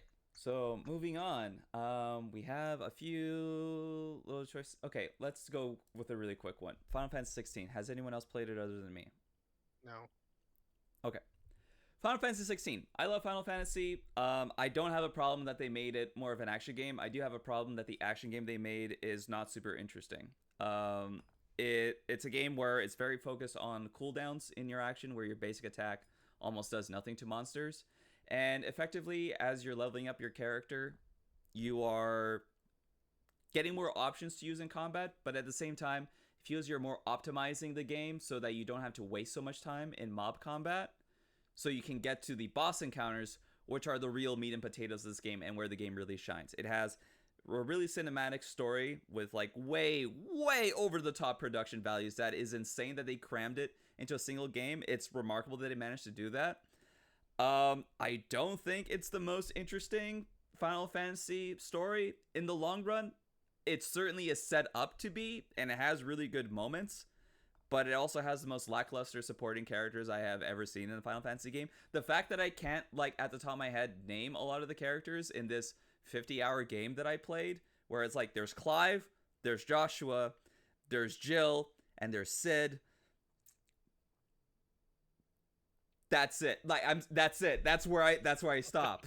And there's way more characters than that in this game. There's like multiple different kings and monarchs and bosses. I don't remember any of them. And I think that's a failure in pacing, because the game there's a lot of side quests, and they do add a lot of flavor and texture to the world, and I do remember a lot of the rules and how the world works. But boy, because it's such like, what's that? I can't believe there's a Sid in that game. Yeah, There's always the Sid. there's always a Strange Sid. This is and he's a very good Sid. Like there's really good characters in this game. And sometimes the game doesn't really want to spend as much time with them as I feel like it should. But ultimately, like, Oh, sorry. Yeah, go ahead, Luke. No, continue, please. And ultimately, like, I did like playing this game a lot, but it has serious problems with its like combat that I feel is more tedious than compelling, even though it's flashy and it looks awesome. And the buttons don't feel good. I don't know what to tell you guys. The buttons don't feel as good as Spider-Man 2. I did not experience a lot of joy doing the mob combat in this game, but the boss battles, like, some of them are very scripted. Some of them are like very focused on like big narrative beats. Some of them last like 40 minutes, and you're fighting this boss in a variety of different settings and scenes, and it's cool and it's dynamic and it's interesting. But boy, there's parts of this game that just drag, and it sucks to play. And the fact that like there's a lot of it that I have forgotten that's just not very memorable in like a Final Fantasy game, when you have like stuff that like Final Fantasy Remake just came out 2 years ago. That's a better game than this, and I think it does action combat a lot better, and it has a lot more flexibility in how you want to approach things, a lot more challenge to the RPG side of it, where you have to like think about what you're going into a battle with. I am stupid excited for Final Fantasy Rebirth. Like that's the game that I'm looking forward to, and it just kind of baffles me that like on a mainline Final Fantasy game where they are being very experimental, they're not really pushing the bar into interesting ways. And everyone says like, oh, it's just Final Fantasy with Devil May Cry combat, and I say, I think you're doing Devil May Cry dirty. I think you're underselling how good the combat in Devil May Cry is if this is your comparison to it. I feel bad for people that say, oh, Final Fantasy 16, it's got very dynamic, high intensity action. And I'm like, dude, no, it has very good spectacle. It nails spectacle. But action games, like, you need something there that this doesn't have. Your enemies need to be able to tell the good counterpart story to your character. Yes, thank like, you. That's exactly what's missing. Like, that's always been the problem with mob trash fights, is that in a simplistic nature, especially in a mashy Devil May Cry style combat system, over the shoulder camera system or anything like that, the second you get to I'm just juggling guys and they have giant piles of health, I'm bored. Yes. I'm instantaneously bored. But if you give me Elden Ring style combat, Dark Souls style combat, where I am threatened by the units in my place and I am prioritizing and making strategic decisions about who to encounter, where to position, how to move, then you have me with my brain on instead of my brain off. That is always what happens with this game.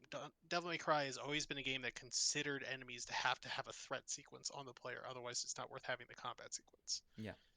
And that's why progression in these games has always been tedious, because it's dangerous to give the player too much power, because then the next hour of play is bad because the player is too strong. Mm-hmm. That's why a lot of times questions in these games are uninteractable questions of you can't stun him when they're doing that attack, or you can't block this attack, period. Why? Because we won't let you. Yeah. You know, if I can just keep you in the air with bullets, but it'll take a while, players will optimize the fun out of your game for efficiency. Mm-hmm.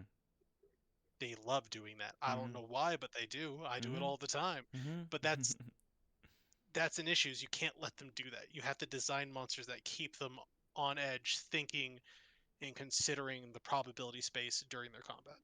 And Yeah. I think, having watched that one specifically, I didn't play any Final Fantasy, but I did watch it because I wanted to see the boss fights.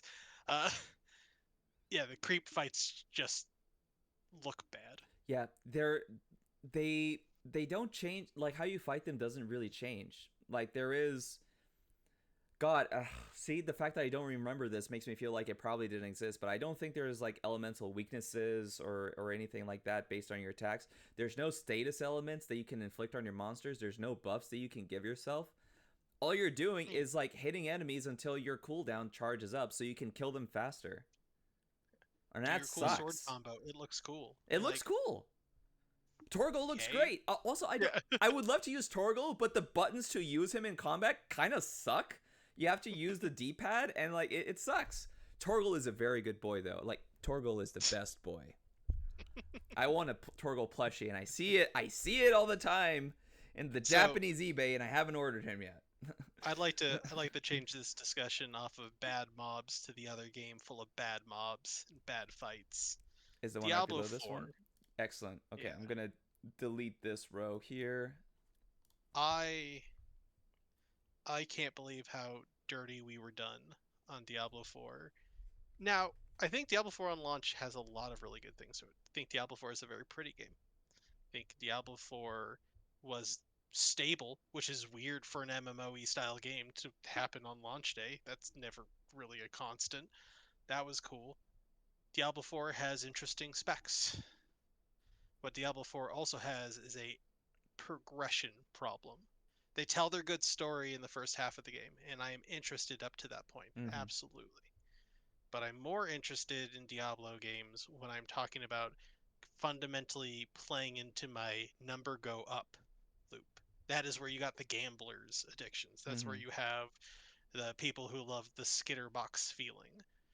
And they made that loop so atrociously bad in the fundamental way that it affects the player. First and foremost, the weirdest thing I have to say, and I say it to a lot of people, is people don't like to read.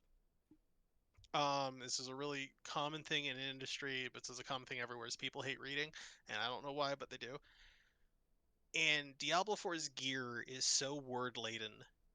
It has been a critique from everyone that you'll go through an area, you'll get a million pieces of gear, and then to sort to the piece of gear that might be important is so time-consuming that becomes a new task that you have to do to progress, and it's an annoying task. Mhm.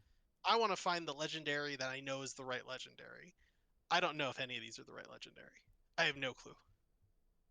Oh, it might have the right enchant. Does it have the right 2 additional affix rolls? Does it have the 4 min stacks? Does it have the 5 mat stats? Does it have the item level where I can roll it to be a better item level by a Reforge account? Oh, that's 40 million things I need to read every time I look at a piece of gear. Gear drops like candy. How am I supposed to know? Yeah. But on top of that, fundamentally at the gameplay level, you either in classic to Diablo games, you steamroll a lot of stuff. Mhm. You just kind of walk through it.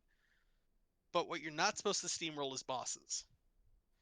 Unless you're doing a time trial where the point is to go as fast as possible, and they don't usually put super hard bosses in that Diablo 3 style. Mhm. But you're supposed to have a hard time on a boss. Mhm. Nothing was a challenge in that game. Hmm. Like, everything was tuned in a way where you just kind of walked through the content. Oh, you got to Uber. Okay, she's dead. And when I looked back at other games, at the time it took to feel powerful, Diablo 4 was by far one of the worst games to feel powerful in. You feel powerful in Diablo 4 around level 60 to 80. That's when power starts feeling like it exists. Diablo 2, you'll feel powerful at 35. Diablo 3, you feel powerful in the first 30 minutes because you get power level to max in the first 30 minutes. You start seeing legendaries in the first 30 minutes of Diablo 3 because that's how that gameplay loop works. Mhm. And in a game where it's about doing the same thing a million times to see better numbers, to make the players wait so long to start feeling that part of the loop was also problematic, and to make the repeatable process of that part of the loop so tedious in comparison to the other games. Great Rifts always felt like there was a fun challenge, and it's because, oh, I was pushing a thing. But there's no infinite scaling push in Diablo 4 to go for. You hit the last continent, you done? Cool, I could do some nightmares above. Where's my leaderboard? Where's my stats? Where can I look at the barbarian builds that are successful? Like, there's no additional community aspects to find out what I'm supposed to be doing. That was implicitly built in Diablo 3. Yeah. It's so weird that on top of that, that Season 0 was more loved than Season 1. Because Season 1, they said everyone was having at least fun killing things in Season 0. Things died in Season 0. You could feel at least the power of fantasy. You didn't have to feel any of the idea of what a monster does, but you had some fantasy. And they're like, nerf everything in the entire game. They're playing the game too fast. We can't get microtransactions out of them if they're playing the game too fast. Like, what? That's the line? To make your game less fun than the first time we played it? You can't take away fun. Yeah. That's illegal in game design. Hey, look, I had a really fun thing once and it's all gone. And you spent 30 hours getting to that fun thing. I took it all away and you'll never get it back in the same time frame. Are you kidding me? Yeah. It's So, I, Diablo 4 is probably my biggest failure of the year that they self-inflicted. Yeah, I can see that. It's interesting seeing you coming in from like a power player perspective, because like I played through the game mostly for the story with my partner, because she's not interested in doing like the side dungeons or anything, but she was very interested in like the story of like Lilith and all that. So we only played the main quest and did some side stuff so we could get like different aspects that would like help her character and my character. And like I also played through all of Diablo 3 with her.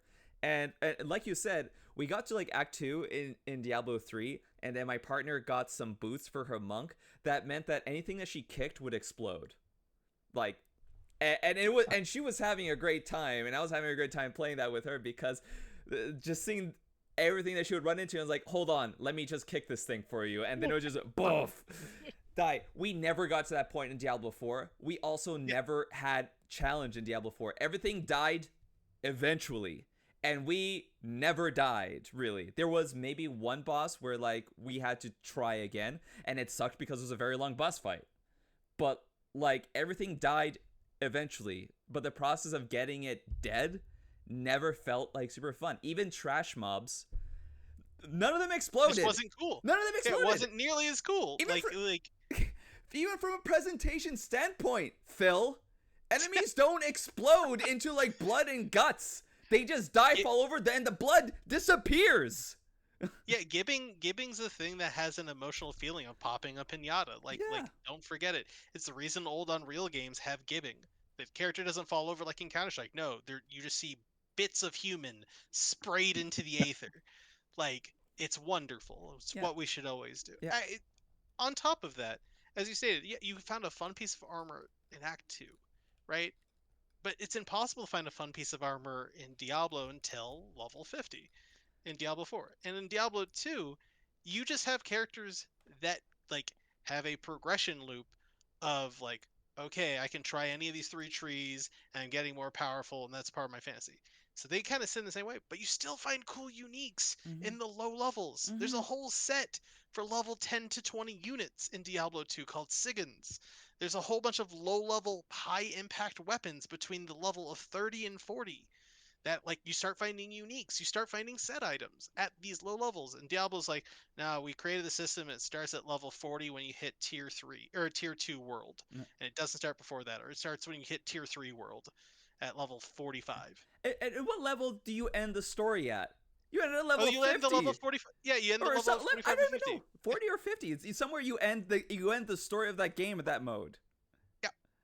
And I'm like, why? Why did you make me play all this the entire game and I wasn't really having that much fun in it? And the pacing of the story drops off tremendously after the first act. And it maybe gets a little bit interesting once you start getting Mephisto involved, but like it's all set up for a game that's not out yet.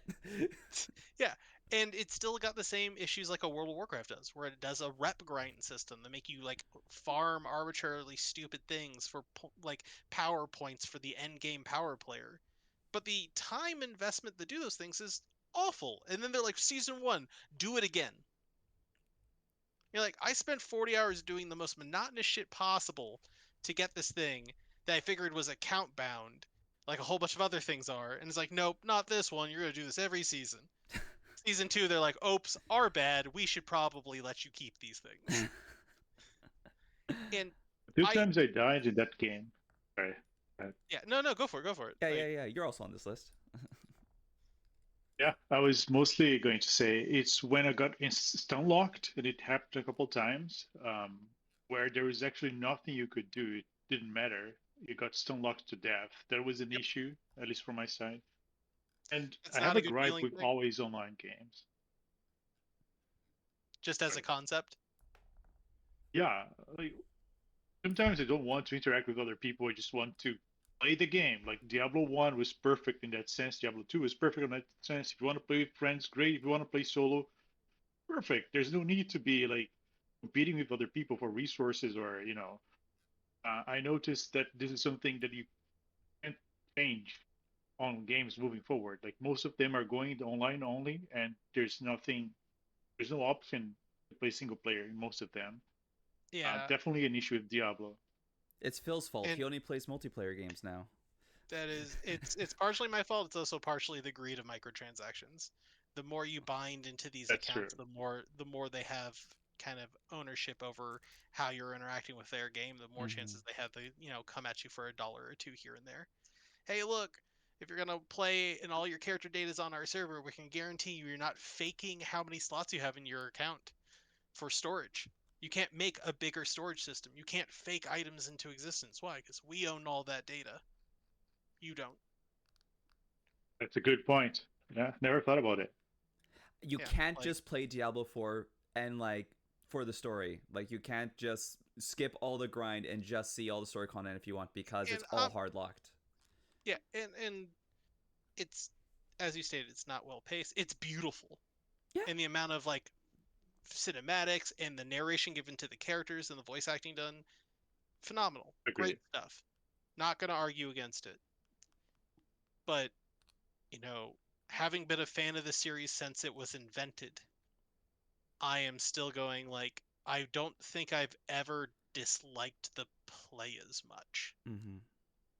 And it's because parts of the fantasy just weren't there. And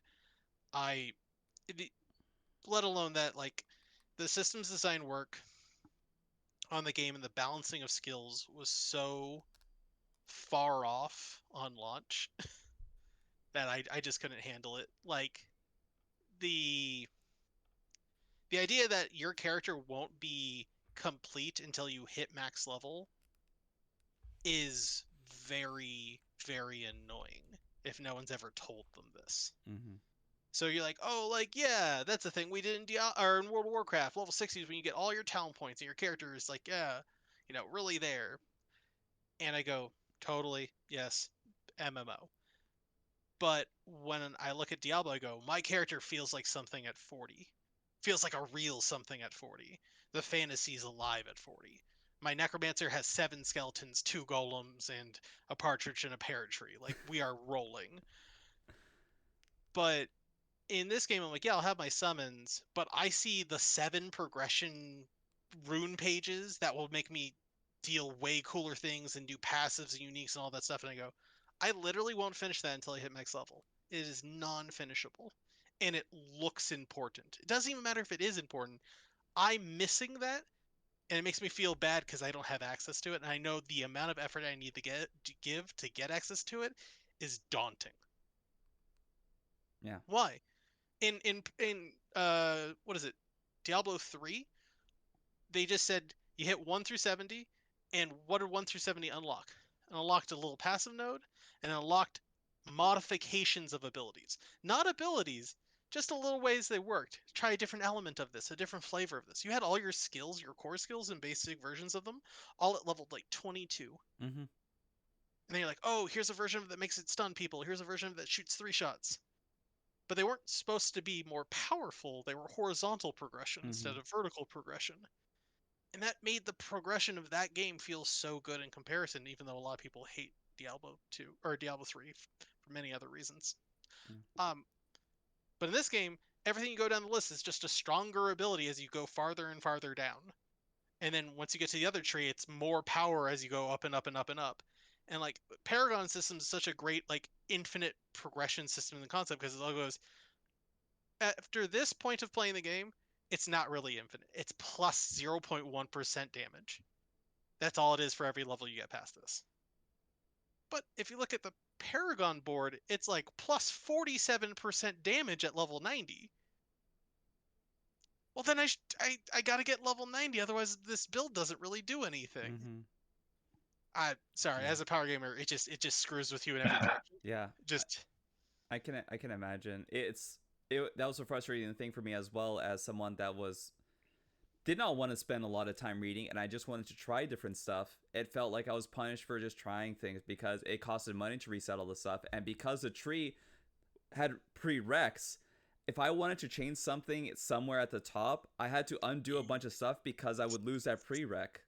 And it was a nightmare to like deal with that, just to like try stuff out. And like, I don't want to read stuff, I want to play it and see how it feels. Spoiler, nothing feels good in that game. Like, the buttons aren't great.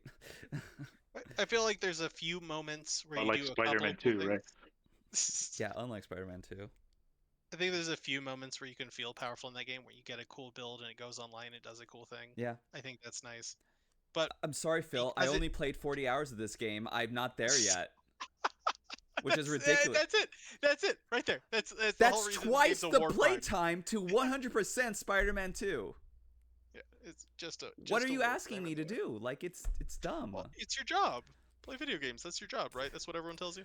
Yeah. You play video games for your job? Yep. Everyone tells me I must have it so great. They don't know that I have to make like a performance proposal that's like a page long and try to convince engineers to do something they don't want to do. That's most of my job. A lot of our jobs. Yeah. So Okay. Diablo should be highlighted in red. We don't highlight things in red. We just strike them from the We list. just stop them existing. Yeah. Also, like, Diablo should have been on this list, because we only put stuff on this list of like saying like, if it's on this list, it's something we recommend playing. I don't know if I would recommend people play Diablo 4. Diablo 4 Season 10 maybe. I wonder what that game's gonna look like in that long of a time. Who knows? Yep. Okay, we only have a few things left. Is there anything here on this list that someone's talked about? A lot of them just have my name next to them. Can you scroll down a bit? Oh yeah, sorry. Sorry, I should be looking at this myself actually. Sorry. So I want to talk about. Probably Remnant 2.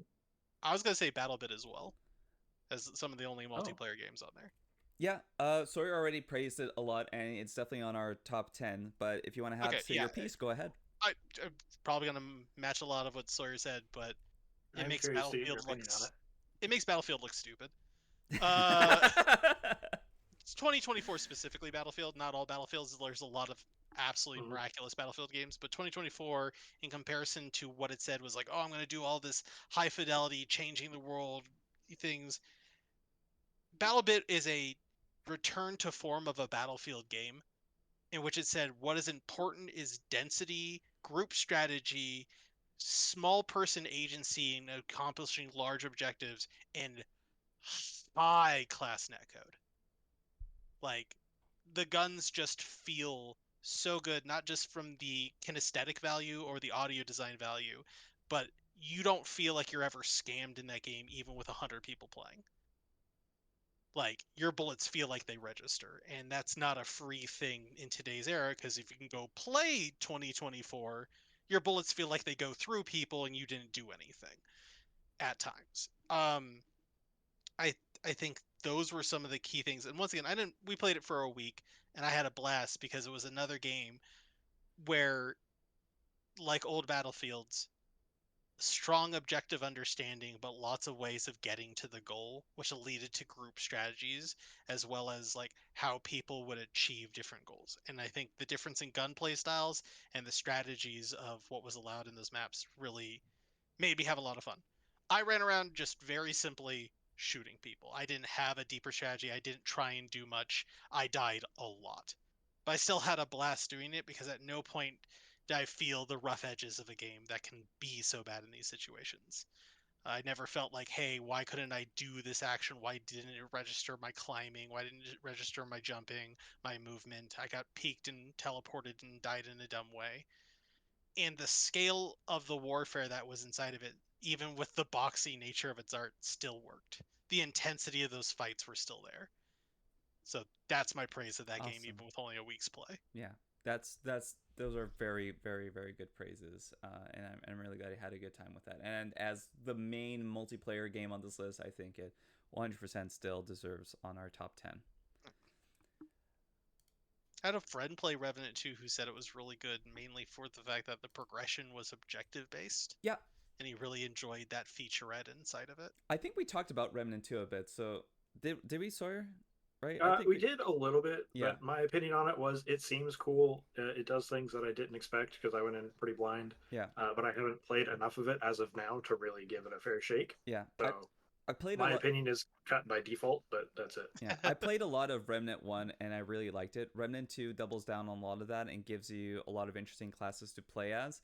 I haven't dug deeper enough into it, but as someone that's like, I'm a fan of that world, I'm a fan of like the little like enemies that they have. I think it has like really good gameplay in terms of how the guns like work, and I think it has a lot of interesting ideas in how you progress with it, where like you generate a world and it picks one of two main stories for that world that you've generated, and you progress through it. And if you want to see the other one, you have to generate it again.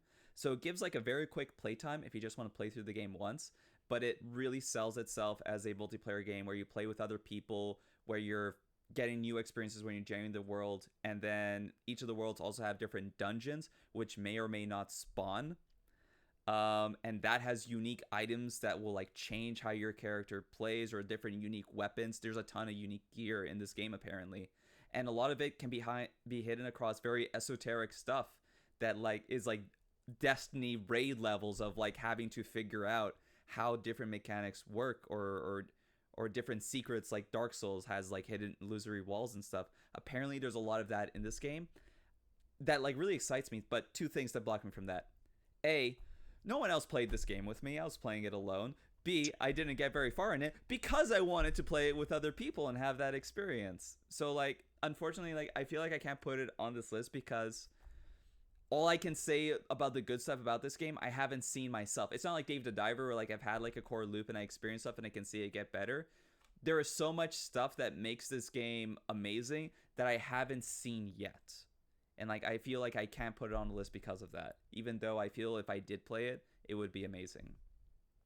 So I would say cut, unless people feel otherwise. John's unfortunately not here. Cut with a big old asterisk of if we played more of it, maybe it'd be on the list. Yeah. This could be a great game. None of us know. Yeah, that's like 80% of the games on here, really. But I think that's just a hard place to. A hard, honest truth is like, there's some of it that is the fact that like, what were you playing these games? Were you not playing these games? And you know, will that happen? Are you a discount gamer and you wait for a year for the game to come on sale? Yeah. All right. Slay the Princess. Have you guys heard of this game? Yes. I'm gonna show you I'm just gonna run the trailer, and I think it will say for itself. And then I'll say a few little things, and then I'll highlight it green, and then we'll move on. Sounds good.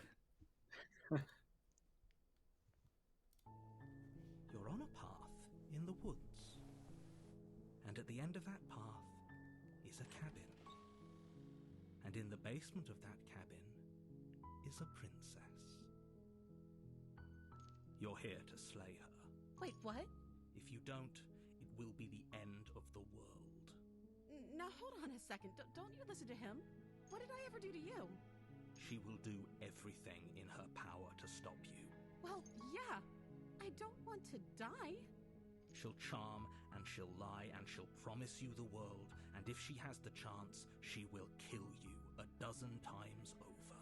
Is he even listening to me? Don't forget, the fate of the world rests on your shoulders. You're not actually going to try and slay me or anything, right? Because I wouldn't, if I were you. If you try, I'll kill you. As many times as it takes.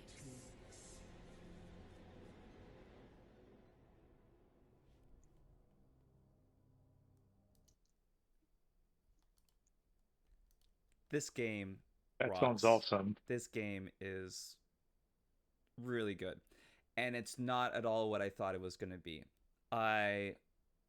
We got a nice little story trailer there, but what's the actual like gameplay? Like, what do It you is do with it is a visual novel. Okay. It literally starts you're on a path, and the narrator tells you must slay this princess or she's going to slay the world, and then you have a ton of options to pick from to like talk about the situation, get more details about the world and the implications of everything, and you just keep kicking options and it takes you through them. There is a lot of variety. The game is not what I thought it was. Both good and bad. I it's thought not a visual novel. no, it is definitely that. But in terms of like Some what it's other meaning. what it's Yeah, interested in discussing, like what are its themes and what it's interested in talking about. I thought it was very on the nose, like what it was going to be about. And I came into it and saying like, oh, people are talking about this game. I think I already know what it is. It's not that. There is more going on here than like it's worth having like a spoiler cast to talk about it, because there is a lot of interesting themes that it starts discussing, but ultimately it's about relationships. Not strictly romantic relationships. It's about how people interact with people, why they interact with people, what are the choices that they make in interactions with people. Why are people? Period. You know, How dare you? and the game is very good when it's focused on discussing that. I think it falls a bit apart in the ending when you learn more about everything, why the game is what the game is, and what the story is and the nature of these characters. I think it falls apart there at the end, but I don't think that discounts how very human and intimate the story can be. And like there was a lot of times that I played that game and I saw scenes from it that, like, as weird and Lovecraftian and horrific as they were, I related to them. Like I felt like I've seen these sort of impulses and instincts and emotions play out in real life, and the game was like directly addressing them, oftentimes without judgment. You know, like in a game that has like a lot of really bad stuff about it, I don't think it ever judges the people it portrays. It's more interested in analyzing situations and encounters and behaviors than it is about saying this is wrong, this is right. And in that context, I think it takes a very large competency of writing and delivery to really speak about those things. And just in terms of performances, there's only 2 voice actors in this game, and they portray technically only 2 people, but there is a wide range of people within those people. Not to like spoil how things go, but it is an achievement in voice acting, I think, with 2 very, very talented voice actors that on some cases it can appear over the top, but I think that's like when you're posting voice actors to certain ranges that they may not be familiar with or comfortable with, you're always going to get like a little bit more of an exaggerated feel. But I think for the story that they're telling, it works. And I think this is something that everyone should play. Like, if you're at all interested in narratives, if you're all interested in the human condition, I think this game addresses it really well. It falters a bit, like, sorry, don't mean to swear. If we're gonna be pedantic and discuss games like critics, I think some of the design falls apart in that it is something that you repeat, and it pulls away the options they've already picked, and you're not allowed to pick them to make sure that you're not going down the same path you've gone before. But once you have solved an X number of paths, the whole game resets. But the game has about 26 different sort of paths or something like that you can go down and interact with. But you'll only ever see, I think, 4 of them. And the game does not tell you which of those paths you've already gone down when you're replaying the game, because like it resets fully. So it's kind of hard for me to go in and make sure that I'm seeing something different every time when I want to see all paths. And you can argue that that's, that's part of the nature, in life. You're never going to see everything, and sometimes you deal with what you've got. But at the same point of, as someone that critiques games, that likes seeing everything that a game is about, it makes it tough to see everything that this game has to offer. That is the nature of it. But on a whole, easy top 10. It's a hard green for me, and one that I did not expect when I approached the game. Also another game that I did not put down until I finished it. And it only takes about 3 hours to finish one run through. Very easy to play. Go play this game. These are all my games, so I'm just gonna have to rip through them. Trip Hang 2. Best game with the worst name. This is basically a game that's very inspired by Fear in terms of its gameplay. It's and I'm going to run the trailer of it because it's another one that speaks for itself. And not to, be vulgar or anything, but in general, this game consummates marriages. Period. That is Peggy 18. That is how hard this game goes. 106. You made it. I'm gonna skip forward a little bit.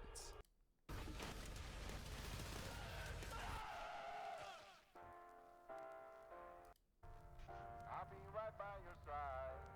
You can count on me. I won't leave you behind. If you're feeling low, I'll be right by your side. Know that it will be.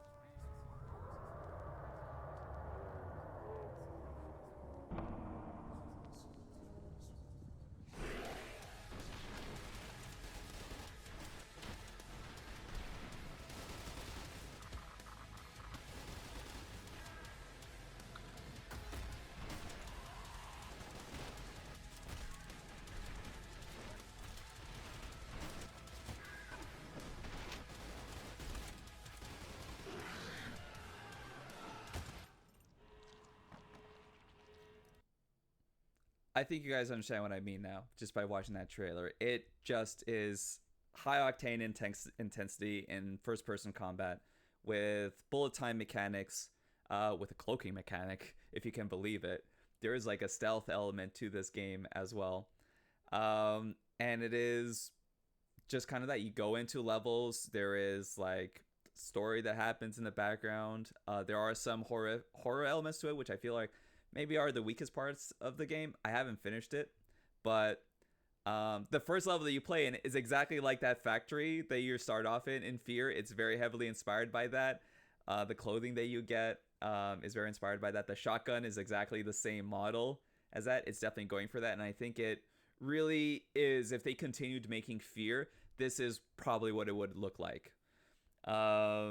The gunfights are really fun. It's super engaging. Very good reactions on hit, and the weapons just feel super fun to play. It is probably one of my favorite first-person shooters I have played in a very long time. Certainly better than Wolfenstein 2, I'd say. I was fairly disappointed with how that game played and was paced. I think this one is much more immediately engaging and rewarding, and just gets out of your way and just lets you have a really good time with its different combat encounters.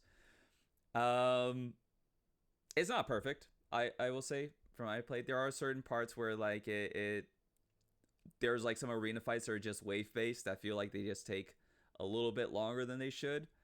The enemy variety isn't that great from what I've seen, at least in human enemies. There are some enemies with shields, and you gotta slide kick into them and explode them into the air, but also you slide kick into them and explode them in the air, and that feels phenomenal.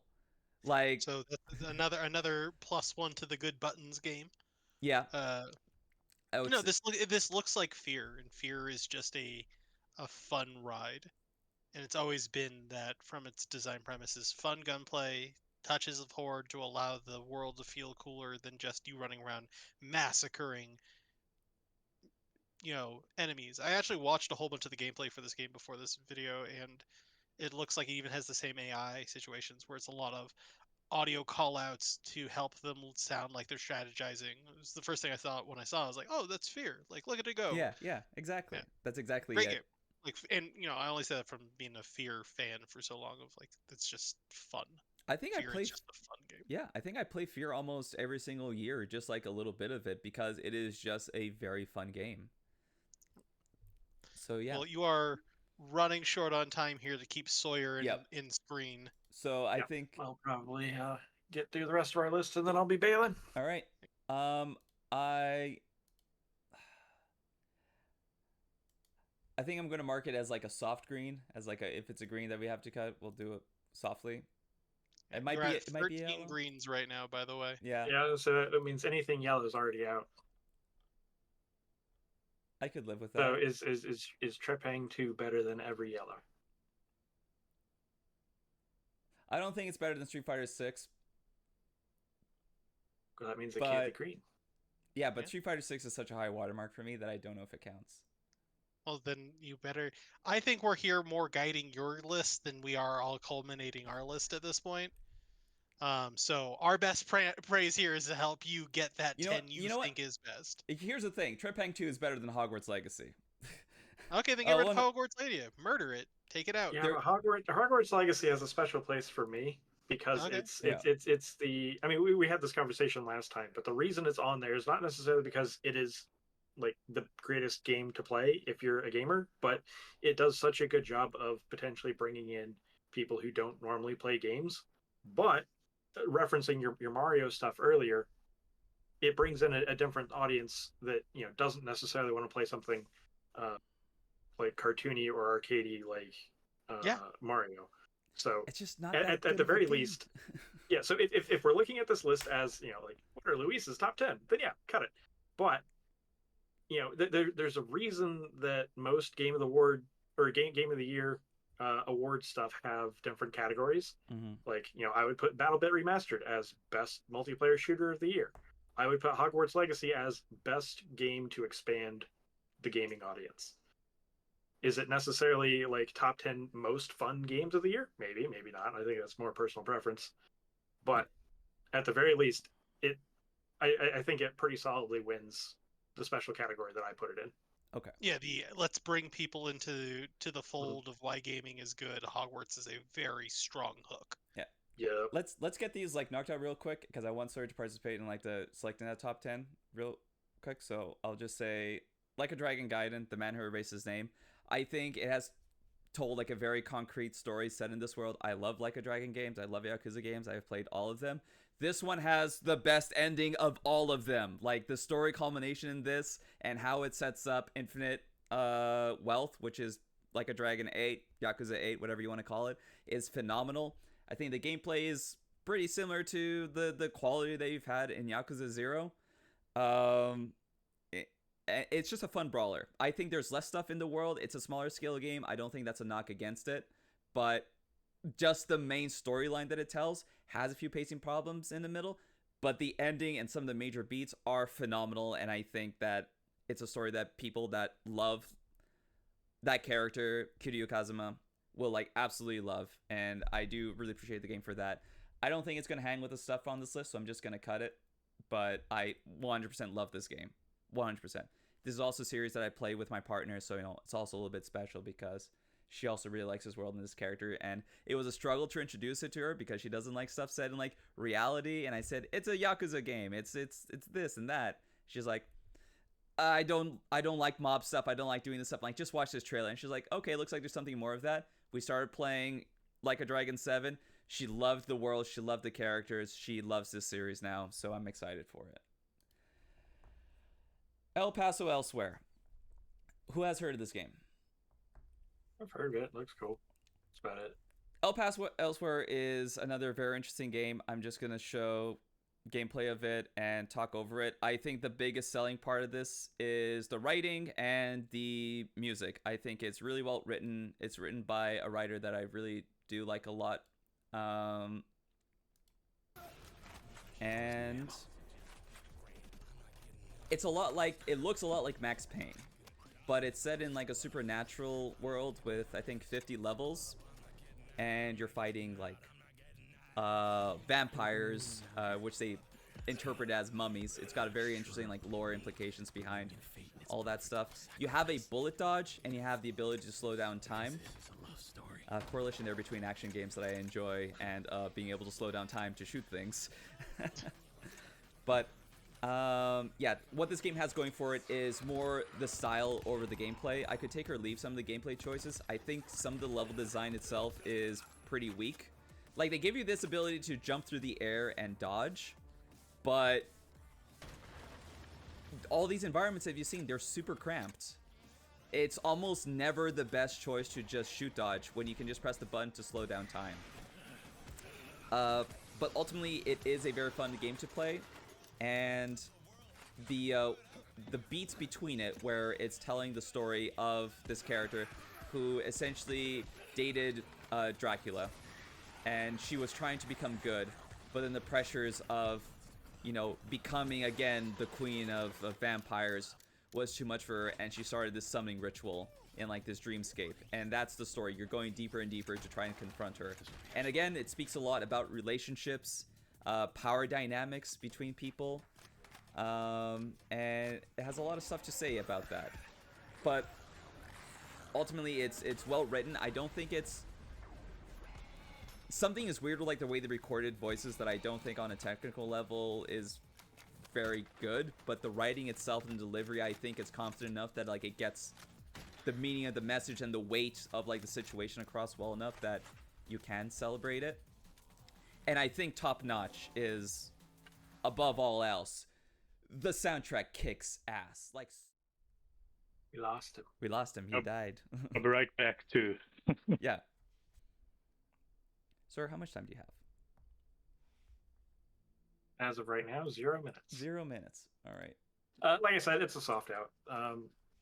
So I'll just leave my quick game of the year thoughts. My number one is Signalis. My number two is Armored Core. I'd like to see BattleBit on the list somewhere. I'd like to see Baldur's Gate on the list somewhere. Okay. And Hogwarts Legacy needs an asterisk at the minimum. Other than that, you can order them however you want. All right. That's my thoughts. Cool. All right then. Yeah. So how soft is your? Let's. Can we talk a little bit, or you have to? Yeah. Let's talk for. Let's talk a bit here. Things that we can cut that you have played as well.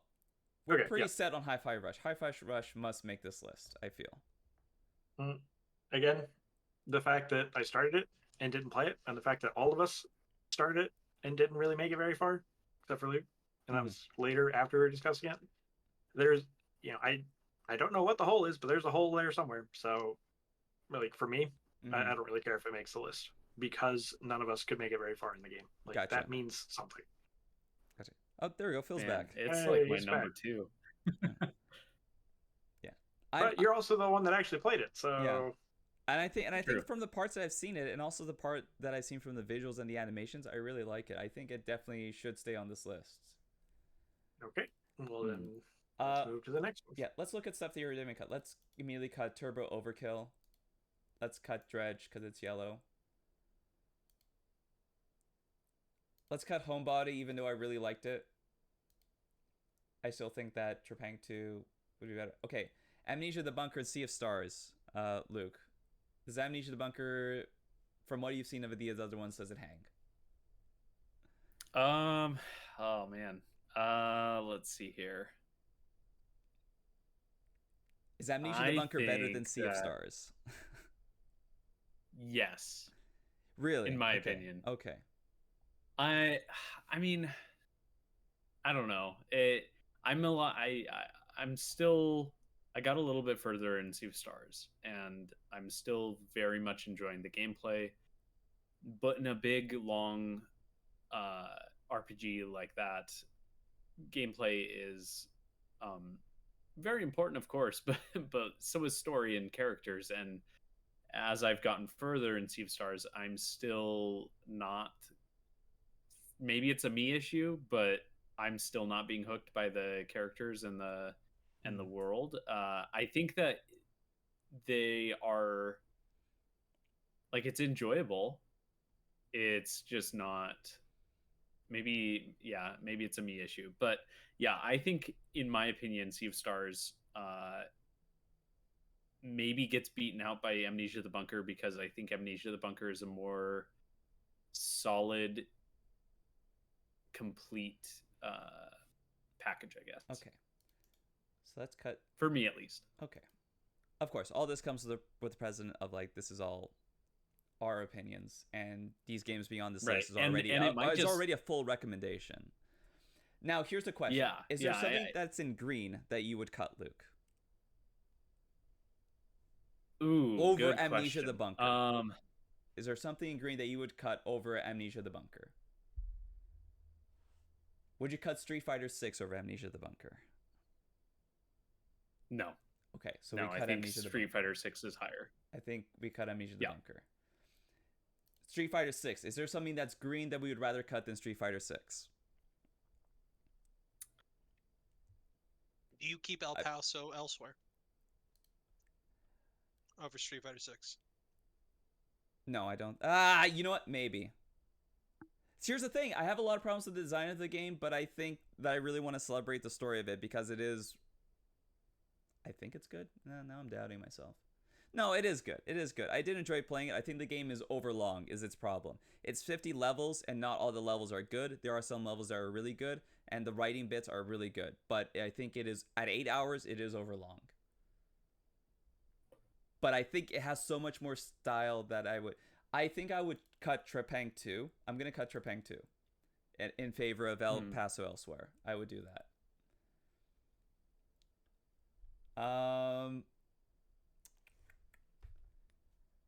I would not cut anything from Zelda to Slay the Princess. I would not cut any of that. Yeah. Super Mario Brothers Wonder versus Street Fighter 6.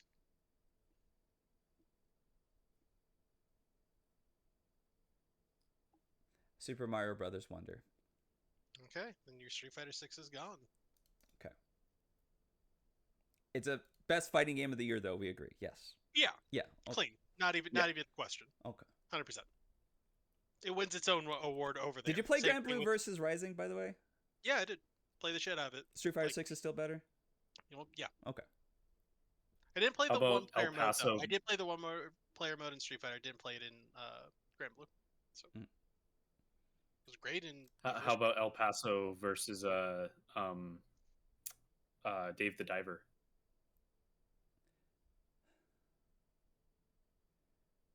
I haven't finished Dave the Diver, and I have finished El Paso Elsewhere. And the thing that blocks me from liking El Paso Elsewhere completely is because of the pacing.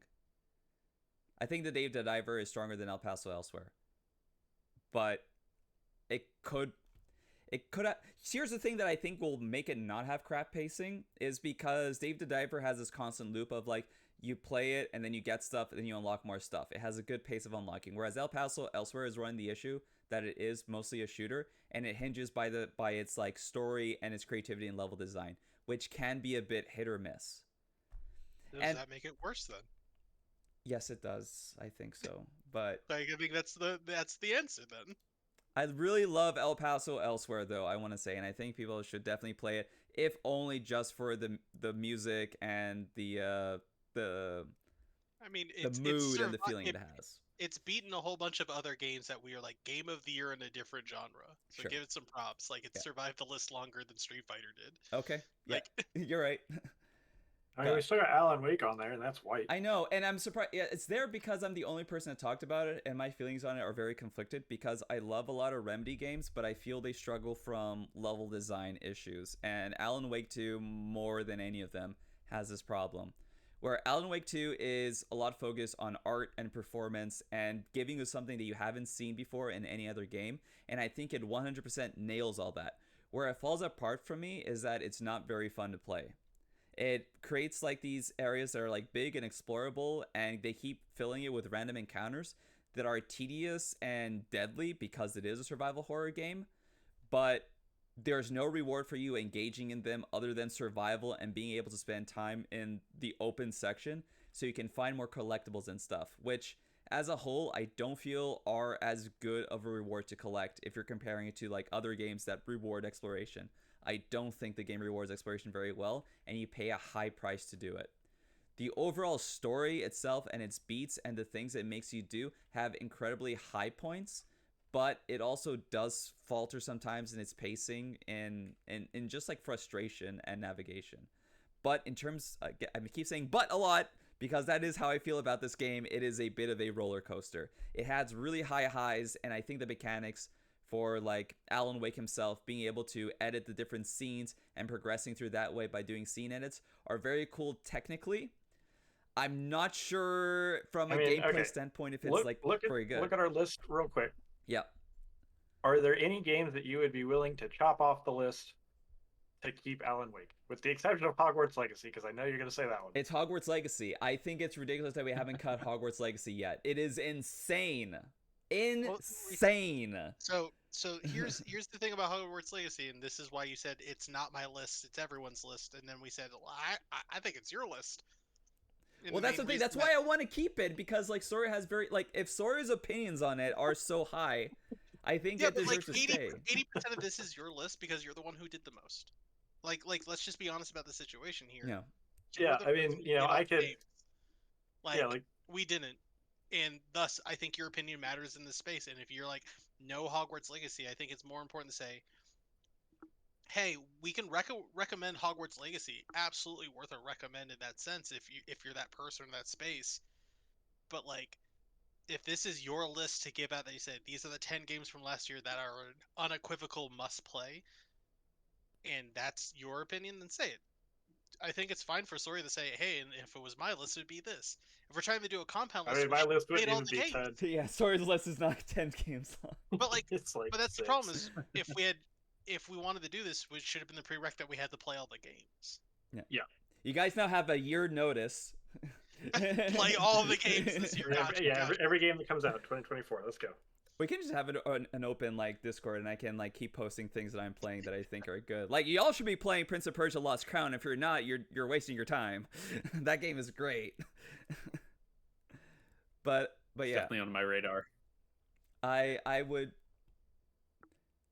And right now, I'm playing the finals because I have a group of people who wants to play that game with me. I would love to play the finals at some point too, because everyone keeps telling me it's either amazing or the worst thing that someone has created. 100%. It's both. Oh yeah. I think it's both. I don't think it's a specifically great game, but it's a game I have a couple friends who want to play, and that's all I need. Yeah, that's what it is. Is if you have a couple of people playing it, it's a good time to go jump in with it. But there are other games that I would rather play. Oh yeah. Yeah. Okay. So, I was just gonna. Oh, sorry. Go for it. Oh, I was just going to ask the same question again. Now that we've knocked off Hogwarts Legacy, is there any other games that you think beats out Alan Wake 2? Yeah. Does Alan make top 10? If so, we should cut the 3 games worse than it. God, that game is so wild though. It's another game that like I played nonstop, and the problem is I don't know if I enjoyed a lot of it. But the fact that you keep saying "but," the rest of these don't have buts. When I look at this, like Super Mario 1, is probably the one that's like the most buddy, but it's also because I played in co-op. That's going out. Yeah, you have to cut 4 more things. Okay, let's cut Alan Wake 2. Here's I think is non-negotiable. Cocoon. Cocoon is also non-negotiable. Then put it up. Push it up. I don't know how to do that without copying and pasting. Insert 1 row below. No. Insert 1 row below.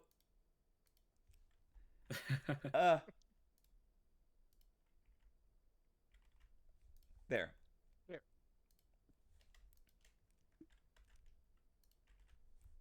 Use this as your simple way of organizing them, because you said those first 4 are untouchable. Now Cocoon is untouchable. Cocoon is untouchable. What else is untouchable here? I think Spider-Man 2. Spider-Man 2. I think Armored Core. Spider-Man 2 before anything else. You've never reacted harder to anything besides Spider-Man 2. Yes. I think these 3 are also untouchable. Okay. Put them in. Who else agrees? Signalis for sure. Yeah, Signalis is a phenomenal. I mean, Armored Core is my number 2, but I haven't played the majority of the games on this list, so. And I mean, I also agree with I've Armored played Core all of, being a yeah, I've played all of Armored Core 6, so I say 100% it should be on this list. yep. All There right, you go. there you go. Okay, so that gives us 6, 7, 8, 9. We can Nine. put Yeah, one so you more gotta game pick on one this more. list. Out of the 4, I would say Hi-Fi Rush. I would out of the 4 with what I've played, I'd also say Hi-Fi Rush. You would put it over BattleBit? Yep, I like BattleBit, but I I think mean, out Hi-Fi of Rush. the ones that are left on here, the only one that I have played is BattleBit. So Yeah. And I mean, Yeah, having been like, one of the few alright. people that played both, BattleBit's phenomenal. Don't get me wrong. Okay. But I think Hi-Fi Rush is trying to do more, and I like that. That's a personal take on that. I don't want to say I think both games are actually really well put together, which is the astonishing part. Yeah. But I would put Hi-Fi Rush because I think it's trying Yeah, to do if I more. if I were building the list, I would probably go with like get some diversity of games in here. So like BattleBit stays in because it's one of the only shooters left, and then we pick between like Signalis and Alan Wake. Like there could only be one of those because they're I both already cut in Alan the, Wake. like, I prefer yeah. Signalis over I know. Alan I'm just Wake. Yeah. And then like it feels like Hi-Fi Rush and Spider-Man 2 kind of fill the same similar role ish. Like Baldur's Gate and Zelda. Maybe pick one of those. But yeah, I'd be doing category based stuff instead. Yeah. Yeah. I think it sounds like Super Mario Wonder does not cut it. Yeah. Then. All right. There There you you go. go. I think. Oh, this is 10. You did it. Yeah, this You is did 10. it. We did it. That's I didn't 10. even realize. We did it. It's done. Oh. Yeah, I had 'cause the game is counter. number It one. was like 5. Yeah, game is number 1. The number 1 winner is games and Game. players. Yeah. That's who I mean, wins. yeah, true. Players definitely won this year. There's a lot of good stuff out there. Yeah, this was hard to do. I don't think this was free. And I think the lists we would all produce are wildly different. Oh, yeah, for sure. Yeah. There's all sorts of crazy shit that came up this year for all sorts of different reasons. Like, I have 3 card games. Like, wow, that's nonsense. There's a whole bunch of little indie tactical games that came out this year that were a ton of fun. Yeah. All right. So. Or like Urbo, or Humanity. Humanity was originally on your list, but like Urbo, I like even more than Humanity. Did Humanity come out this year? Oh wait, sorry, I was thinking about Humankind. Yeah, Humanity was also on this list. Yeah. No, Humanity is also great. I just didn't play it enough to like keep it on the list, but. Yeah. All right. Okay, so Good like, job, yeah, guys. this We is an did it. unordered list, I would say. Yeah, I don't think we don't order this. Don't no, you dare. No. Just because leave it Spider-Man as 2 is going to be at the top. Yeah. No, Cocoon. If I had to pick, like, okay, how about this? Yeah, let's pick go through one like, winner what are our each own, person. Each. For- What's your like top 3 even? My top Signalis, 3. Armored Core, and out of these, Signalis, Armored Core, and Hi-Fi Rush. But that's mainly because those are the ones I played a whole bunch. Or Signalis, Armored Core, BattleBit. One of the two. Okay. What are your top Needs to be a 3 top- not including in this list? Oh, top 3 not including in this list? Yeah. Urbo, which I'll have to Google if you want to look at it. Let me look at what I was playing this year so I can grab it. Urbo did come out this year as a thing. The thing I played a ton of besides that, which I enjoyed a lot, was Hadean Tactics. Learned a lot from, and then Signalis would probably be the third game. Wow, that was this year specifically. And the 4th game in all that list is Signalis. I have to say because it's just that good. But like if mixed in that same space of just that good as Armored Core, but the little indie ones were a lot of wins for me this year of like just trying something out new. And Urbo is the stupidest thing. I've put like 200 hours in this stupid little puzzle game, and I love the shit out of it. I've never heard of this game. Same as the other one, Hadean Tactics. I also hadn't heard of it before. Yeah. Another one me and my friends had a ton of fun with as a multiplayer game was Across the Obelisk. It was really, really a fun time. It's not a great game, but it was a really fun hang. So yeah, that's where most of my experiences come from, is like, what is a game that keeps me and my friends playing it for longer, has enough reasons for us to continue playing it. And then I play other games for like mechanical drive and mastery, but I play a lot less games for story. and it's something I'm trying to change, but it takes time. Mhm. All right. Well, on that note, I got to get rolling. All right. I will Good bow job, out as guys. well. We got it. Good job, y'all. All right, which means I gotta cut the video because otherwise all the stream is gonna go out of whack with 2 people leaving. I could survive 1 person leaving. I cannot survive. Yep, this is what happens. Where am I? Chaos. All right, Yes. thank you so much everyone for joining. I will switch to the 4th screen. Yeah, there we go. We barely survived, but yeah. Thank you so much for joining me on this. If you want to do it next year, we'll just. Oh no. Yeah, it's too late. It's too late. Just hang out where you can. Yeah, we'll just try our best to like play more games this year. And keep on the list. I don't know if the game deluge will ever slow down. There is so much stuff just coming out in January and February. But yeah, we'll keep in touch, and I'll keep an updated list of the things that I think would be contenders for best of 2024. And we'll see you all next year. Thank you so much. Bye. Bye, everyone. Oh wait, I forgot. I already forgot my slogan. What is my slogan? Dream big, fight hard, love always, beyond the pixel. Bye.